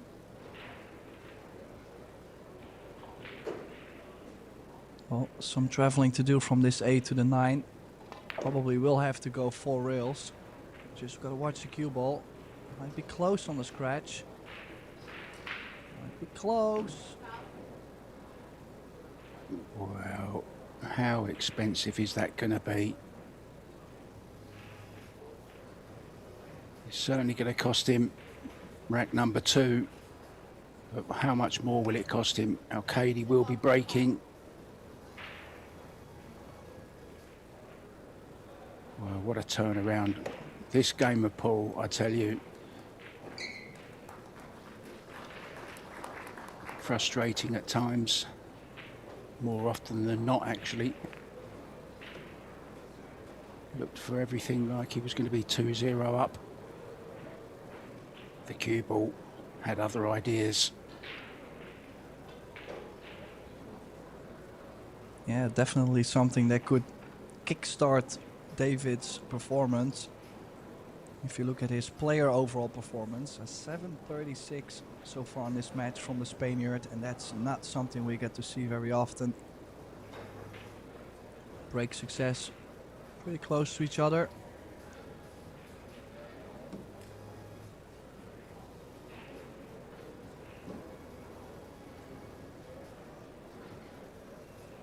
Last time he broke the balls, I believe he made 2 and got shape. So definitely we'll have a good feeling about the break. We'll have the positive attitude needed. Nice spread of the balls again, making 2. No future this time though on the 1 ball mark. Yeah, a lot of it comes down to whether you've got a shot after the break as well, having made a ball. At least he's got control of the table though, and now can start to build on that rack. David's just spotted something on the cue ball.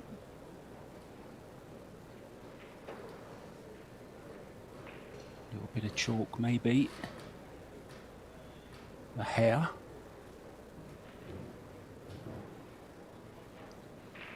Well, gotta say, clever from him to do that right after the break. After the break you get 60 seconds of time. So he had plenty of time to get the cue ball clean and still play the safety. With the usual 30 seconds, we might get a bit short on time.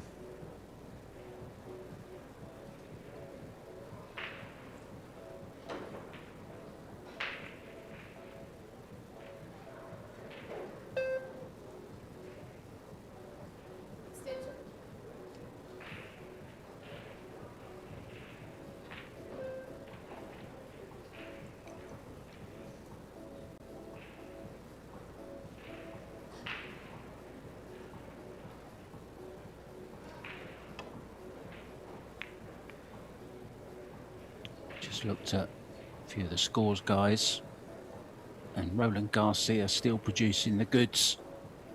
had a really tough match, which could have been a real banana skin for him against Germany's Stefan Kasper, but he's come through that Filipino in straight sets 2-0.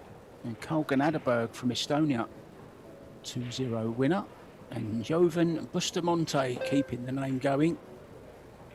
He's through by way of forfeit. And Ruslan Shinakov, you may have seen on this table earlier, losing out to Jason Shaw, 2-0.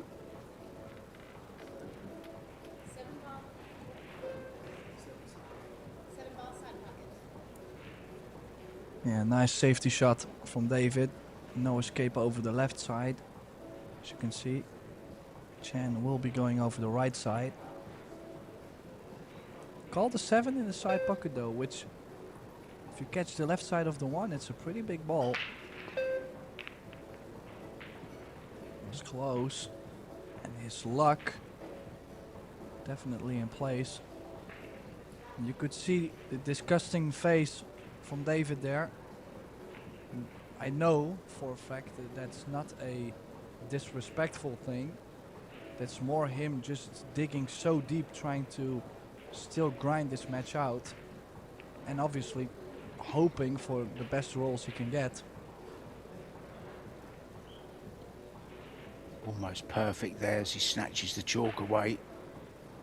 Maybe felt he could have just run a little bit more behind that 10 ball with a little bit of run of the ball. He might have done, but it's containing for the moment.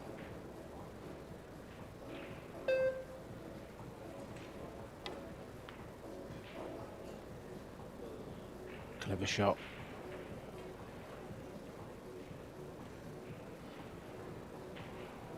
Yeah, he's hit it absolutely perfect. Now, if the 1 ball stayed over the corner, this would be completely different.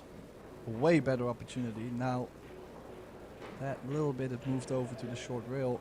Quite a trap, suddenly. And he's jumping this. And I don't really know what he would be jumping for. 5 seconds left.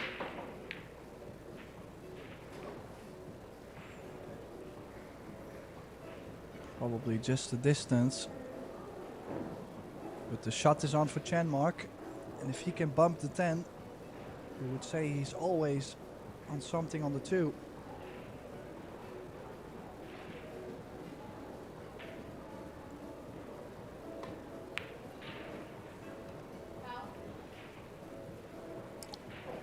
Yeah, if you make the 1 ball there, you don't get that same contact on the 10, so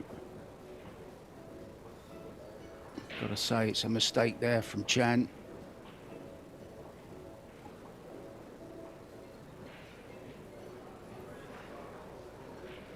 Two, I think, does pass the 10, Tim, into the corner. Yeah, definitely would prefer. Yeah, he's called the 2 ball. Definitely would prefer to slide the 2 to the bottom left. To play the 2 ball in the same corner as the 1 ball would have been quite the challenge already, positional wise. So now low left spin, 2 rails back to the center of the table.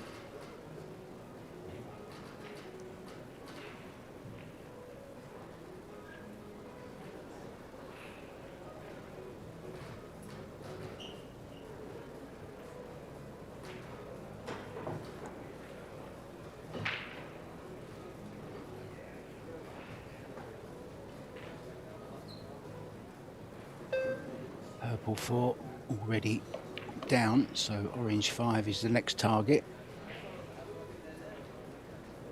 Got to be a little bit careful on this 6 ball.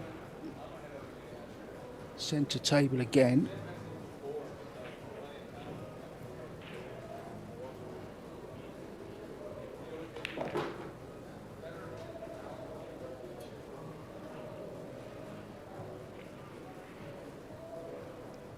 Yeah, then again, looks like he's not happy, was trying to be possibly a bit straighter on the 6. Doesn't have to do much with the cue ball.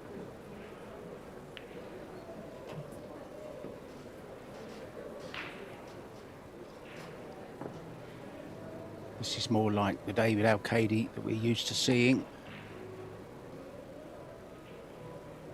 Won the Philippine Open at the end of last year, and also the Mosconi Cup. It was that win in the Philippines that got him into the Mosconi Cup,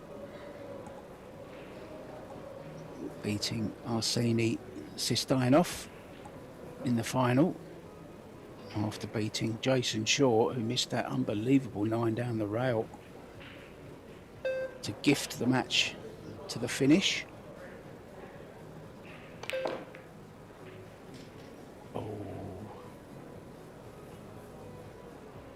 Looked a little bit snatchy there, Tim, a little bit quick on the forward stroke. Yeah, I might have to bank this. Or would you prefer the cut? I think he's quite straight on the bank. Looks like he's called it, so straight back.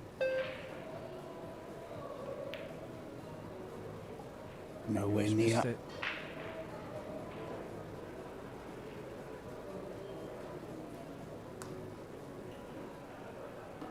I mean, he's just not stringing the racks together as we usually get to see from him. It's always been a mistake, hasn't it, positional wise in the latter stages of the racks, which cost him. Oh, this is close. This is very close. What a shot from KK Chan.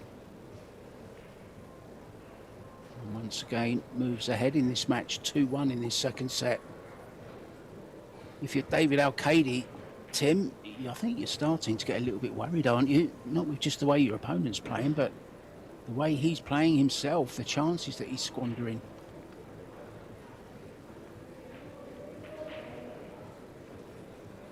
Yeah, you would definitely expect a closer match between the two of these players.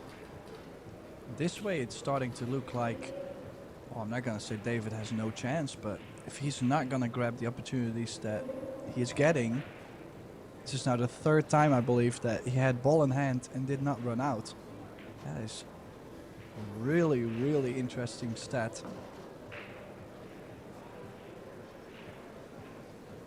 Definitely not the form you're looking for to go deep in a tournament like this, which is absolutely stacked with talent and experience. But he's running out of time. His opponent continuing to make balls, and he's going to have a shot on the one ball here, Tim, as well.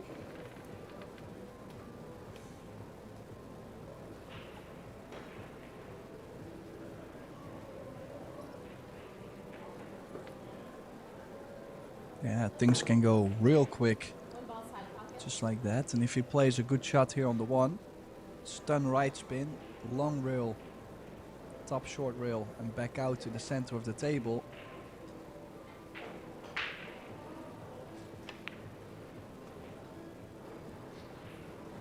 Watch out, 9 ball. It's okay. Well, does the 2 ball go by the 7? If it does, and he can still drag the cue ball 1 rail towards the 4. This table sets up for the double hill.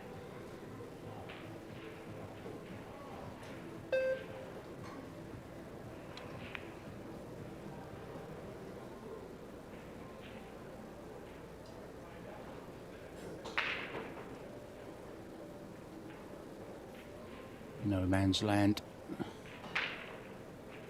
Has got it to the top right. Nothing Yeah, to do I kind of with feel like Tim. you have to shoot, Mark. Like you can play Yeah. pocket speed. The pockets will grab quite a bit, and you make it. The 5 is over the corner.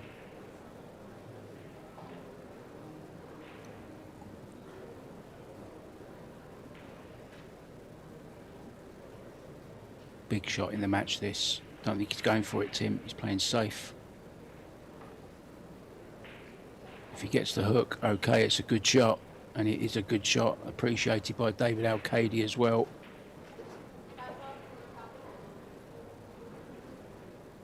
Well, I like the way Chance played it. It was trying to leave the 4 behind the 8, so even if the cue ball ran a bit short, he would have gotten some cover on the 4 ball. Played a great speed to also get it behind the 9. And David needs a bit of a roll. And another chance for Chan. This definitely goes to the center. Don't think it does go to the corner, but then again, as you mentioned, not too much to do with the cue ball.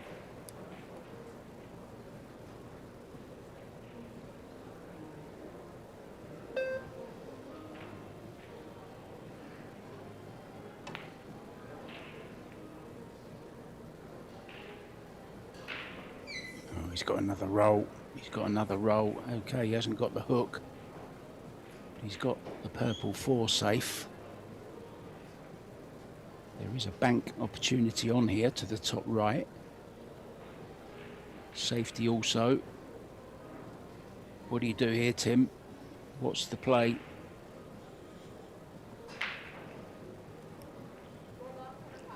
Well, he's missed the bank like that before, so I'm surprised to see him going again. Could have played the carom on the 5. It's wide. He's played a bit of a two-way there.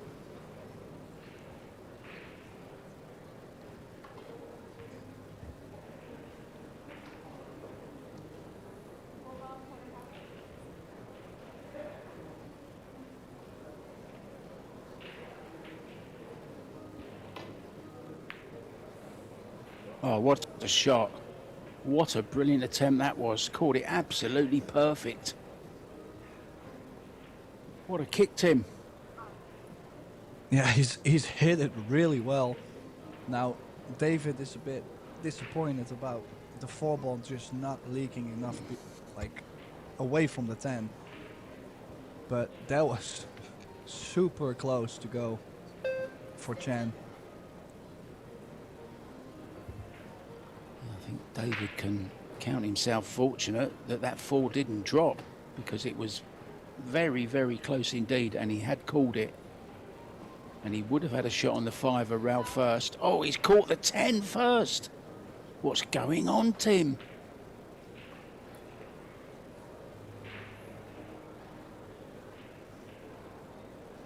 Well, who knows what happened over Christmas, but his queuing, I mean, it's just not the queuing that we are used to see from David.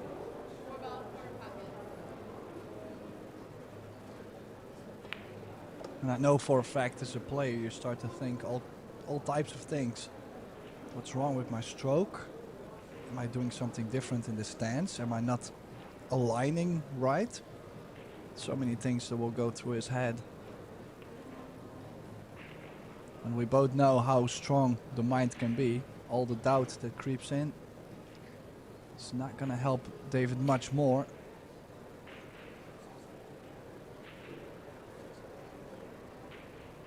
Sometimes you feel like a beginner out there. Look at this cue ball. Well, didn't want to be anywhere near that, and David looks away once again. Must be wondering what's going on here. But he is going to be 3-1 down, which means KK Chan is on the hill, the double hill. Cue ball a little bit short though. Still hope for Al-Qaeda here.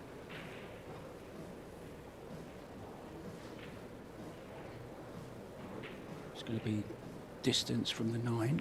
There you see the tip of the cue waggling around, shaking. It must be part of his game, Tim, because he wouldn't be nervous now. It's probably just a nervous twitch that he's had. Well, I think it's great to see how nicely he's striking the ball, even though he's shaking like a leaf. This 10 to get on the double hill, and David Arcade is in big trouble right now.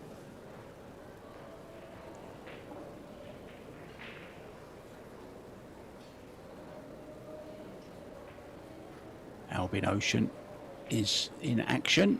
He's won the first set against Mohammed Gohar from the United States, and he's 2-1 up also in the second set. Roberto Gomez, Superman, absolutely flying, has won his match against Timothy Fowler in straight sets 2-0. And Britain's Benji Buckley has lost in straight sets to Lee Van Corteza. The Slayer doing what the Slayer does, slaying people. Back to KK Chan, who's pretty much doing the same to David Al-Qaidi at the moment. Try break.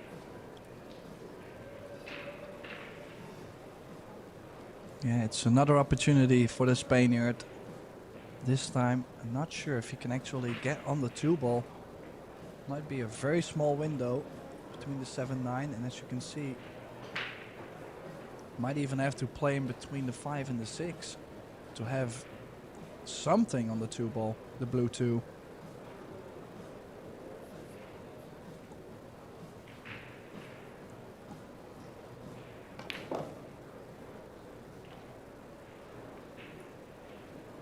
That's not going to work.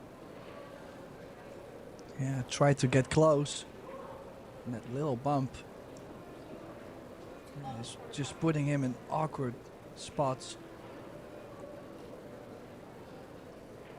Just trying to make some magic happen. Bottom left. And look at this. On a platter. The chance for Chan to close it out. Yeah, worked to get on the 3 though, Tim, hasn't he?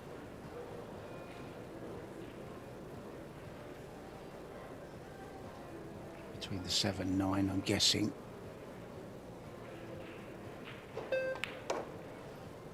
Yeah, not too sure how much the table actually grabs. Could have maybe played with top left.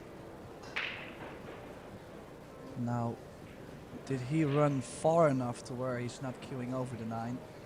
It's always ugly queuing.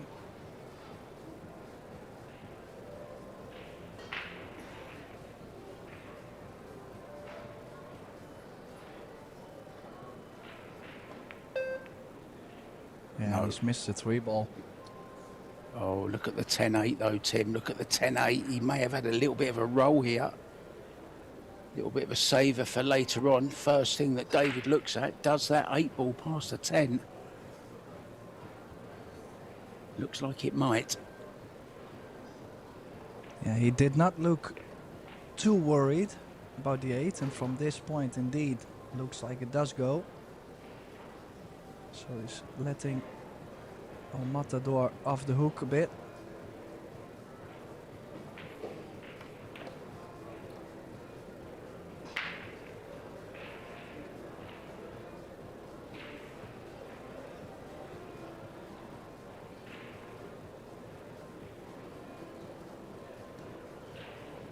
Also quite a fast player in general, Al-Qaeda, so maybe he's just been struggling as he's been trying to take too much time. You can feel that he's trying to speed up a bit, create some kind of rhythm.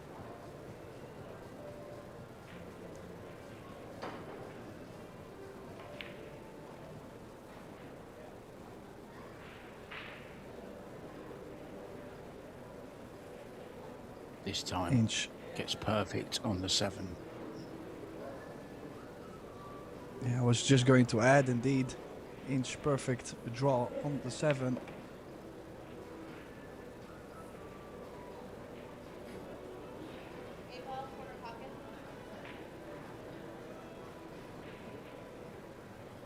And still you can see some doubt. I mean, I would definitely say it goes. But the fact that he double checked it makes it a lot scarier.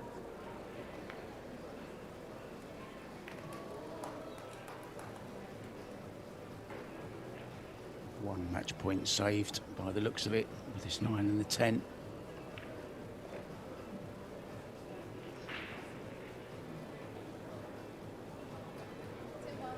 Catastrophe avoided, Tim, momentarily at least.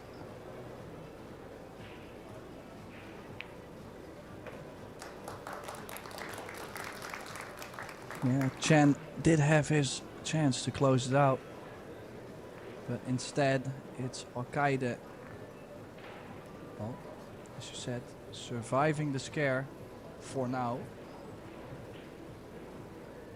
We'll need a good break to possibly get this a hill set. The only thing Chen can do is stay patient, just play as he did, focus on the next opportunity.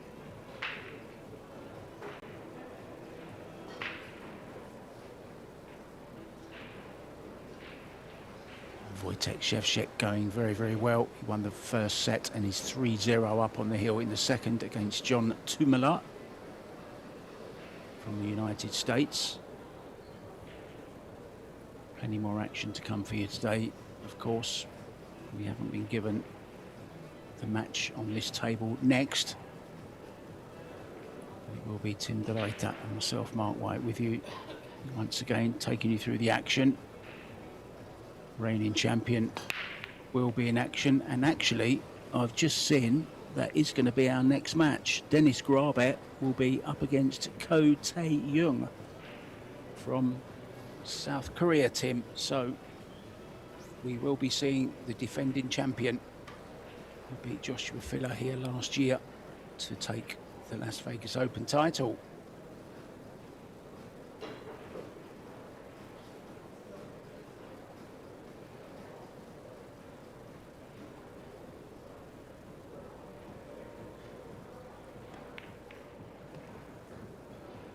Yeah, couldn't really do much more with the cue ball there.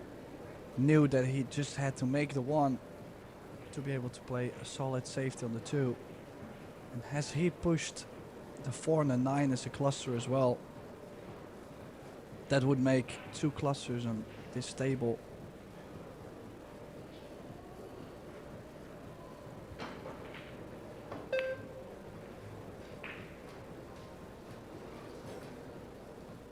See a few of you asking about the schedule, guys. It's all available for you on ProBilliardSeries.com. Everything you need to know is on there, as well as upcoming events as well. 4 new events added by Predator this year.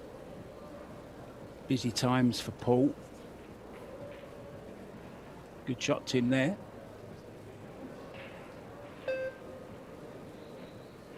Yeah, let's see if David is going to play for distance. He wasn't going for an open shot on the 2, was going for a safety long distance. The leave might be okay enough with the cue ball on the rail. We'll have to leave the cue ball right in between the 6 and the 8, or at least a path in between the 6 and the 8.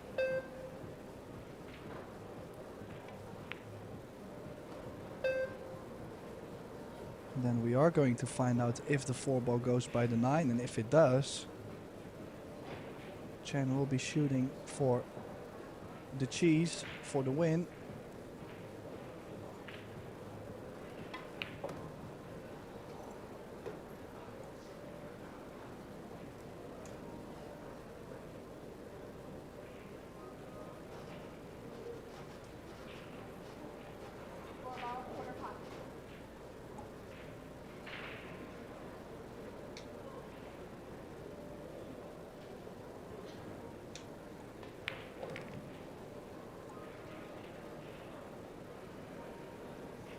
Risky. Very nicely. Risky line to play with the cue ball tracking towards the corner, but then again he seems to feel the pace of the table.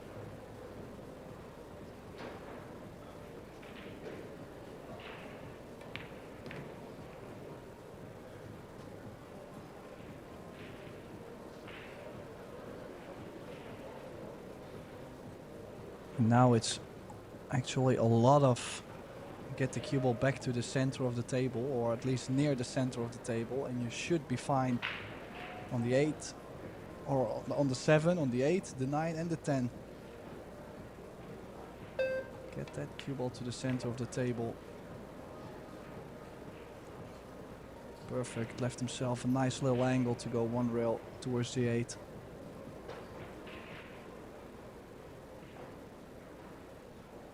Well, it will be a big feather in the cap of KK Chan if he can take the scalp of El Matador.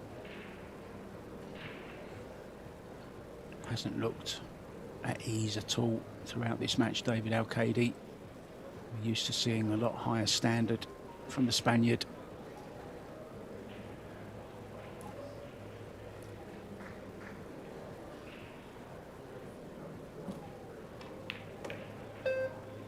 Those 3 mistakes, Tim, which you talked about earlier on from Al-Qaedi, look like the ones that are going to cost him this match. Just 2 balls away now.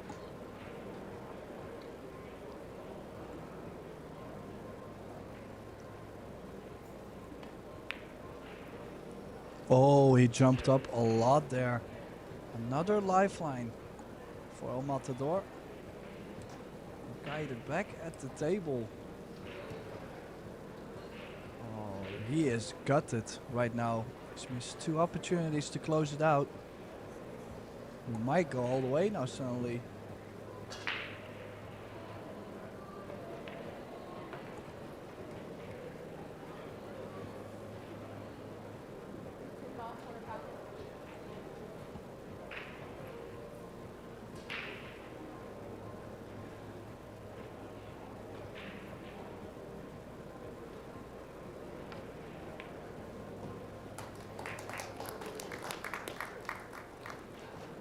Brink of defeat.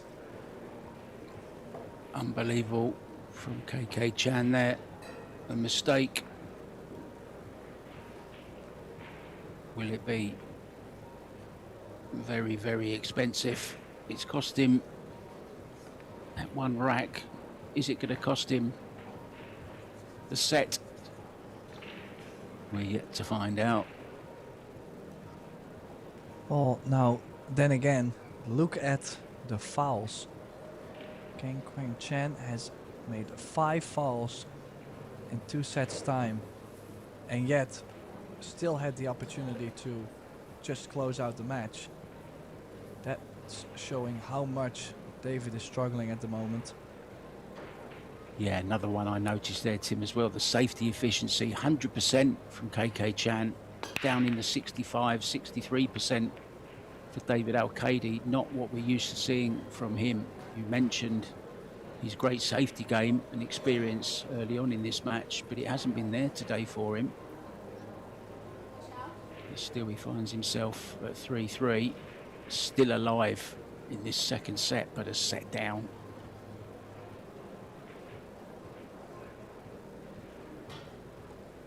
Well, I gotta say, he looks a little bit distracted though.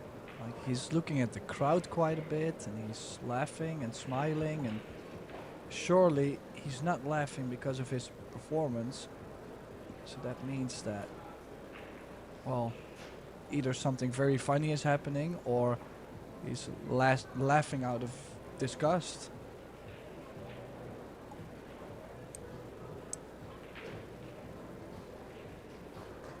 This is an interesting push out. This is a long ball to take on.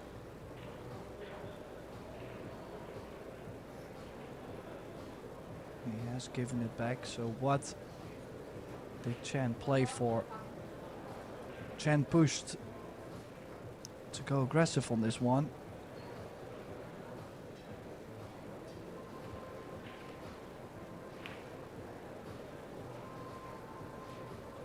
Yeah, that was a super difficult shot to play.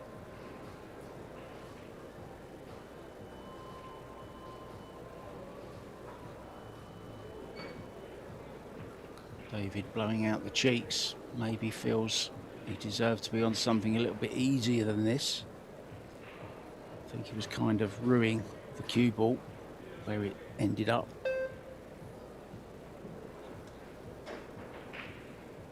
Into 10 seconds. 5.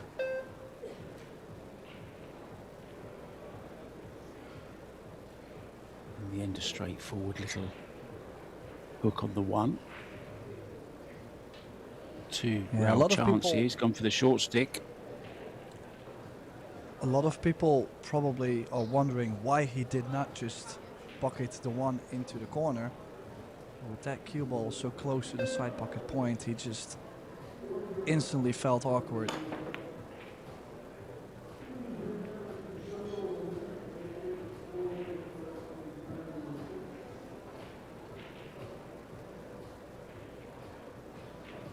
Now, of course, to run out this rack cluster with the 4-8 and the 10, and also the 7 laying pretty close to the 3 ball, so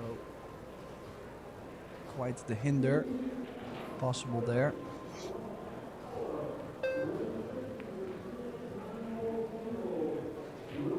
Yeah, he's just not going to take his chances. He's gonna say, I'm gonna play safe as just till I get something what I should be running out, until I have at least the opportunity to run out in a normal way, because this is way too messy to go aggressive.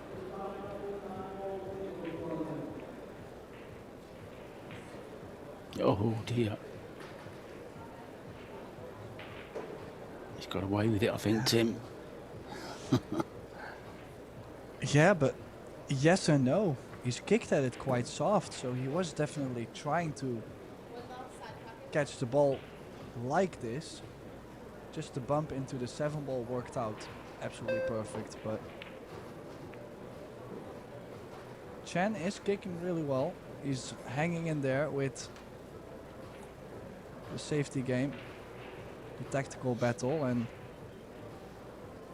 well, we've now got a cluster with the 2-6. The 3 ball is open, and a cluster with the 4 and the 10, so quite the mess still.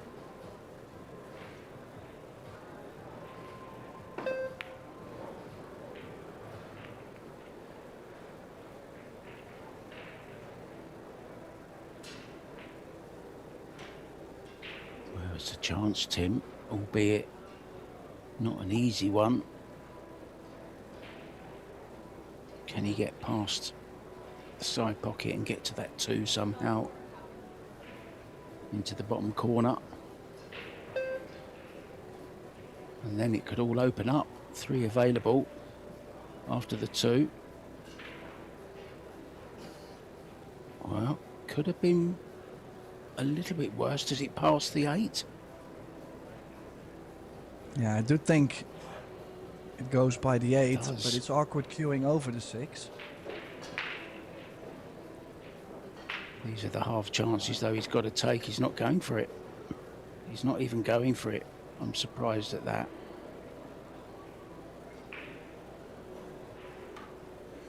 Now the risk is if Chen can get from the 3 ball to the left side of the 4.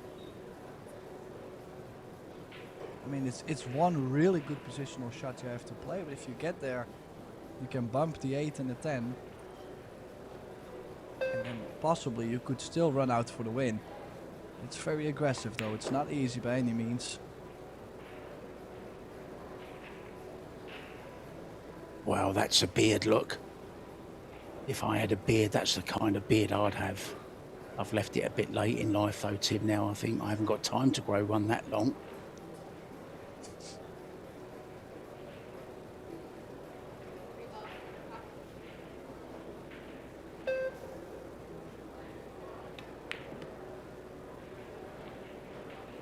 Needs this to run.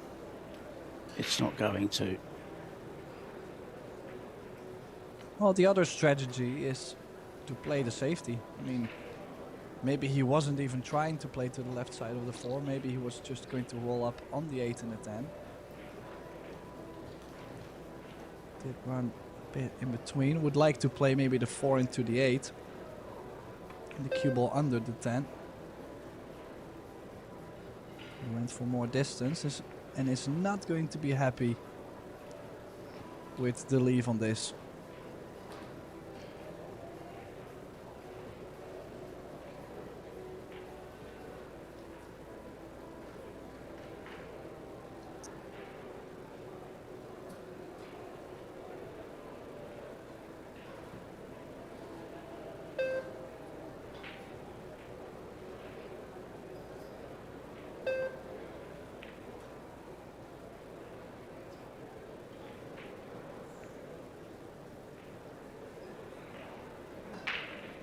This time, a nice little bump for the Spaniard.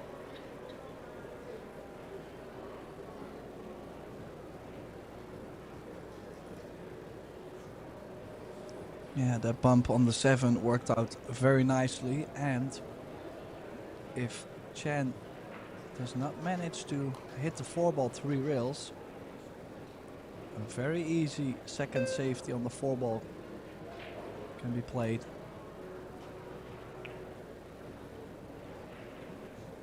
Oh, good hit. Hit it full in the face. Yeah, just a reminder, we are playing 3-foul rule, and that would have been one of those situations, wouldn't it, Tim? Had KK Chan not have made contact with the 4, it would have been a good opportunity for David Al-Qaedi to get a really good second foul in and put a bit of pressure. Oh, this is risky.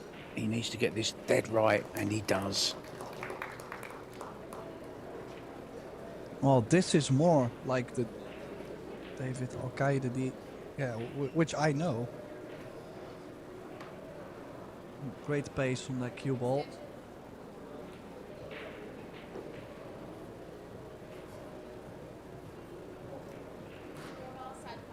Still not happy though. He wants to be potting balls, attacking and getting this second set on the scoreboard. He won't want to go via the one loss side. It's a long way round the scenic route.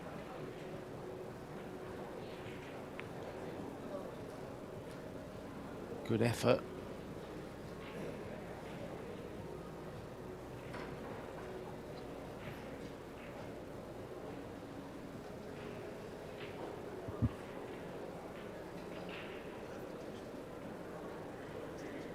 He looked a little bit funny at it. I would say this is almost straight combination on the 7. And the 4 probably will go by the 5 after. But maybe it's the reach where he thought he didn't like it as much.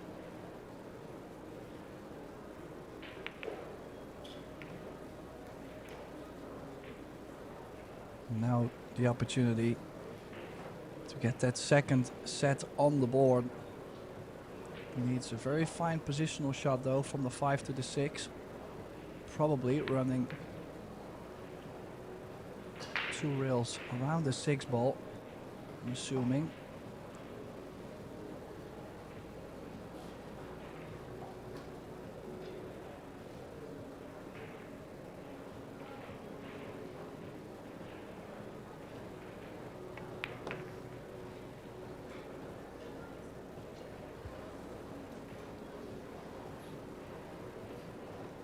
Yeah, and even that bump onto the 8 moved it in a very nice position.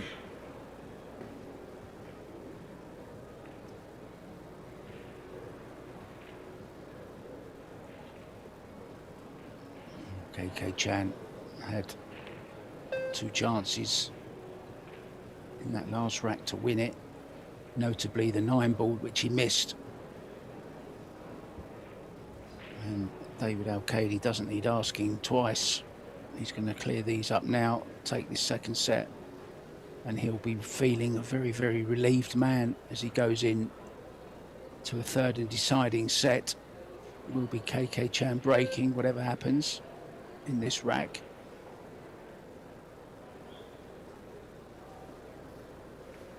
Two balls away from 1-1, and remember, Tim, still the possibility of that shootout if we go to 3-3 in the decider.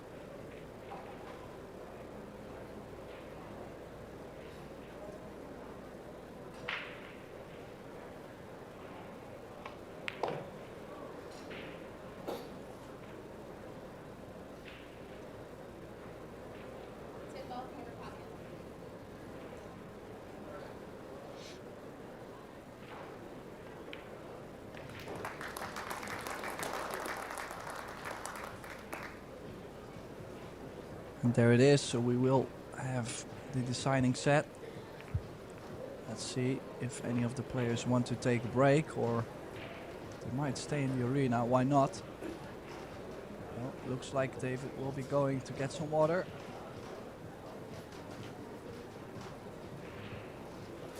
Chen won't be happy in the chair mark.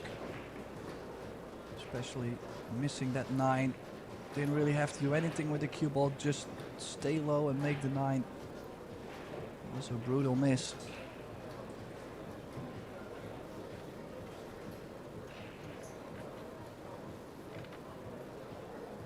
So Mark and I are just gonna nip out for a couple minutes. We'll be waiting for David to come back from getting some new water from the supply storage. So we'll be back in just a couple minutes.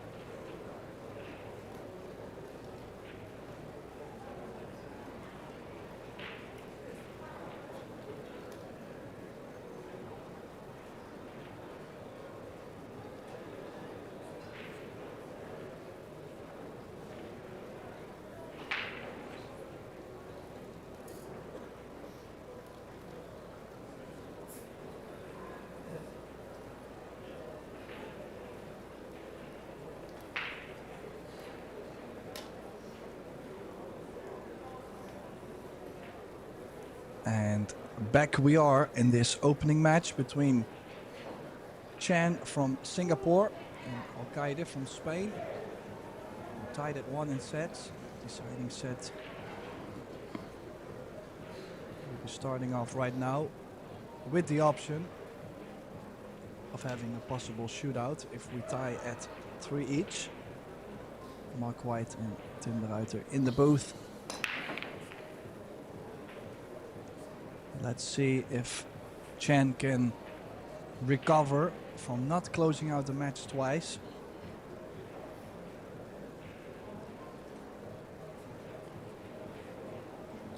Yeah, I think this is a real pivotal rack, this, in the whole grand scheme of this match. I have Al-Qaedi's slight favourite after that terrible 9-ball from Chan when he had the chance to win the match. Just wondering, can he put that to the back of his mind? Well, this is exactly what he needed, Tim. A nice early chance, and he's got it. Can he take it?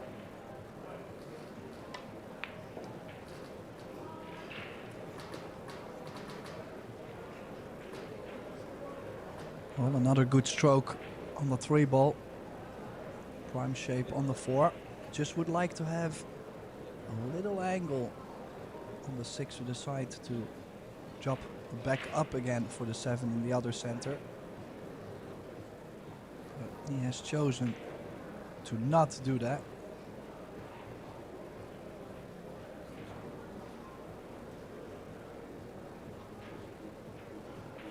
So we'll have to move the cue ball a bit more.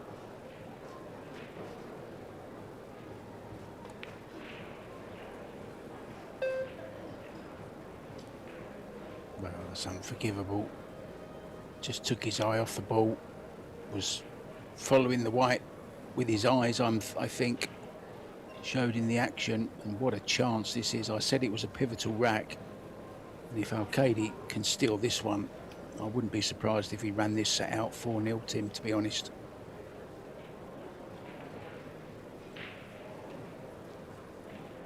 Yeah, Give these him so opportunities. much confidence. Yeah, it gives the player that much confidence indeed. I agree completely.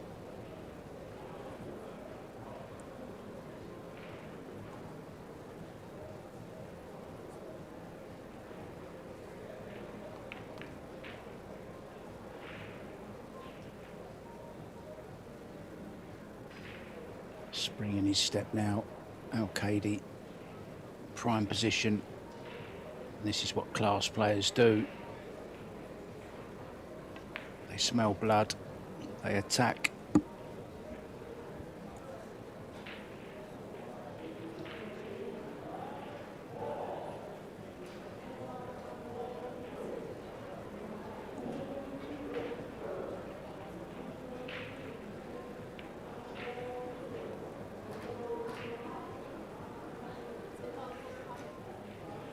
Well, El Matador So- definitely looking more ready for this deciding set.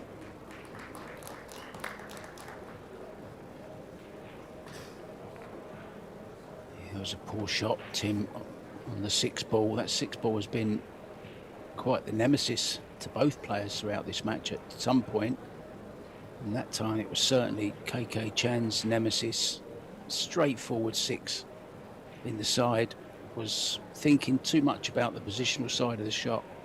Ended up playing across the 6 and missing it. It's a nice hat he's got on there, look. Very colourful gentleman.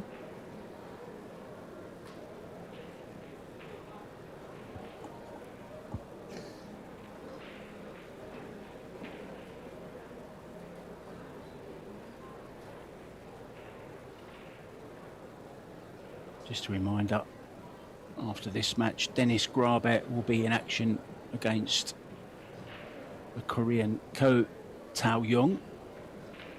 That's coming up very soon after this match reaches its conclusion.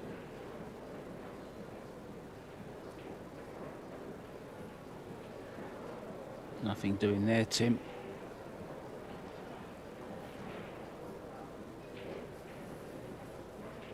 Yeah, has not left something on the 1-ball though, so that's a bit of good news for David. Let's see. Chen could potentially play a push out and put some balls together, lock the game up. Is he going to put the 4 in a more difficult position? Maybe just by the side pocket? No. Cannot imagine David giving this back. Could definitely roll the cue ball up on the 9. And sending the one ball towards, I do believe it's the 6 or the 2. It's a bit in between, so I think it's quite a free shot to play. Yeah, I cannot imagine Chen pushing to that position with knowing that David will have that kind of shot. It's quite a high percentage and will have to kick this 2 rails.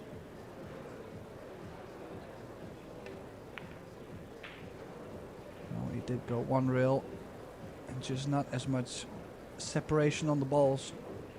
Kicking at 1 rail compared to the 2 rails. And you kind of feel like David is starting to gain more control over the whole match, over the rack itself. And of course, when I say something like that, it's left the 1 ball over the corner. Complete miss-hit there, wasn't it, from David? He'd love that one again.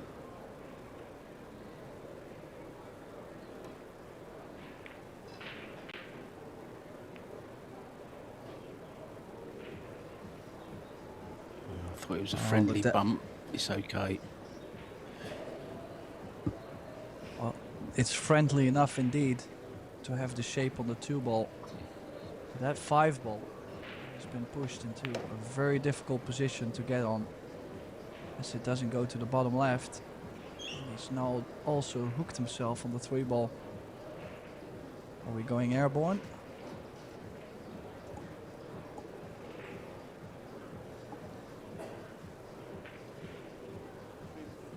Indeed we are.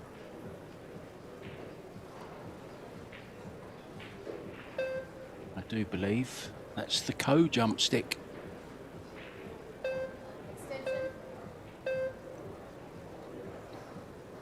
And what a week they had last week, Tim. The Co brothers in the Do Your 9 ball, finishing 1st and 2nd. A real achievement there. A nice payday for both of them.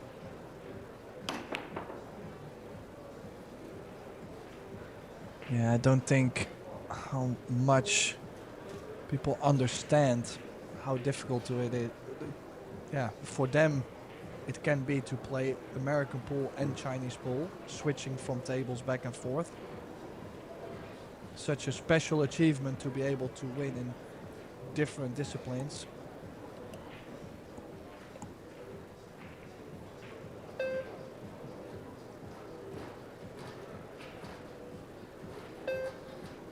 He needs to hurry here. 3 seconds.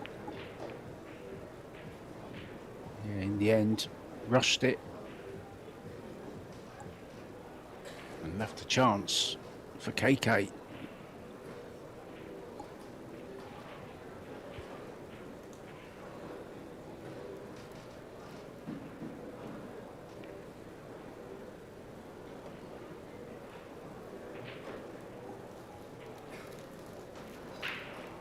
Yeah, still, this is key shot. And then also the 7 ball not laying in pool players' favorite position.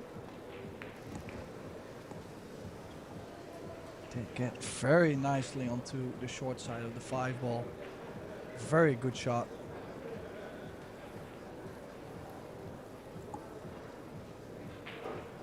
He can just draw straight back, can't he? Off the rail, back across the face of the 6. To play into the left-hand corner.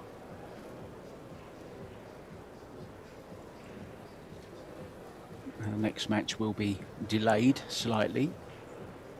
It will follow this match. Ko Tao Young against Dennis Grabet.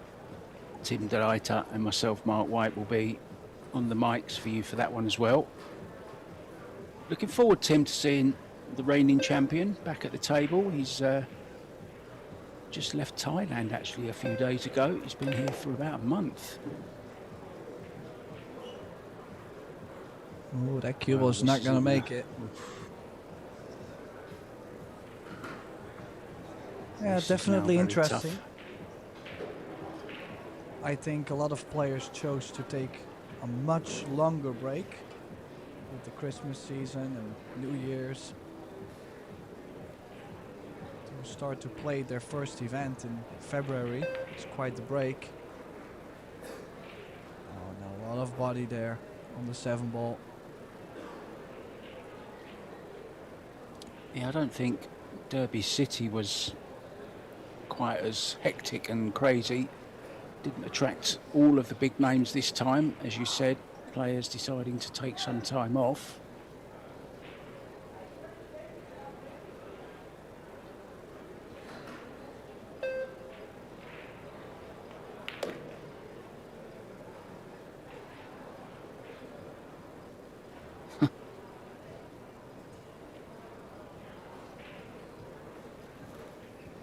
Maybe thought he got a big bounce there, Tim, did he?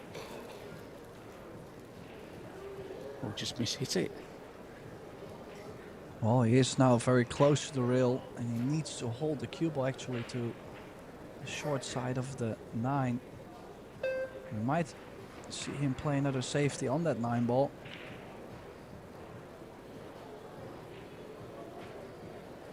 Or the bank. Or the top corner. Where's he going? Just a safety. Safety.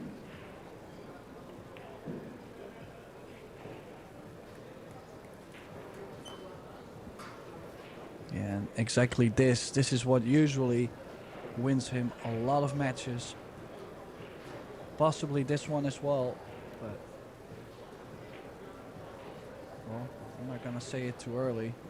This can still go either way.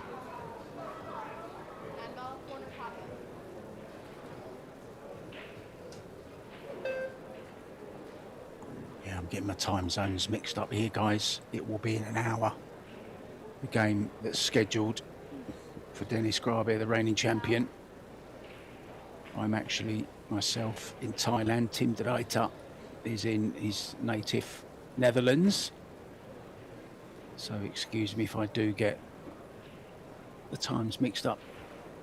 Every now and then it's 15 hours for me from where I am to Vegas.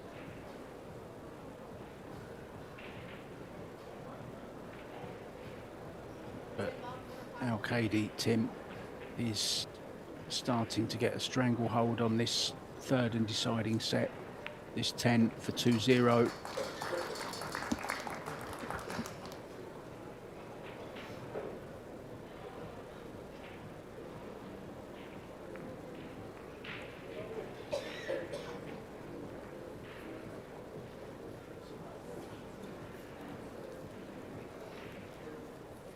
Yeah, it was a difficult position to be in for Chan. But safe on the 9. It was nicely played by Al-Qaeda, and slowly you can feel the momentum indeed going for the Spaniard.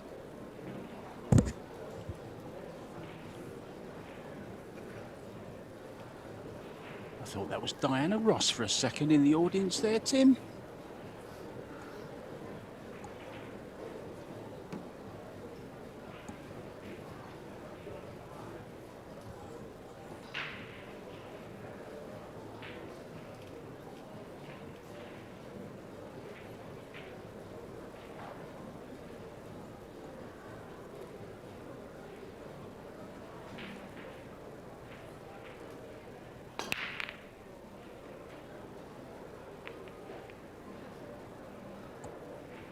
Well, nothing going on the break, and he's left that shot on the 1 ball again. Chen desperately will want to run out from this position. Kind of feel like he has to.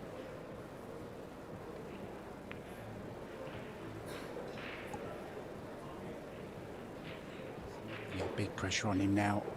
He knows he's staring 3-0 in the face if he doesn't take this opportunity. So every ball, the pressure will mount. Never gets easier, does it, Tim? The more you pot. It's not like snooker where you're building up a big break all the time. Every ball you make is taking you further away from your opponent. It's kind of the opposite here.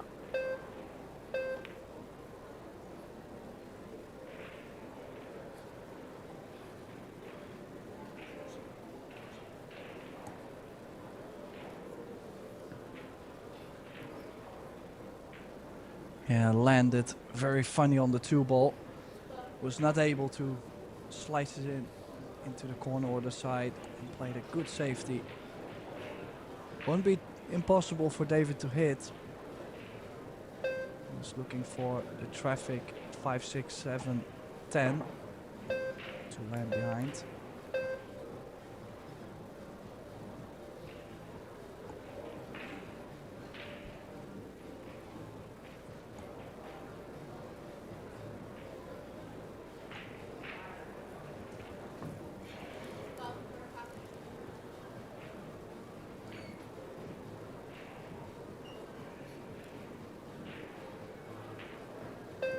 The amount of right hand spin he put on the cue ball there.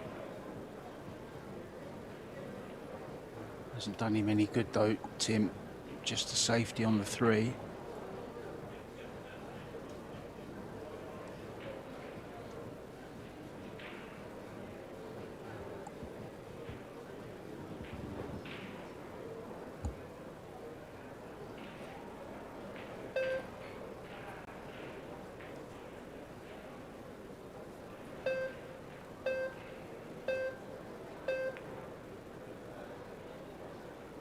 And he's not going to be happy with this. The cue ball sliding by the 9.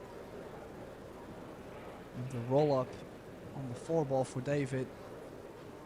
The only thing though is he's got to make sure that that 3 ball hits the rail. You have to hit the rail after contacting the ball, if you're not pocketing the ball at least.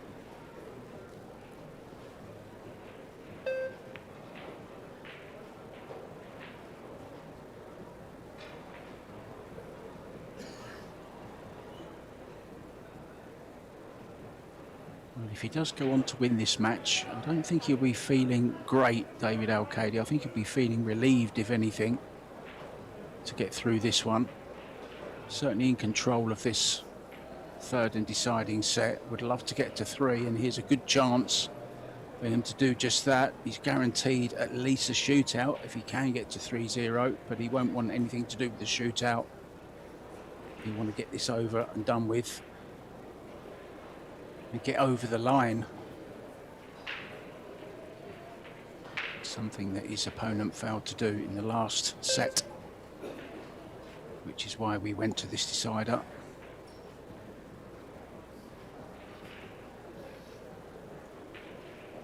It's a little bit thin, Tim. Yeah, won't be able to do too much with the cue ball if he manages to make this. Was able to just slide the cue ball out enough to not run into the 6 ball. Probably the most he could have done, and worked out great to be on the 4.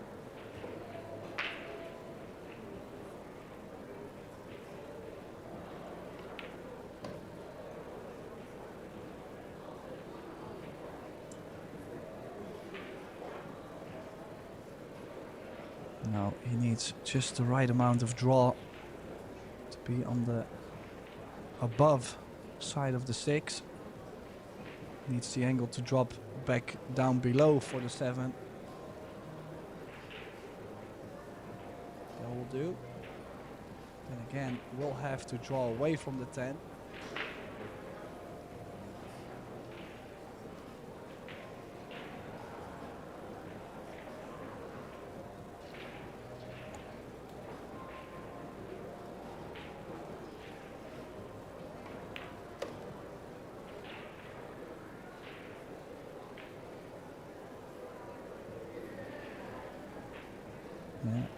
Looks like Al-Qaeda now going 2 rails towards the 8.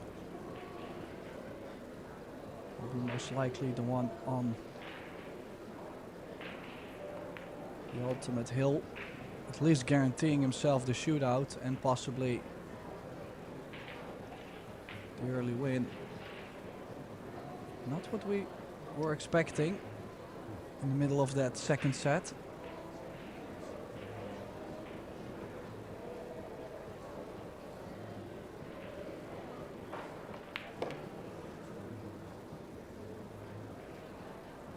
Yeah, I'm not really sure how KK Chan will feel after this one if he does go on to lose it. I mean, he's played well in places. He hasn't played great. I think it was more Al-Qaedi's poor play, shall we say, that got him that lead. Because they both missed chances early on. But Al-Qaedi's certainly looking stronger towards the end of this match, Tim. And this will indeed put him on the match hill. It's a long, long way back for KK Chan from this position now.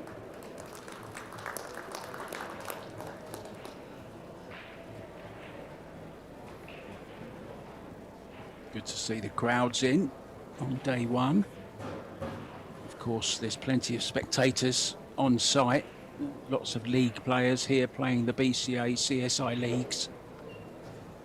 It's their finals as well.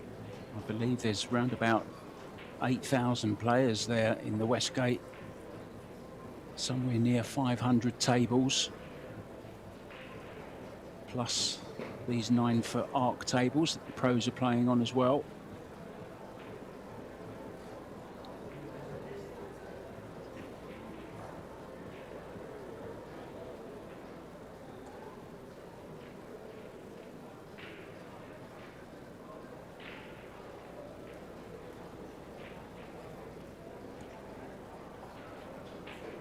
Yeah, I've seen some pictures come by.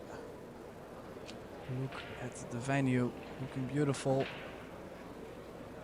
Heard actually a lot of people were very happy with moving to the Westgate. Not sure if Mark has ever been there, but kind of got me curious in going back to Vegas again. Yeah, I've never been to the Westgate. I've seen it, but never actually been in there. I was really hoping to be there, but we're remote. So we can only imagine, Tim, what it's like there. We'll see the pictures and listen to our colleagues, Eric Horlifson, John Schmidt and George Teachea, who actually are on site there.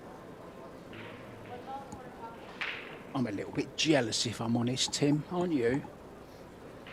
Yes, I agree completely. I wish I was there. Bit of a two-way. A good cue ball, but also if the one ball dropped, look at the position on the two.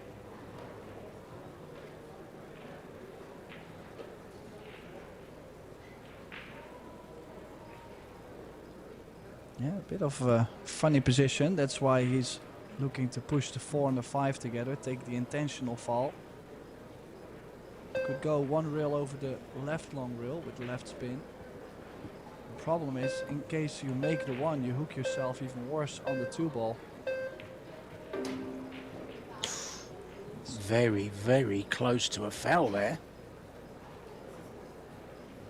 Yeah, well, maybe, well, it was a foul anyway, so it didn't really matter, did it? It was an intentional foul, but a shot clock foul as well. It's a double-double. Does that mean he gets 2 shots, Tim?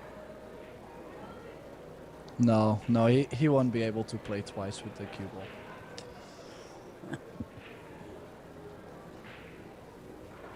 We actually do have bar rules where people actually believe that if the cue ball scratches, that you can actually play twice.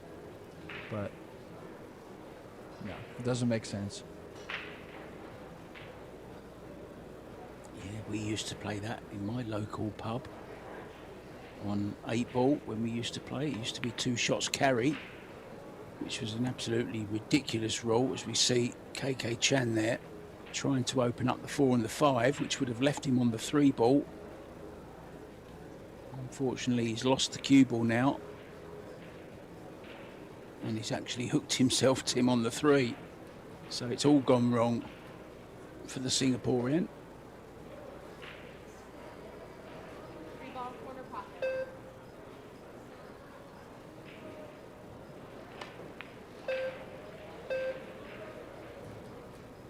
Well, at least the 3 ball is now away from the 4 and 5, so it won't be easy for David to pocket the 3 ball and develop the 4-5 in any way.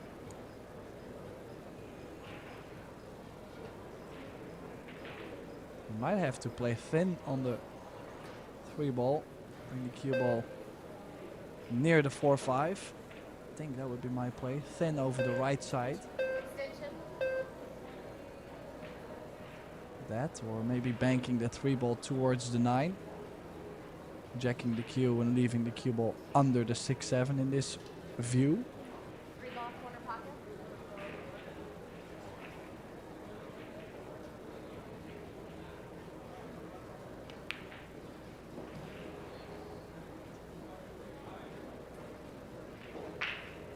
Deciding to pot the 3 and play the safe on the 4.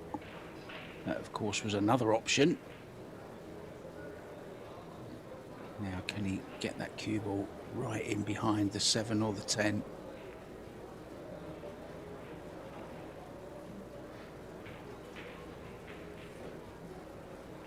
Well, the answer is yes. Just looking at kicking in between the 7 and the 10. But I do like the jump cue with a full hit on the 4. Can bring the 4 ball down table. You kind of increase your luck for trying to get it under the 6, 7, 10, for example. And yet he's still very invested. I kind of like going 2 rails. If he can kick enough of that, sending the 4 down, and possibly the cue ball stays with the 5.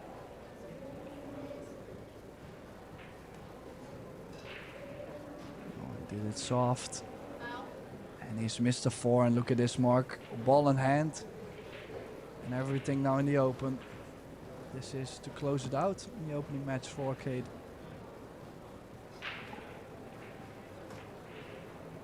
Yeah, this is when the big players show their skills. Given the opportunity to close out the match, they invariably do. That's what separates the elite from, well, the not so elite, shall we say. KK Chan had an excellent opportunity, but he missed the 9 ball in set number 2 to win the match. Well, he's laughing, but he's not very happy with the way he's played the cue ball there. Luckily, nothing to do with the cue ball. Just drop this in dead weight. He'll be on the 6, but has made position to the 7 a little bit awkward, Tim. He's got to get right on this 6, hasn't he? Yeah, just a little angle from the 6 to the 7 needed. Too much actually would work against him. And I would say he's kind of straight and the 7 doesn't go to the bottom right. He's just got to draw back, hasn't he, and leave himself a little bit further away from the 7 ball. And that, of course, brings the 10 into play when he plays a 7. Oh, And he's well, missed well, the 6, well. and look at this 4 roll. Well, KK Chan's turn to shake his head. Can't believe that. Al-Qaidi can't believe he's missed it. Went right across it then. And that was all because of the sloppy shot he played to get on the 5.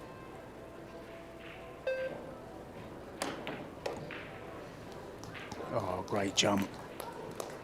Okay, didn't control the cue ball. But he's got him the next shot at the table, Tim.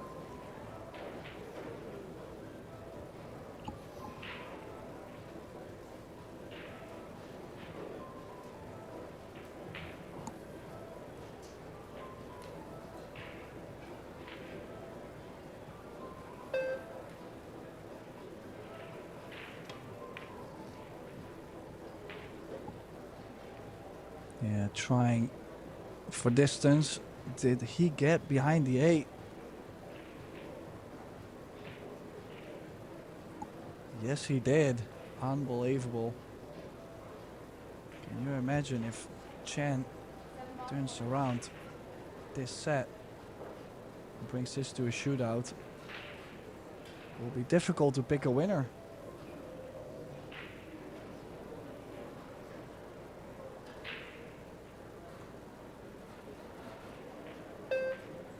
Both players making this very hard work, aren't they? Did he call the side? Did he call the side? No, he didn't. Well, look at this. Dead straight in on the 8 ball. There's a lot of blue cloth though between the cue ball and the 8 ball, and also from the 8 ball to the pocket. This is super tough. These are the shots you practice.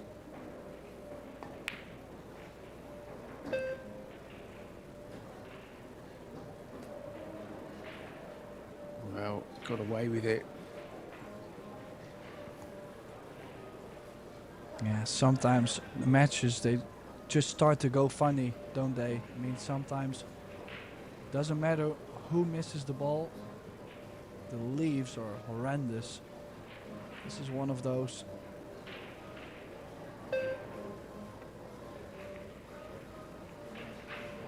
Well, that's a great shot to play under pressure. Takes a lot of nerve to play them, doesn't it, Tim? Played it well. Yeah, cue ball Fabulous. so close to the rail. Puts a lot of pressure on Chan. Yeah, fabulous cue ball there.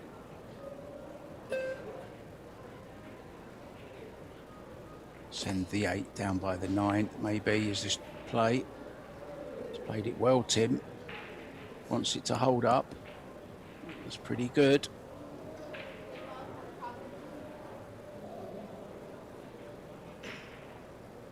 He's decided he's going for this.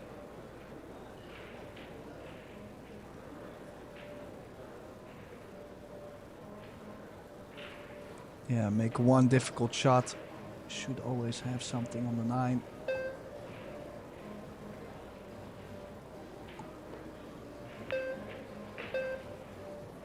And he's missed that quite a bit. And the leave once again is not that great for Chan. Might have to push the 8 to the right side of the 9, the opposite sides. Safety.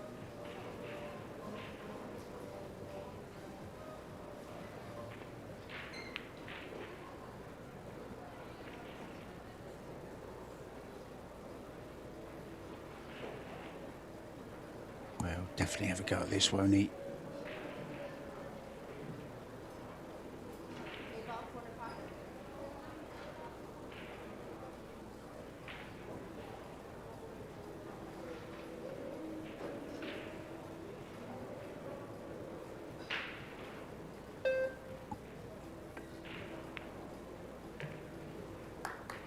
And he's made this long one. Is he going to land on the 9? I think, yes, he is on that 9.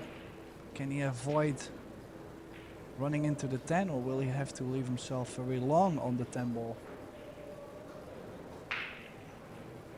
I might play to actually run into the 10 softly. Yeah, Stop take spin. your chances. Oh, well, he'd loved if that had gone in, because it would have been respotted and he would have been dead straight in on it. But still has a reasonable shot at this, Tim. It's been a long, hard match for Al-Qaidi.